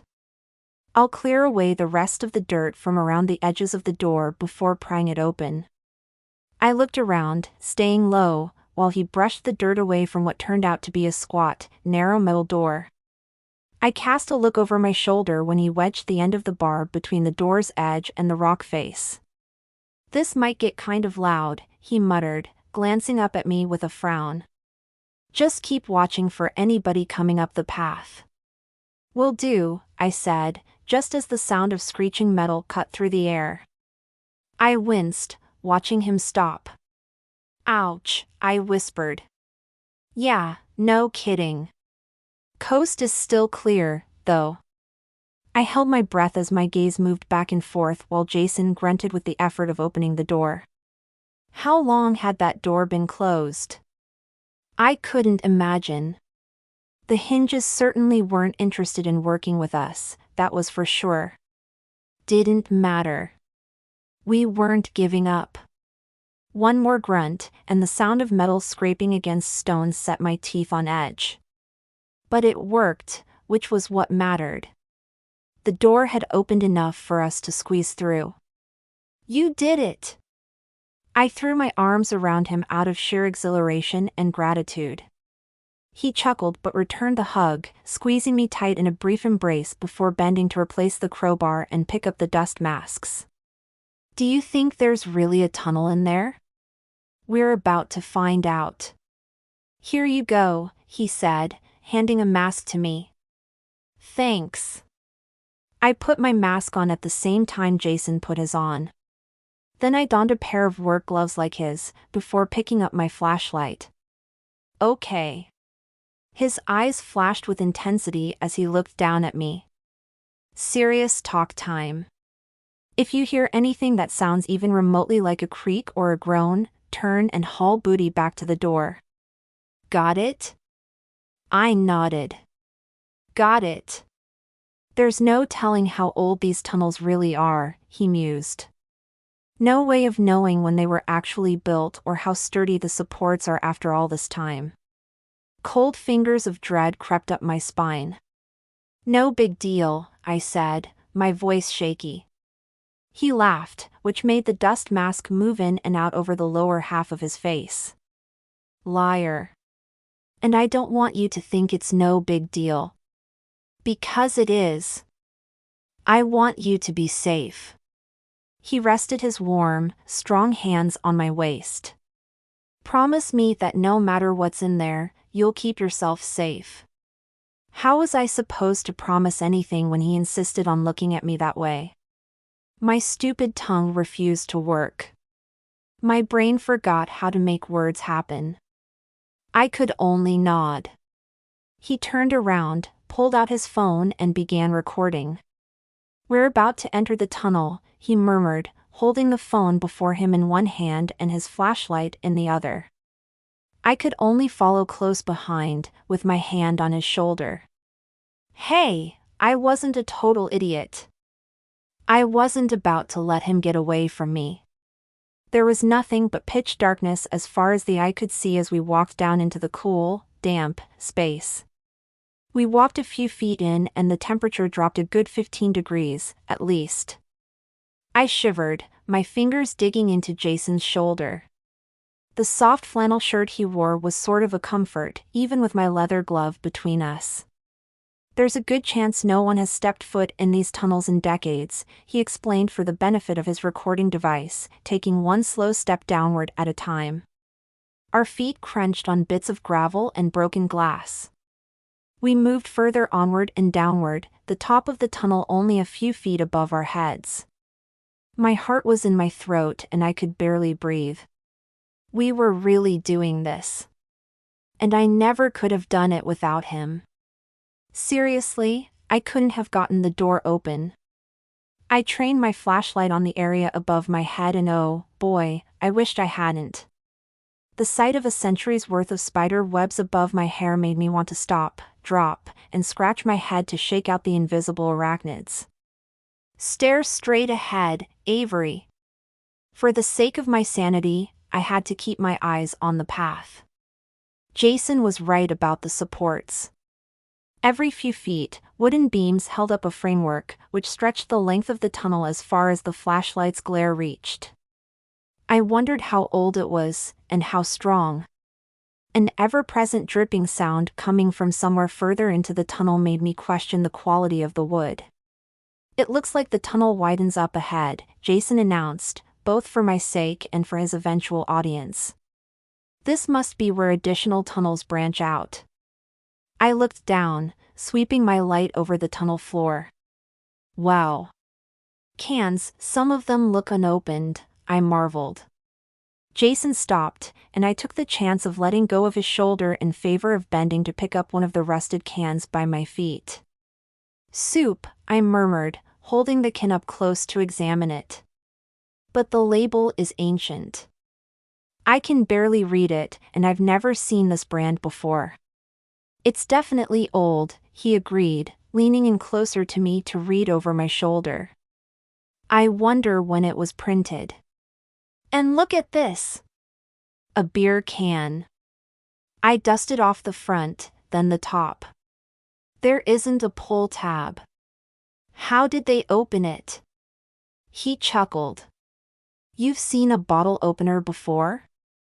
You just punch a hole in here, and one opposite that hole to let the air in so you could drink. No kidding. I replaced the cans, feeling a little guilty as I did. Like I was disturbing somebody's home. Or someone's grave. I think from now on, we ought to leave everything where we found it, Jason suggested, as if reading my mind as he trained the camera on the floor illuminating cans which lined the wall. Good idea, I said, as we continued further. I felt much more confident than at first. Maybe because the more we walked, the clearer it was that we were on the path that others had traveled before us. There was something special about being here. People had made this their home. They'd eaten here, enjoyed their beer. A little further in, we saw several tunnels branching out from the one we had entered. Wow. I just now realized what an important find we'd stumbled upon. This was huge. Oh, my goodness, I breathed, letting go of Jason's so I could look on my own. I spotted some kind of bedding in a corner. Granted, I wanted nothing to do with those old mattresses and stayed far away from them, but there were definitely mattresses and pillows and blankets. This place made my apartment look like a queen's castle. It was all perspective, I supposed. Lanterns, Jason said, training the camera on one such lantern hanging from a wooden peg. Rusted, probably empty. Tin plates and bowls on the floor. An antique dealer would have a field day down here. It could be a museum, I marveled. And there were so many tunnels, stretching out as far as I could see. No telling how much more waited for us. My heart raced, my hands shook, and blood pumped in my ears loudly. Museum's a good word, Jason mused, joining me in training his flashlight down one of the tunnels. I wonder if that's what the space could be used for one day. An exhibit to educate the people in town on these miners, what their lives were like, how hard they worked to scrape together a living. I mean, they couldn't afford homes of their own, so they had to live down here. They deserve to be remembered. Tears welled up in my eyes. I could feel them down here with us, and not in a scary or creepy way. They had walked through these tunnels on their way to and from a back-breaking job. There were probably many days during which they never saw the sun. And they reminded me of the people from founding friendships, and how a lot of society tended to forget about them. How the soulless company trying to buy the building didn't give a moment's thought to the people they might be displacing. As if my friends didn't matter, not to mention the hard work Bill and I and everybody else put into the building. We found the tunnels. Jason slid an arm around my waist. I think we ought to give it a rest for tonight. If we go any further, we ought to have an idea of where we are in relation to where founding friendship sits. We could easily get lost in here. You're right. I gulped back my tears and nodded. No sense in getting lost down here. If that happened, then no one would ever know what sat just underground, waiting to be discovered. I followed him out without a word, careful to avoid disturbing anything. There was so much ground to be covered, so much exploration. The gears started turning in my head. What if we went to the local government and told them what we found? They could send people down here. Or the historical society. They would know better than we would what needed to be done next. By the time we reached the mouth of the tunnel and stepped out into the now windy, unsettled dark night, my entire body hummed with excitement. We were going to do this. We were going to save founding friendships and give these old miners a voice in the process. Jason turned to me, pulling the dust mask up over his head. I didn't notice until then how dust-streaked we'd become. The outline of dust the mask left on his skin was obvious. I guess my skin bore the same dusty outline, but it didn't matter. It didn't matter that the beginnings of a rainstorm pelted us, that every minute we spent by the open door was a minute in which we could have been caught by the police. The fact was that the tunnels were real and we'd found them. Somehow, we'd save founding friendships now. I dropped my mask and walked to Jason, slipped my arms around his neck in spite of his dirty shirt and pressed a big, warm, grateful kiss on his mouth. My heart felt so full of hope, of promise, of gratitude and even relief in knowing our exploration hadn't been in vain, that there was no better way I could imagine to express it all. His mouth captured mine and his kiss brought to mind a key sliding into a lock. A puzzle piece falling into place. Jason added so much to my life, things I'd been missing without even knowing. Support, kindness, humor. He understood me better than any guy I'd ever known, to be sure. He was there for me and had been since the beginning, when he brought me the lilacs and fixed Sylvia's plumbing. I had completely fallen for him. The one thing I hadn't wanted to do. Wow, he said, dropping his forehead to mine. I didn't expect that. Neither did I confessed with a breathless giggle. No, I hadn't expected any of what he'd brought to my life. But I couldn't resist. I'll have to explore creepy old tunnels with you more often. My phone went off just then, breaking the moment. I must have missed a call while we were underground, and the signal was finally strong enough for the message to come through. What poor timing. Ugh. Jason closed the door, there went that terrible screeching again, and I checked my voicemail. The message was from Bill, and he did not sound happy. Hi, Avery. It's Bill. We have a big problem. When you get this message, please come see me. I'm at the Founding Friendships Residence building. Thanks. Bye. Like the popping of a balloon, my mood went from sky high to the very pits. Jason finished loading up his backpack and turned to me with a curious expression. I sighed. There's a problem at the residence building. You in the mood to take a short ride? His jaw muscle tightened and he paused a moment, before nodding. He slipped his hand in mine and, together, we hurried down the path toward his car. Chapter 14. When we arrived at the Founding Friendships building and walked down the hall to his office, Bill was beside himself. I can't believe this, he said, raking a hand through his hair when he saw us. I thought we had more time. He looked and sounded like he was about to have a panic attack, or worse. I crouched in front of him, where he sat at his desk behind a mountain of paperwork. I need you to do something for me if you don't mind. I need you to breathe. Avery. Just breathe, Bill. Granted, I might have been stalling just the tiniest bit because I truly wasn't sure I wanted to know the bad news. And remember that whatever it is, we can get through it. You aren't alone. I promise.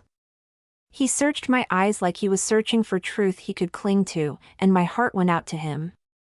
All right, he said, nodding, before taking a deep breath in and letting it out slowly. That's great, I said, pushing up onto my feet. Looking only a little calmer and more coherent, he lifted a piece of paper from his desk and handed it to me. I glanced up at Jason, who stood just inside the doorway, but his expression was unreadable.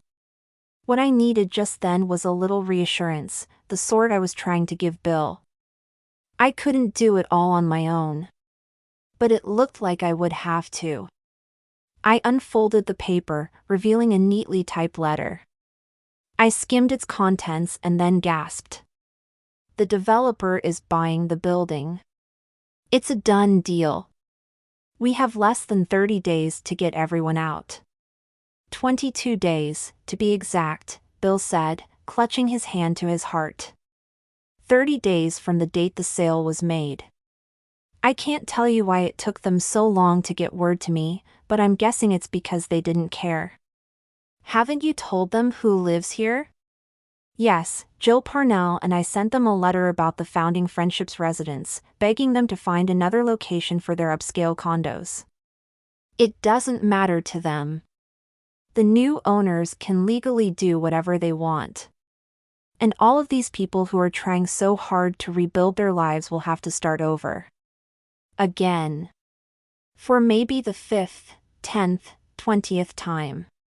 My throat tightened to the point where I wasn't sure I could breathe anymore. This was happening too fast. We need more time, I said, looking up at Jason. We might have found a way to save the building, he said, stepping into the room. We're going to do everything we can to stop this. Bill only made a choking noise that seemed like a cross between a laugh and a snicker. I appreciate you two wanting to help, but you can't put a stop to this. It's done. There are things that need to be done now. We have to accept reality and need to find new housing for as many of the residents as we can. We need to help them pack and arrange transportation of their things. My mouth dropped open. You can't give up, Bill. I don't want to, but we can't wait until they're evicted the day the deed passes over to the new owners, either. There will be no time to get their things together before the demolition starts. This will be traumatic enough. We can't wait until the last minute. He was right. I remembered all too well having my life thrown into complete disarray. I looked at the letter again, taking in the letterhead of Johnson, Carson and Lewis, the company that bought the building, the ones who sent the sudden notice. I wanted nothing more than to go to their office address in San Francisco and give them a healthy piece of my mind. We're going to do something about this, Bill. I put on the bravest face I could muster, folded the letter, and slipped it into my purse. Promise me you'll wait until morning to start the move. We still have 3 weeks. Okay? He nodded, slowly. All right. I'll wait until morning to do anything. Good. I'll call first thing. I gave him a quick hug before leaving, with Jason moving along beside me. Once we were in the hall, my shoulders slumped. You don't have to take all of this on yourself, he said, sliding an arm around me. We're in this together. Thank you, I said, noting that he really did sound troubled, like my problem was his problem. How much closer to perfect could he possibly get? I never asked him to care so much, and yet he did. I need to come up with something before morning. I have to give Bill some sort of plan, I said, sliding into the passenger seat of the Ferrari and waiting for Jason to come around after closing my door. The comfy seat was just what my suddenly tired, aching body needed. Jason pulled out of the lot. We should contact the Historical Society first, like we discussed earlier. The city council, too. We'll tell them what they have down there and maybe tell them what we're dealing with here. There are 3 weeks until the deed changes hands, and you might have a historically significant building facing the wrecking ball. Right. Good idea. I leaned back against the padded headrest and closed my eyes. I would also have the Historical Society get in touch with JCL. Clearly, Bill's not getting through to them about putting a stop to the sale. Maybe the Historical Society's lawyers can speak a little louder to make JCL listen, if you know what I mean. I blinked. JCL? Johnson, Carson and Lewis. I turned to him. How did you know that? Know what? The name of the company buying the building. How did you know? I didn't even know until tonight, and I read it on the letter Bill gave me. He was silent for a second. I saw the letterhead. You could read the words from across the room? I had it in front of me, behind the desk, and barely held it up. There's no way you could have seen the words. Were you looking into this without me knowing about it? No, I just recognized the letterhead. His facial muscles tightened, the muscle along his jaw pulsing. What's going on? My stomach churned and everything went dizzy. What aren't you telling me? Avery, it's not what you think.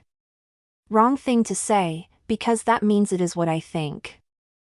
I covered my face with my hands as the world crumbled around me. Jason knew who JCL was because he worked for JCL. He told me he was in town from San Francisco on business, but he'd never said it involved the very building I was trying to save. My heart hardened. Pull over. Wait, let me explain.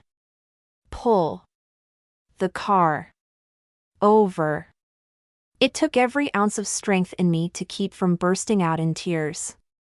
No, not tears. Sobs. I'd totally and completely fallen for Jason, and he'd betrayed me. Drop me off right here. I'm serious. He did as I asked, which was at least one thing in his favor. The only thing. He pulled to the side of the road, which happened to be a rather empty stretch along the route back to my apartment. I jumped out of the car and slammed the door as hard as I could. He could afford a little repair work if I messed anything up for Mr. High-powered, heartless corporate snake. You work for them, don't you? I asked, swirling to face him. "You're behind this mess the homeless residence is in." "Oh, why didn't I see it before? At least you could have had the decency to look guilty back there. Did you like seeing Bill fall apart like that?" His eyebrows came together. "You know I didn't."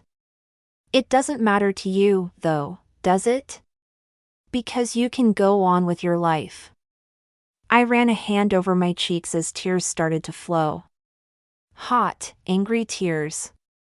"You can go back to San Francisco and to your fancy apartment, while these people have nowhere to go." "Would you please hear me out?" he asked, jumping out of the car to follow me. "Leave me alone." I waved my arms in the air, my legs pumping as fast as they could to get away. "Don't ever call me again, don't come to my apartment. I sure don't want to see you at Founding Friendships. And unless you want me to make a scene, don't come to the bakery." "Why won't you give me a chance to explain?" he asked, jogging behind me as I speed-walked with my arms hugging my middle. I whirled around to face him, making him stop short to keep from slamming into me. "What does it matter what you say? Your explanations won't mean anything, because for all I know they'd be more lies. At the end of the day, you've been working for the enemy all along. You've been behind the sail all this time and you didn't even tell me." He raked a hand through his dark hair. "I wanted to tell you."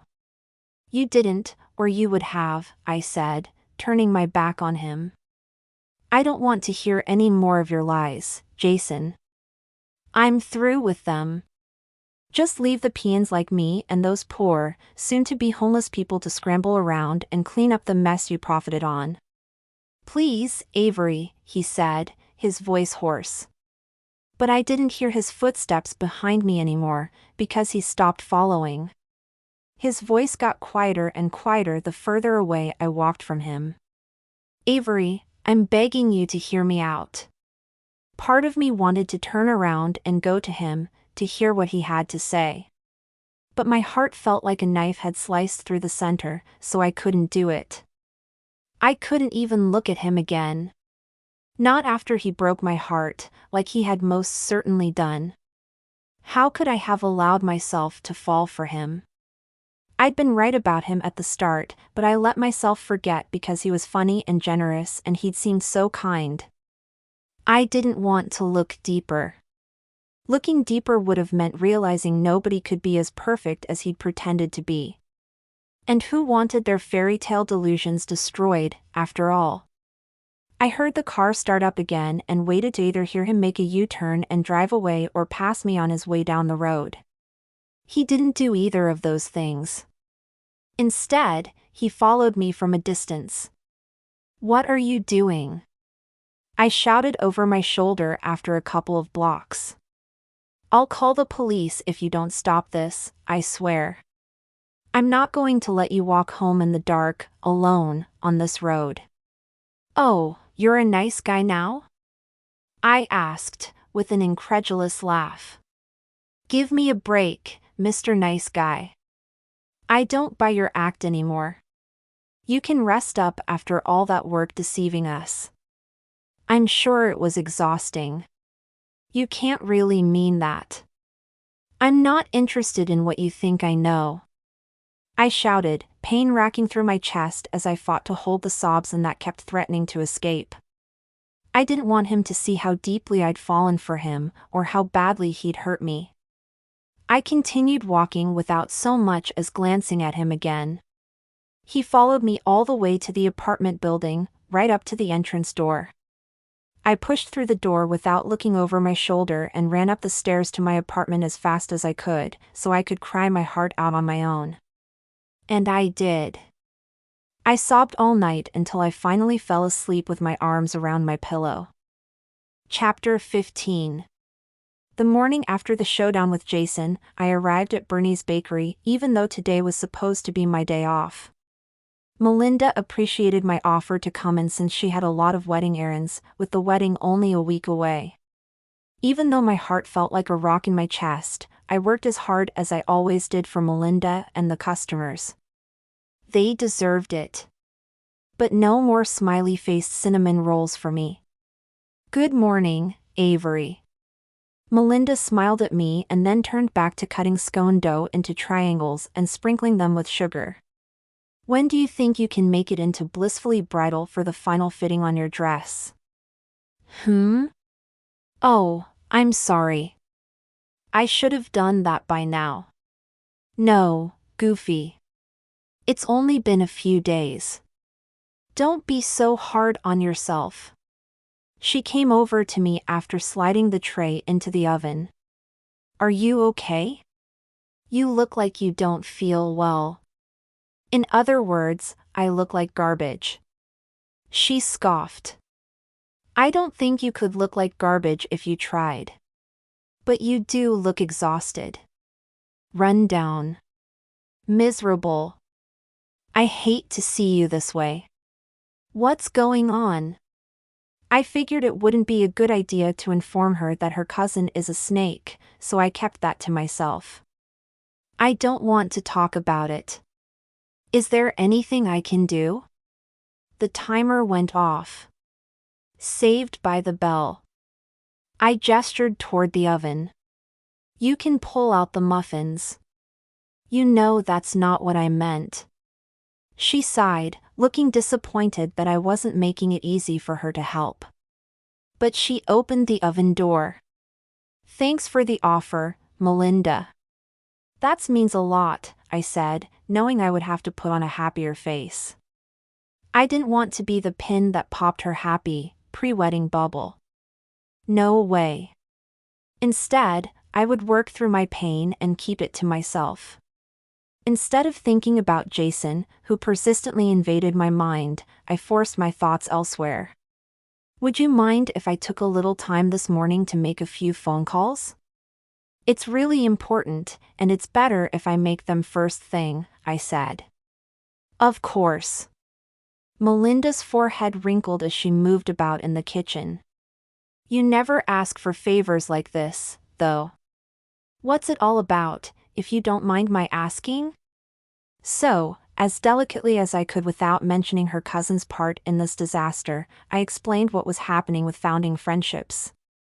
She looked shocked when I told her about finding the tunnels underground, but who wouldn't? I certainly was surprised when I first learned about them. You actually went down there? To the tunnels? She sat on a stool across from me at the work table, leaning forward on her elbows. The cupcakes she'd been frosting appeared forgotten for the moment. Sure did. I nodded, looking back and thinking that had been a pretty gutsy move. You went down to dark, old tunnels by yourself? She breathed, eyes wide. Whoops, I'd walked into that one. No. Not completely alone, I said, wanting to kick myself. After all, how could I have gone down partially alone? This was not my day. I stared down at the tray of brownies as I sliced the contents into individual pieces. Oh, well, that's a relief. I hate to think of you venturing into a tunnel like that all by yourself. What if something happened to you? A tunnel could collapse or who knows what else. And there would be nobody to go for help, she said, her body shuddering. Trust me, I would never go down there alone, for any reason, I said, thankful she hadn't asked who had accompanied me, since there was no way I could go down that road. I need to call the Historical Society this morning, so somebody could hopefully help stave off this development company. The residents are supposed to be out in 3 weeks, so we need to move fast to find out if we can save their building. That is such a shame about those people. Families, who are trying to get back on their feet. What a heartless thing to do, going forward with the sale and requiring them to move out even after Bill told them about the residents in the building. Definitely heartless. My mind felt numb from the fact that Jason had been behind this heartless disaster the whole time. Melinda would be shocked to hear about his part in this. But I'd never tell her such devastating news when next weekend was supposed to be one of the happiest times of her life. Anything for a buck, right? If there's anything I can do to help, please tell me. Unless she could get her cousin to stop the sale, there wasn't anything she could do. My face felt numb and I patted my cheek with my fingertips. Lack of sleep and heartbreak added up to a pretty poor state of mind. You're already doing me a favor by covering for me while I make those calls today. Bill will need to hear from me, too. I hope he's feeling better than he was last night. After our talk, we got down to the business of setting up the display cases, taking down the chairs, and brewing fresh coffee. The busy work helped take my mind off things. Before I knew it, the bakery was bustling along like any other morning. The smiles, the banter with the customers, all of it surrounded me, but I felt like an observer rather than a participant. I wondered if I'd feel this miserable forever. It really felt like I would. Jason had never loved me, or he wouldn't have deceived me. I thought he was the perfect catch, but if that had been true, he never would have lied to me. So, why did ending things with him leave a hole in my chest? Everyone around me kept going on like normal, but I felt like a zombie. By mid-morning, several cups of coffee had still not increased my energy level. But being in contact with many sweet, warm, and familiar people was somewhat comforting. I was so glad for my job here, for the extended family it gave me. Even so, my hands shook as I closed the office door behind me and pulled the cell phone from my pocket. With people's homes in the balance, the stakes were high, and I didn't want to let everyone down. I called the Historical Society first. Just like jumping fast off a high dive into a pool. I knew the water would be cold, so best to get the jump over with quickly. With my eyes closed and my fingers crossed, I waited for somebody to answer. Hello? You've reached the Historical Society. This is Alicia Wells. How may I assist you? A woman's voice came over the line. I explained why I had called, and then waited breathlessly to see if they would help. We're already on it, Alicia told me in a crisp, energetic voice. Excuse me? My eyes flew open, because I had to be dreaming. Maybe I'd fallen asleep at the desk, which wouldn't be surprising considering how little sleep I'd gotten. Those tunnels sound like a truly remarkable find. The excitement in her voice came through the line, loud and clear. Are you available to come to the park with us in the next day or two, to show us the way to the door? Once we get pictures and cordon off the area, we'll give a media release as to why this historical find must be preserved. A tie-in with the situation at Founding Friendships would give them a boost, too. Would it ever? However, I still felt about a mile out of my depth. I'm a bit confused, Alicia. I apologize, but how do you know about all of this when I only just called you? We received a message overnight from someone who contacted our lawyer, who we keep on retainer for issues such as this. The law firm already has the wheels turning and are planning to stop JCL with an injunction. An injunction? My spirit soared, even though I still wondered who had contacted them. I mean, Jason was the only other person who knew about the tunnels. But there was no way he would have called, since that would hurt his plan to tear the building down and make lots of money. The pain of his betrayal made my stomach churn. An injunction would be so wonderful. Thank you very much. I'd be happy to meet up in the park anytime. I'll do whatever will help. Let's get together this evening, she said, taking my number. I urged her to call me with any questions or news. After we hung up, the wheels in my brain churned, and then I called Bill. Hello, he answered. Hi, Bill, I said, my brow furrowing. Did you call the Historical Society overnight about stopping the developer? Or, did you call a lawyer? No. I wouldn't even know where to start. Well, somebody called and now lawyers are working their fingers to the bone. I fingered the purple lock of hair, knowing the only person who could have called them was Jason. But why would he do such a thing? It made no sense. Anyway, they are people who know better than we do how to stop the teardown of a building. Without the teardown, the developer won't want to go through with the purchase, he said. Exactly. See? I told you this would work out. I smiled, feeling lighter for the first time today.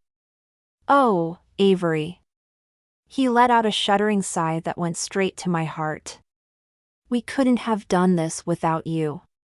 Well, to be fair, the Historical Society is going to be doing a lot of it now.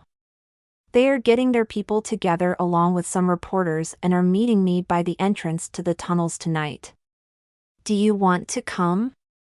He decided he would, and I promised to call him if I heard any more news. I leaned back in my chair. It was all going to work out. And all I wanted to do was celebrate with Jason. How messed up is that? I whispered, staring at the ceiling. The same ceiling I used to wake up looking at when I'd been sleeping here in this office.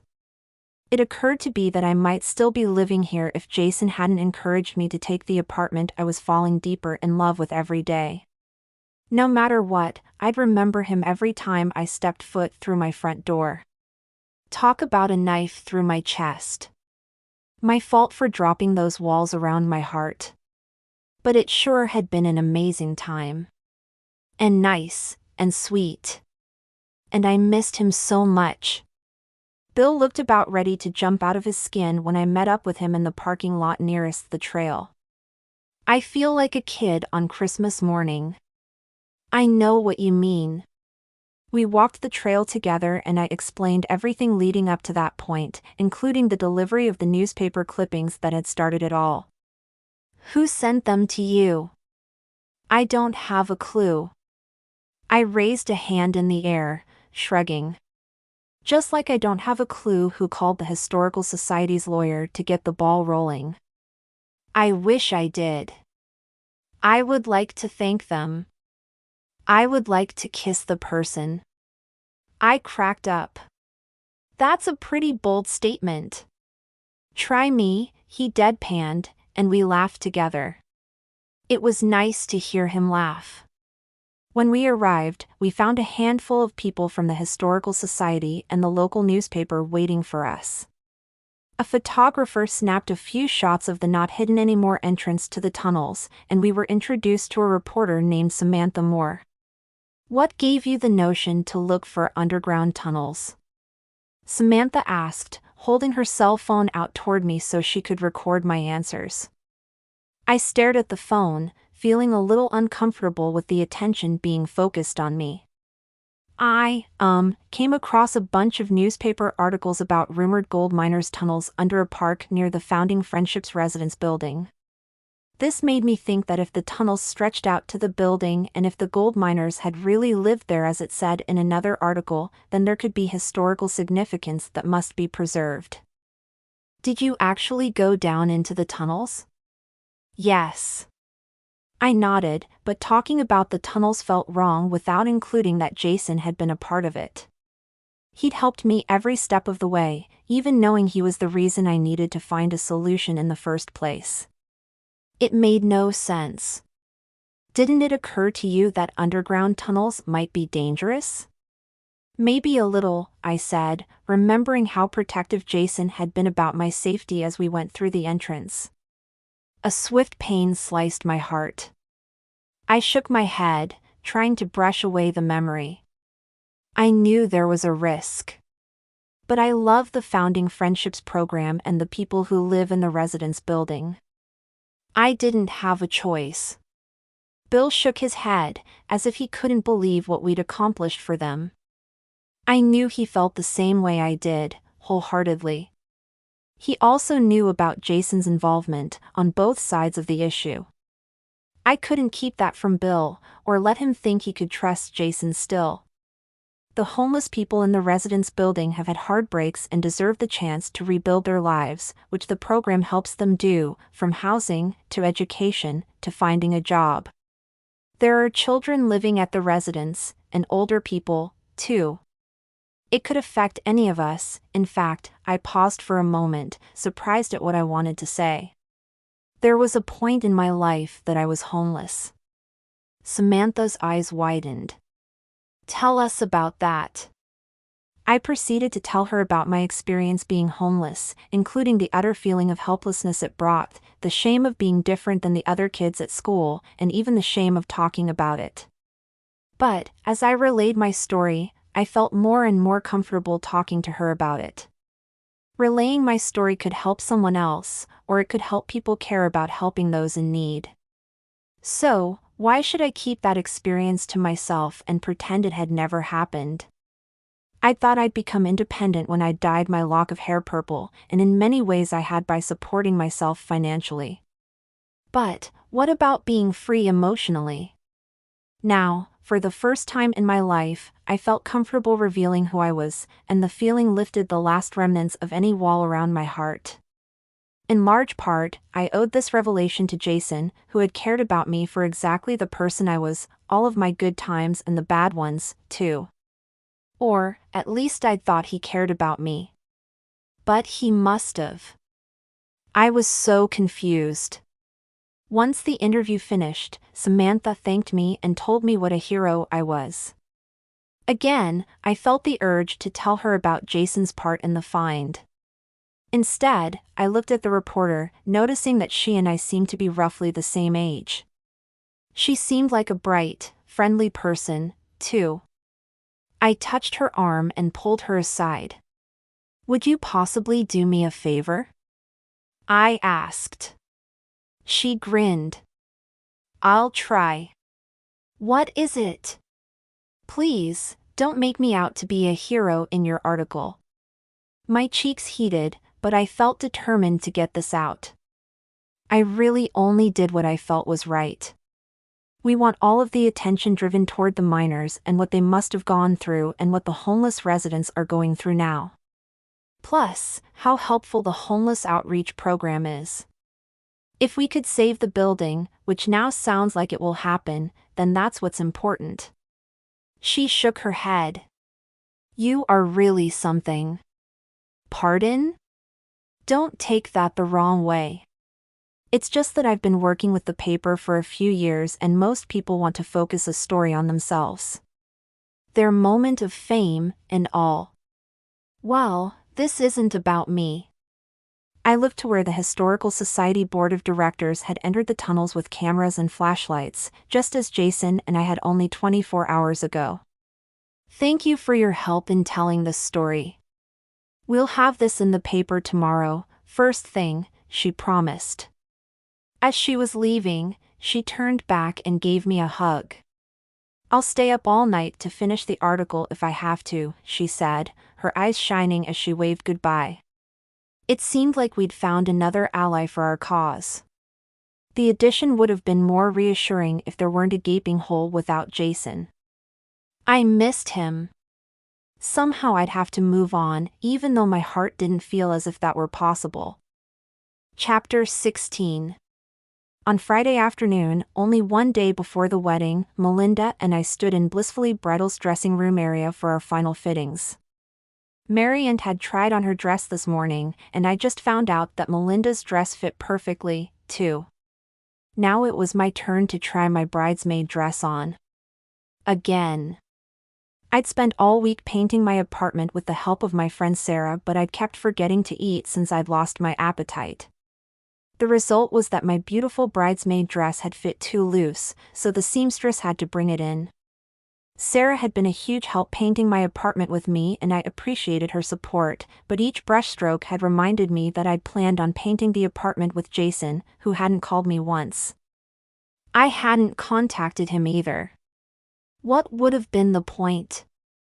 Our short-lived romance was over. Over. I'd gone through the motions all week of what used to be my regular life, but there was a gaping hole now that felt palpable.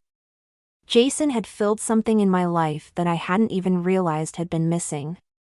It still stunned me that he'd been behind buying the building the entire time. But after being upset all week, now I only felt a dull ache in my chest. "What do you think?" Melinda asked, standing beside me. I stood in my peach dress, watching her chew her thumbnail as she waited for me to give my verdict. "I think you need to quit biting your nails unless you want jagged stubs at your wedding. That would so not look good in your photo album." "You're going to make me scream," she whispered. "Oh. What do I think about the dress, you mean?" I spun in a circle, admiring the way the peach-colored skirt of the dress swirled. "It fits perfectly now." "What a relief." The seamstress, Claudia, had a hard time fitting the adjustments into her busy schedule. "I'm not sure she could have squeezed us in again before tomorrow night." "I can't believe you're getting married tomorrow night," I said, turning to view a side angle of the dress, which fell just above my knees and flared a little bit, cute and fun and dressy without being over the top. "It's crazy that you're single tonight, but tomorrow? You'll be a married woman." Wow. There was more room in my brain to focus on the wedding now that the founding friendships crisis was virtually out of my hands. The reporter had been true to her word. Our article had been published the following morning. There I stood in one of the photos, right alongside Bill at the mouth of the tunnel. At the time the photo was taken, I'd been wishing Jason were with me, but no random reader would know that by looking at my expression. But that's what I'd been thinking at the time, that he ought to have been there, since he'd taken the chance of exploring with me. How could I feel so conflicted over somebody who'd lied to me again and again? He had every chance to admit his part in the building transaction. I'd been over all of our conversations in my head about 1,000,000 times and kept coming up with places where he could have said, "Oh, hey, by the way, my company is buying the building and tearing it down." It's not like I would have embraced the truth, but at least we could have gotten the facts out of the way before I went and developed feelings for him.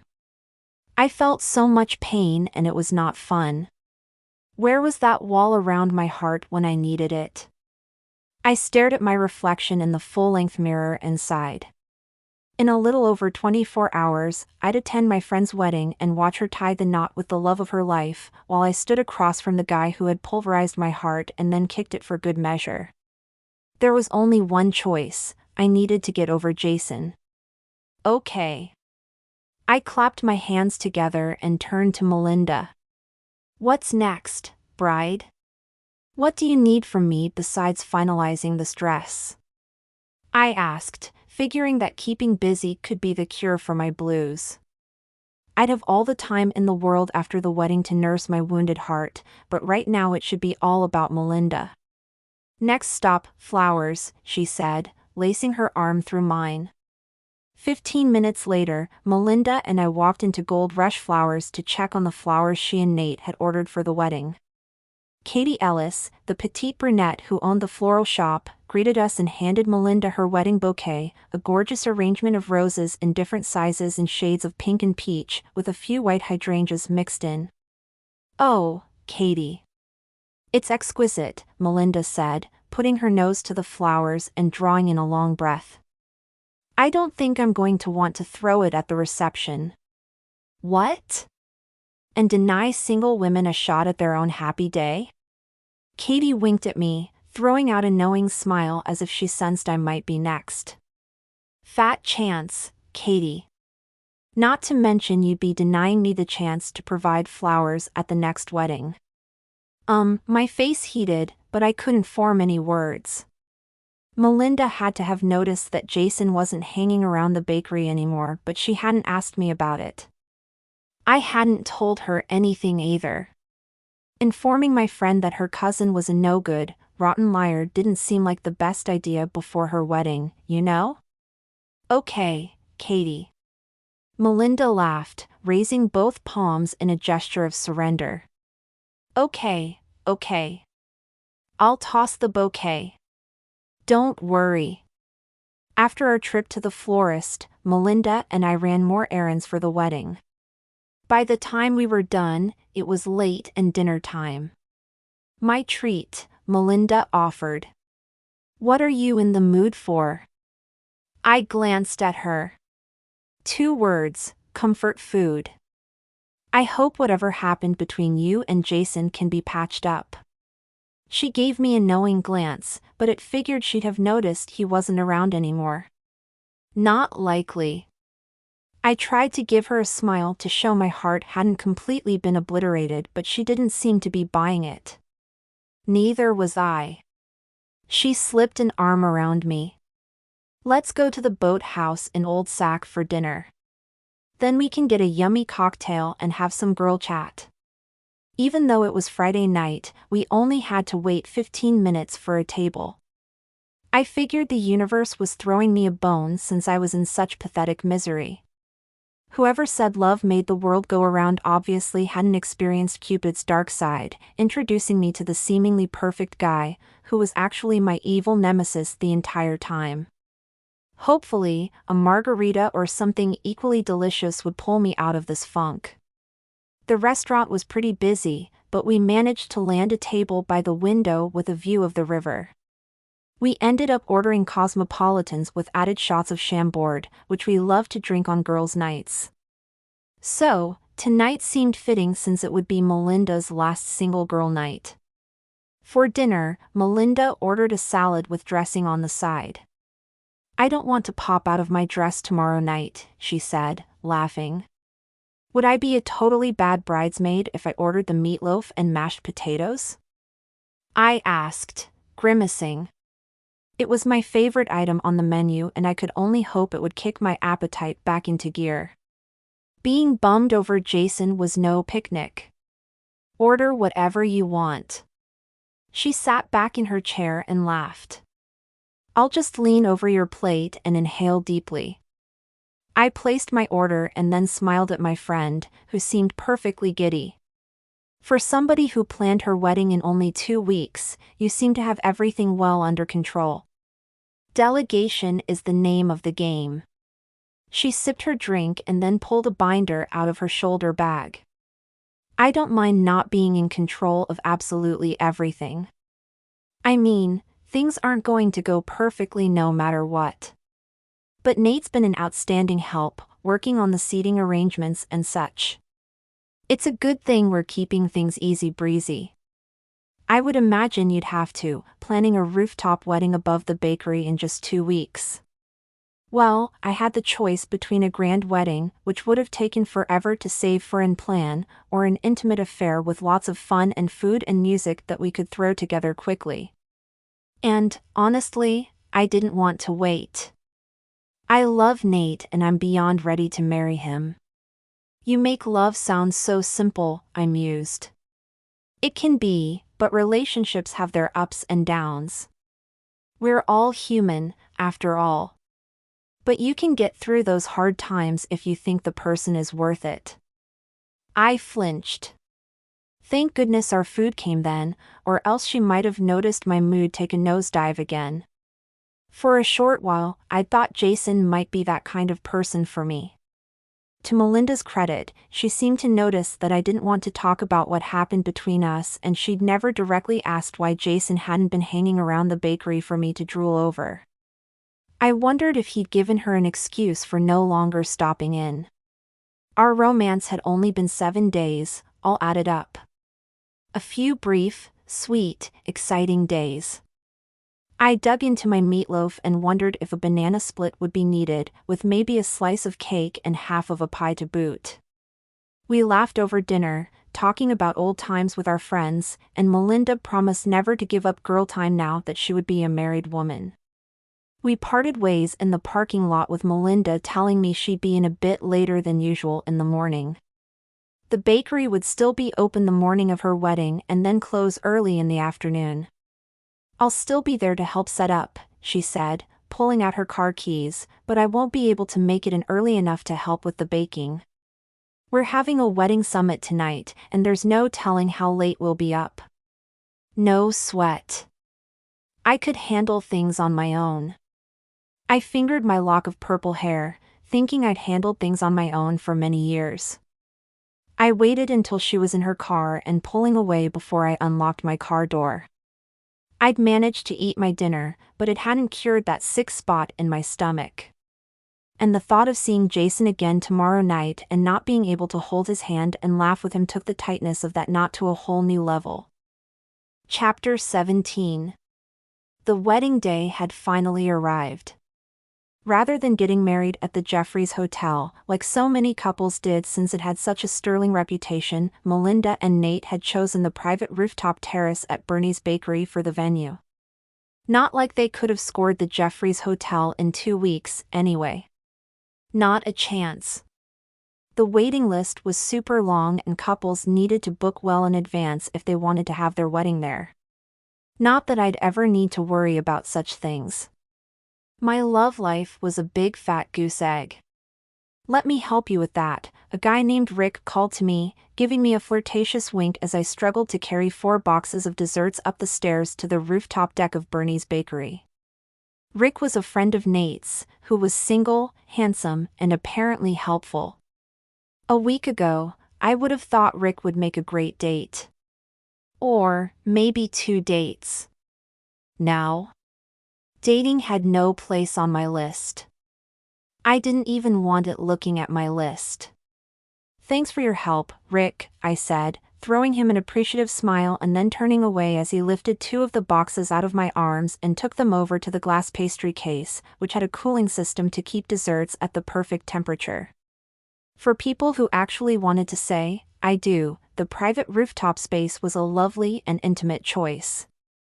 A 3.5-foot railing surrounded the tiled terrace, which had comfy and upscale patio furniture, potted plants, and an eagle's view of neighborhood rooftops.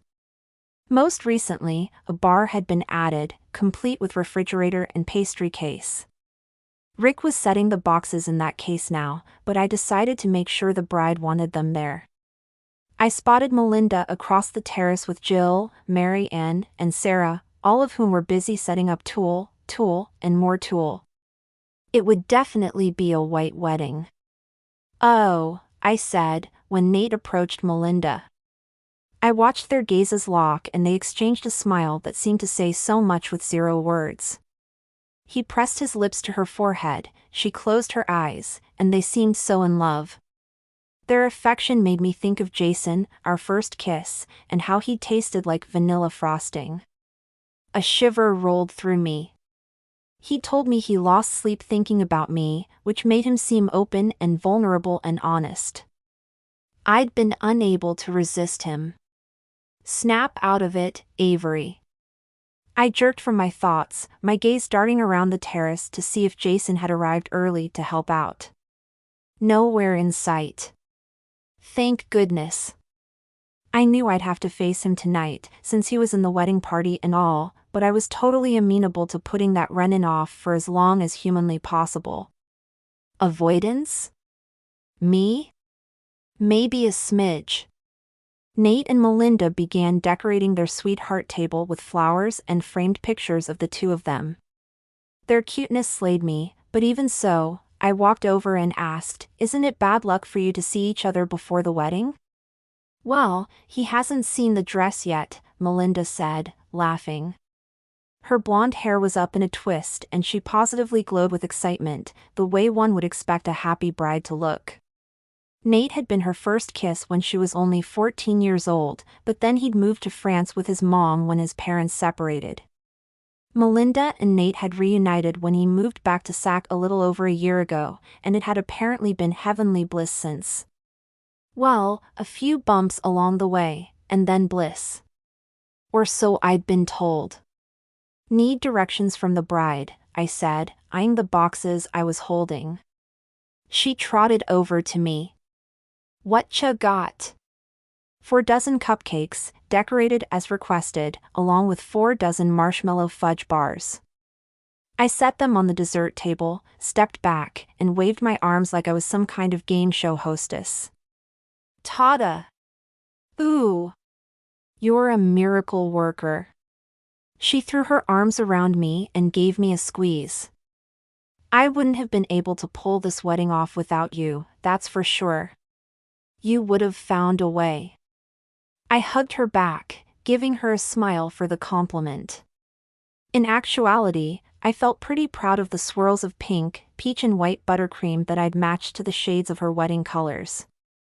What do you want me to do with them? Should I put them in the glass case so they don't melt? Rick put a couple of boxes in there already. I take it the staff will arrange them after the ceremony? There were still 4 hours until the wedding, and there was still a lot to do. We had to get to the salon for manicures and pedicures, have our hair done, makeup, and then get dressed. The glass case would be cool and comfortable for the desserts, which boded well for the buttercream, so I felt comfortable leaving my creations in there for safekeeping. Yes, I think that would be best, so nobody has to go back downstairs to get them. I'm sure the staff will do a beautiful job with the arrangements. Remember, delegation, she winked at me. So, I took her advice, and set the rest of the yummy desserts in their case, knowing they would be in good hands. After I put the desserts away, I glanced around to admire all of the changes for the wedding. Round dinner tables had been added to a section of the terrace. They were draped in white, with pink and peach napkins and chair covers. Candles and flower petals decorated the table centers, with room left for the final floral arrangements, which Katie Ellis, of Gold Rush Flowers, was due to deliver at any time. One side of the terrace was blocked off from the other side by a lattice wall, which would be moved aside when it came time for the reception. Here, the ceremony would take place beneath a heart-stopping canopy of flowers, which Katie's staff was currently working hard to complete. A white runner already stretched from the canopy to the back of the terrace, which would be lined on both sides with rose petals. Tall candelabras sat along both walls, to be lit just before the ceremony. My friend's wedding would be beautiful, simple, and elegant. Could I get a little help here? Katie asked, coming up the stairs with the centerpieces. My friend Sarah Carlton and I hurried to unload them from her arms so she could return to the van for more. We placed the centerpieces on the tables. They sat in raised vases, dripping with luscious cabbage roses and tiny, delicate tea roses. I inhaled the scent of a dream garden. Perfect. This will be you soon, I said, glancing down at Sarah's engagement ring. You're doing such a beautiful job, I said, turning to Katie as she returned with more centerpieces. She and I stepped back to admire the space. I tried to let the beauty take away this dark cloud that was following me. The flowers are gorgeous, I said. Well, this business is my passion and my joy, she said, turning to me with a smile. Especially weddings. What better job could there be? My wedding day was the happiest day of my life. Sharing the love helps me feel like my husband's still with me. Oh, Katie, I saw her mouth turn downward. My gaze shot to the gold wedding bands hanging on the chain around her neck. I touched her arm. I'm so sorry. I didn't know. He passed away last year, she explained, letting out a long breath. Her gaze held mine for a moment, then she gave a slight nod, as if she'd decided something. We married young, very young by today's standards. I was barely out of high school. But we were crazy about each other. Nobody could have convinced us not to go through with it, and believe me, they tried. Why would they do that? I asked. Our parents preferred that we finish college first. She chuckled softly, shaking her head. But we showed them. Happy as newlyweds every day, right up until the day I lost him. I always hope the couples I provide flowers for will have the same sort of happiness. That's beautiful, I whispered, a lump forming in my throat. I missed Jason something awful after only a short time together. I couldn't imagine Katie's pain. Ken was wonderful, she said, glancing at me. But nobody's perfect. I don't want you to think I'm saying that. I'm not following you, I said, thinking her hubby had sounded pretty awesome. I just think too many couples expect perfection from each other. That will never happen. Know what I mean? My brows quirked together. I'm not sure. Just that there's no such thing as the perfect relationship even after marriage. Husbands and wives are going to make mistakes. Everyone does. They're also going to make fools of themselves. But the entire point of being married isn't to find perfection. It's deciding to commit yourself to the person you love most, the perfect catch you don't want to live without, no matter how big of a dope they can be on a given day. She made me think of my mom and her bad luck with husbands. I wondered what she'd have to say if she were here, listening to Katie. Did my mom expect perfection from a marriage? People aren't perfect, but marriage can be amazing. She gave a firm nod. I mean, Ken made my blood boil sometimes. He invested our savings in his brother's new company without talking with me about it first, and the company went under. We lost the savings we'd worked so hard for. And there was the time he flooded the basement while working on the water heater, which I had begged him not to do because he didn't know enough about it. What a mess, we lost old photo albums and everything. I gasped, placing my palms to my cheeks.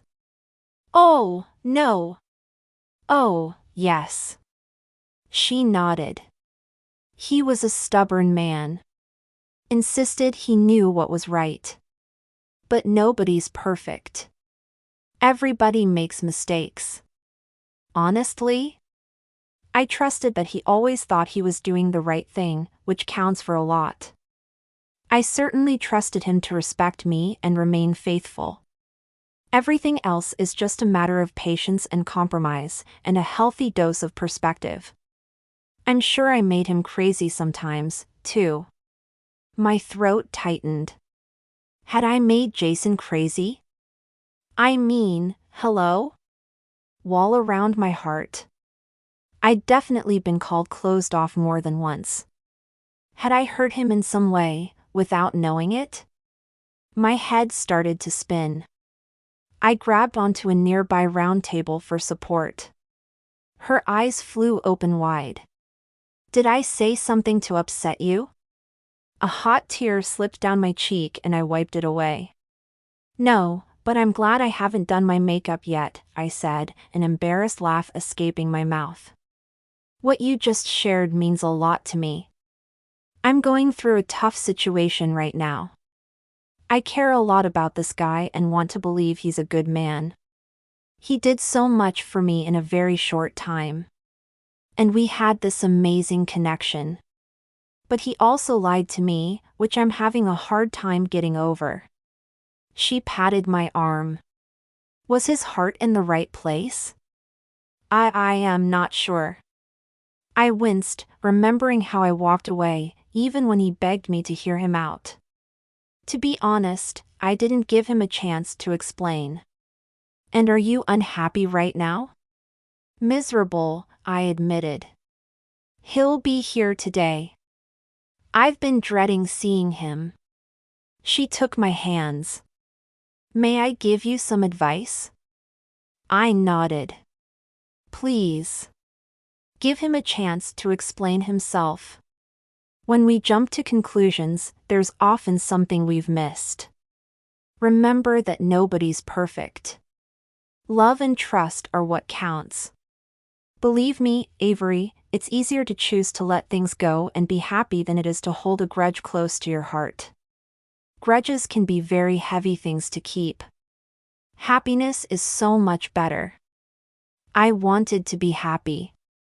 I wanted it so very much. But was it possible?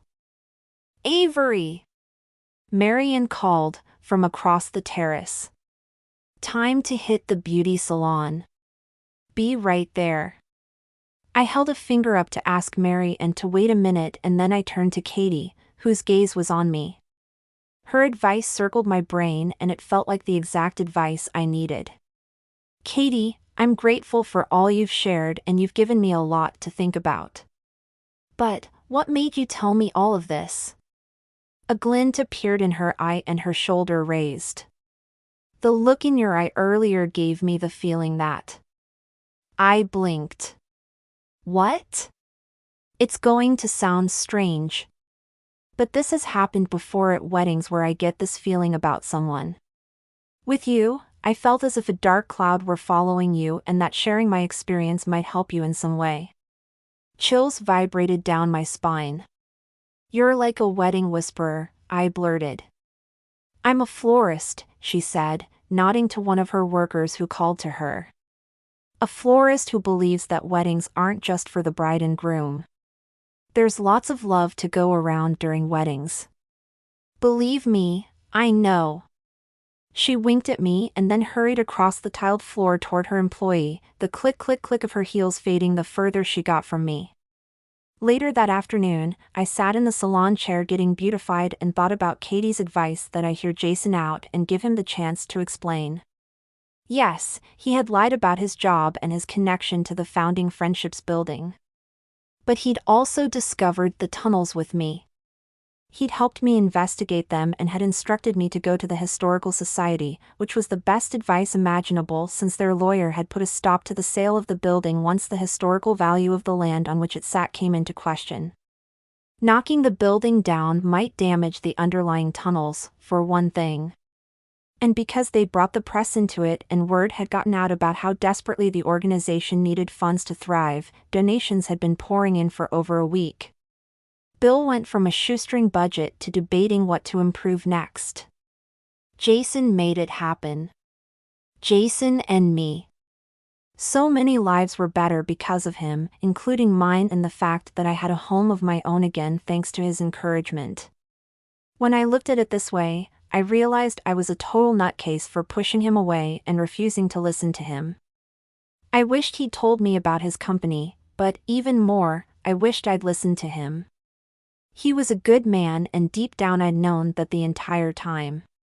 Maybe I'd just been scared or hurt or too stupid to see what was right in front of me. Katie would give anything to be with her husband again. So, who was I to waste a chance at love? Oh, wow. Was what I felt for Jason love? My tummy did a flip in answer. Yes, I so totally was in love with Jason. My heart rate picked up, and instead of wanting to avoid Jason, it suddenly felt very urgent that I see him as soon as possible. I needed to find Jason and do whatever it took to make amends. The wall around my heart was long gone, and that was due to him and his kindness. I only hoped my waterproof mascara held up to its name, because this was going to be a very emotional evening. Chapter 18. And so, by the power vested in me by the state of California, I now pronounce you husband and wife, the officiant said, turning to Nate. You may now kiss your bride.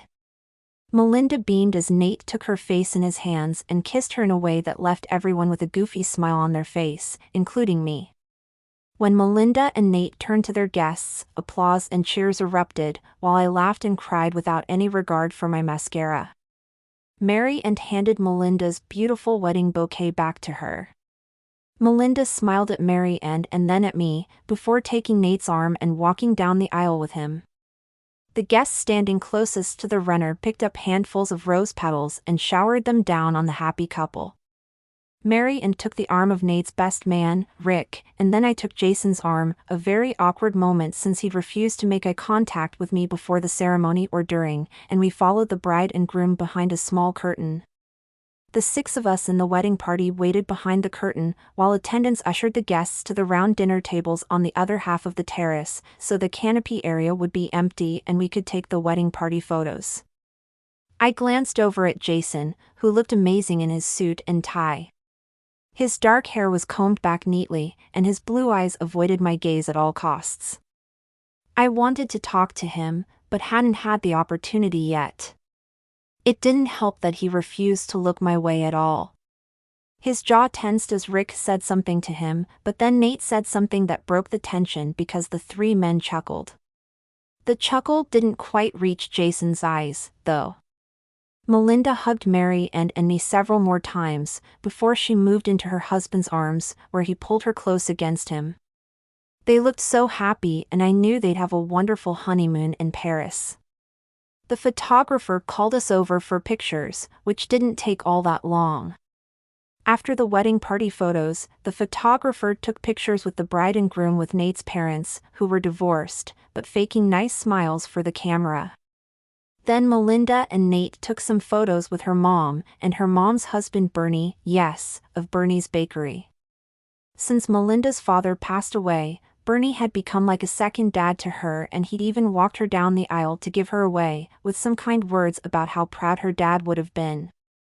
Her mom seemed happy with Bernie, her second husband. Love works in mysterious ways. If only it would get Jason to look at me. As if on cue, Jason said something to Nate, and then the three guys headed to the bar. Sigh. So much for a moment to talk with him. Instead, Melinda, Mary Ann, and I exchanged more hugs and tears. "You're such a beautiful bride," I gushed for about the 1,000th time. Melinda's tea-length satin princess scoop neck dress was simple and classy. She'd pulled her blonde hair up in a messy knot, with a few loose curls falling on either side of her face. She looked beautiful, but it was the way she radiated joy that made her breathtaking. "Thanks, Avery." Melinda squeezed my hand and then leaned close to my ear so only I would be able to hear her. "Jason told me he messed things up between the two of you." My mouth went dry. "He did?" She nodded. "I don't know what went down, and it's none of my business. But I just want you to know that in all the years I've known him, I've never seen my cousin look so miserable. Whatever happened, I know he's sorry." I opened my mouth. "Let's go mingle." Nate grinned, sliding an arm around his wife's waist. He looked like a man who thought he was the luckiest man alive, which was just what she deserved. I waved to Melinda, who glided off in her white dress. Rick returned and he, Mary Ann and I lingered, my nerves jangling. I took a retreating step, figuring nobody would miss me if I hung back for a minute. I needed to get myself together before I went over there and faced Jason, who stood near the bar with a beer in hand. He looked good enough to eat, but that was no surprise. It had been a struggle to keep from staring at him throughout the ceremony. If only I'd felt his eyes on me just once. I turned toward the canopy, staring at the flowers so elegantly provided by Katie Ellis. I probably had expected perfection from Jason after a lifetime of being disappointed by my stepdads. But I didn't feel that way anymore. Now, I just wanted to apologize and tell him how much I've missed him. He told Melinda that our falling out had been his fault and she thought he seemed sorry. So, why was he avoiding me? Out of anger? Disappointment? Regret? "Hey, Avery," came a familiar male voice. I spun around in the middle of my nervous pacing to find Jason standing there, at the end of the aisle runner. Hi, Jason," I said, butterflies fluttering in my belly. How was it possible that he made me feel even more like a lovesick schoolgirl than the last time I saw him? Maybe it was the suit. No, it was just him. "You look beautiful," he said, his blue eyes boring into mine. "You look really nice," I observed, which was about the lamest thing I could have come up with. I reminded myself to keep breathing, even though I wanted to kick myself. I laughed bitterly, looking down at the floor, before meeting his gaze. "I'm surprised you can say anything nice about me after the way I acted." His brows came together. "After the way you acted?" I deserved that. I bit my lip. "I was too hard on you. And I was dishonest with you." He took a step toward me, hands in his pockets, and for the first time since we met he looked unsure of himself. "You have no idea how much I wanted to tell you. When you said you were involved with the organization and you took me there, and I met the people and saw what was behind an address on a piece of paper. Jason, I should have told you. I wanted to tell you." He looked up at the sky where twilight was taking over, and then heaved a heavy sigh. "It's a lot different when you see who your deal is affecting." I was already pretty disillusioned with the job, as you know, but I never felt so low in my entire life as I did when I discovered what that redevelopment would do to the people living at Founding Friendships. His gaze met mine and held. And then there was you. I shivered. Me? Yes, you. I don't investigate abandoned underground tunnels with just anybody, Avery. Or brave flooded kitchens. Or risk getting arrested for trespassing. He grinned, making his adorable dimple appear. Not to mention sabotaging my company's plans. But you get the idea. I think I do. Plus, the time I spent researching the land the building sat on until I found those articles I sent to you. My jaw dropped open. You? You're the one who sent them to me? Consider me a friend of Founding Friendships, he recited, quoting the note included with the clippings. Who did you think it was? I had no idea, I sputtered, something suddenly flashing in my mind. The small leather-bound notebook with the cream-colored paper that Jason had pulled from his pocket to write my phone number down after he'd asked me out the first time, and I turned him down. The cream-colored paper with the newspaper clippings attached. The cream-colored paper Jason had left under my windshield wiper, saying I owed him a date. I smacked my forehead with my palm. I feel so stupid. He set his beer down. Why? Because, duh, of course. It makes total sense. You knew how stressed out I was about losing the building, and you had just met the people who lived there. Why didn't you tell me that when I was flipping out? I should have told you. He raked a hand through his hair, his jaw tensing, before he shook his head. I felt conflicted because of my job, but I wanted to help. He stepped toward me, his gaze intent on mine. Since the moment I first saw you, I haven't stopped thinking about you. But you had these walls up. I was scared that if I told you about my part in the contract, then you wouldn't get to know me.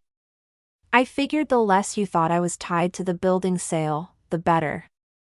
That's completely selfish, I get it. It's not completely selfish. I stared back into those blue eyes and could tell how ripped apart he felt about keeping that from me. But he'd done so much more than that, which he wasn't giving himself credit for. Finding those articles and sending them to me? That was such an incredible thing to do, especially when it went against your employer.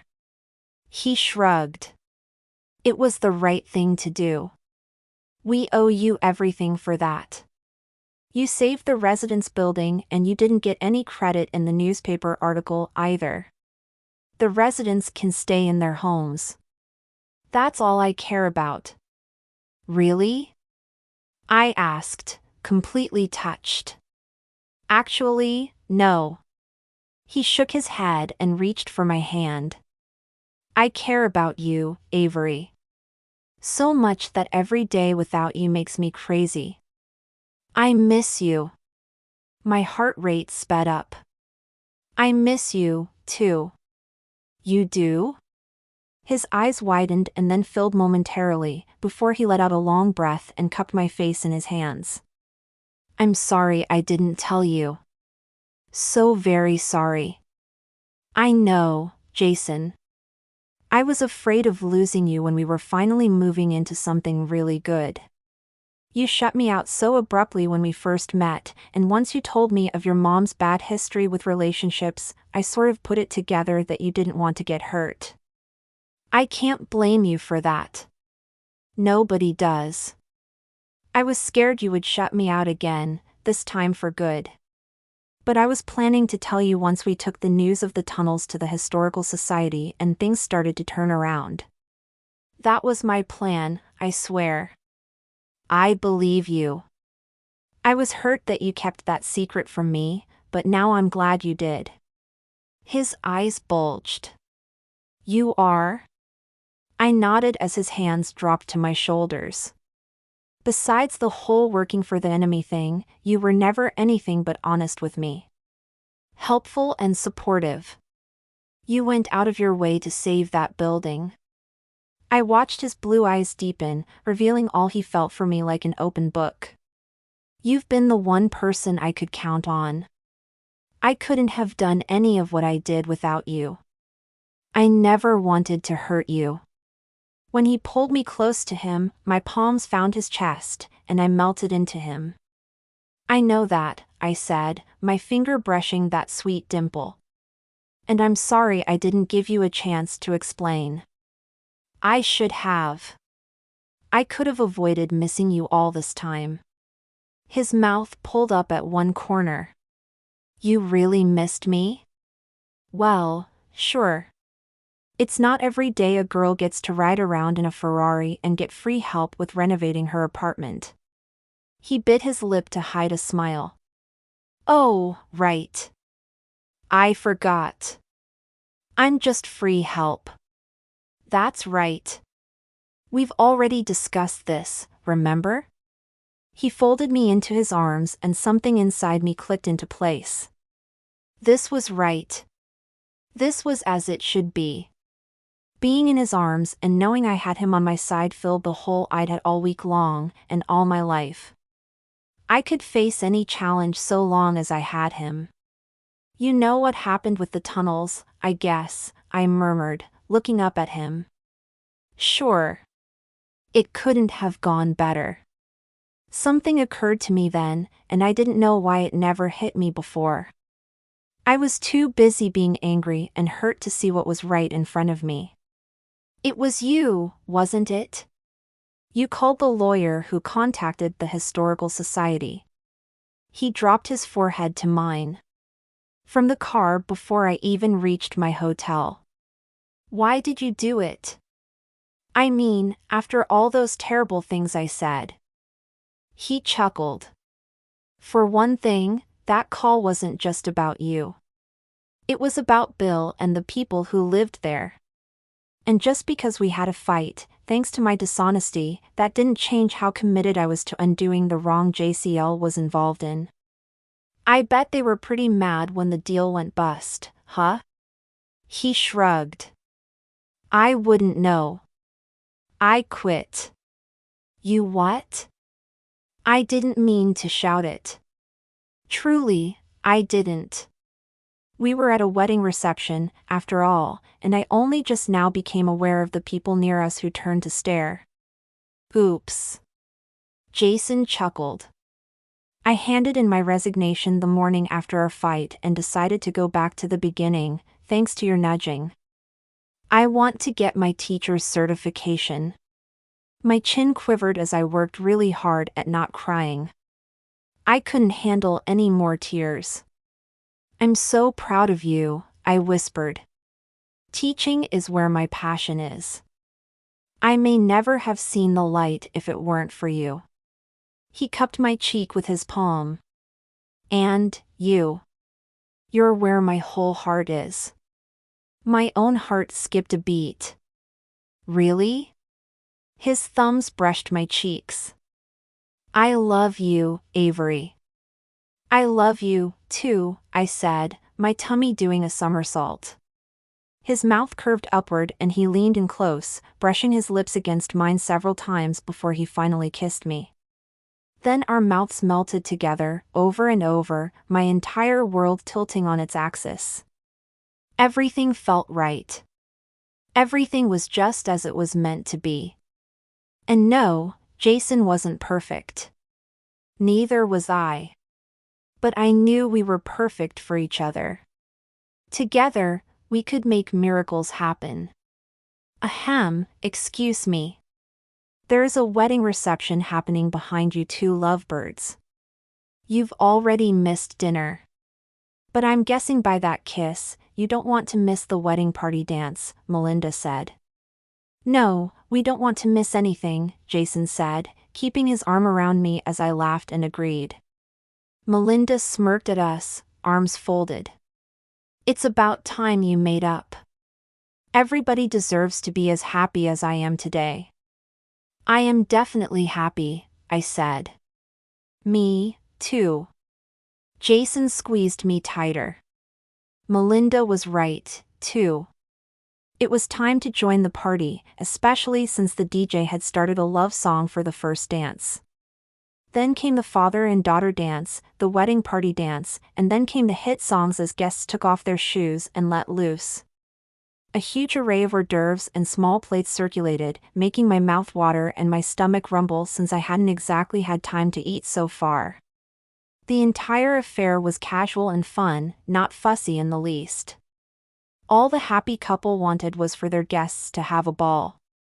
Jason moved over with Nate along the side railing with some of the other guys, toasting with their beers and making jokes at the groom's expense, while I danced with Melinda and some of the girls. Erica was one of them, and I sidled up to her. "Hey, you," I said, shouting over the music. "How's your grandma? I've been meaning to call and ask how she liked the cake." "Oh, she loved it. It made her so happy. Don't be surprised if I come to you with an order for a new cake, especially bingo related." She laughed, and it was good to see her looking so happy when she'd been so worried before. I made a mental note to buy some more almond flour for another cake. Everybody deserved a little sweetness. "All right, ladies." Melinda stood at the front of the room, bouquet in hand. "You know what time it is. If you're single, let me see you up here pronto. Rules are rules." Erica laughed, linking her arm with mine. We walked over to join roughly 15 or 20 single women, including Sarah, who gave her fiancé, Ben, a kiss before hurrying over to us. Anyone who wasn't married yet was welcome, according to Melinda. My gaze caught Jason's. He winked, jerking his chin up as if to say, "You got this." He was right. I did have it. I felt like I had everything now. Melinda turned her back to us. "Okay. Ready? 1, 2, 3. The pink, peach, and white bouquet sailed through the air, and we collectively held our breaths as we reached out for it. I tried to ignore a few gentle shoves from strangers trying to move in on me. Some women were viciously invested in this tradition, in favor of keeping my eyes on the prize. Was this really me? Avery Summers? Was I truly trying to catch a bouquet? When I had never put any stock in such things before? Funny how falling in love could change my perspective. I so totally wanted that bouquet to be mine. When my hands closed around the stems and I pulled the wedding bouquet close to my chest, cheering erupted. My heart leapt. Woohoo! The first person I looked around for was Jason, who I spotted right away. He raised his hands above his head, with his thumbs pointing up, and that adorable dimple appeared. My belly did a little dance as I smiled back at him. I'd caught the bouquet, but really didn't need it. I'd already made the perfect catch once I managed to get past my fears and let Jason into my heart. But when I looked down at the beautiful flowers and thought about what this bouquet symbolized, I considered how lucky I was to have this catch, too. After all, a wedding in our future didn't sound like the worst thing imaginable. In fact, with Jason, my heart was completely open to the possibility. The end.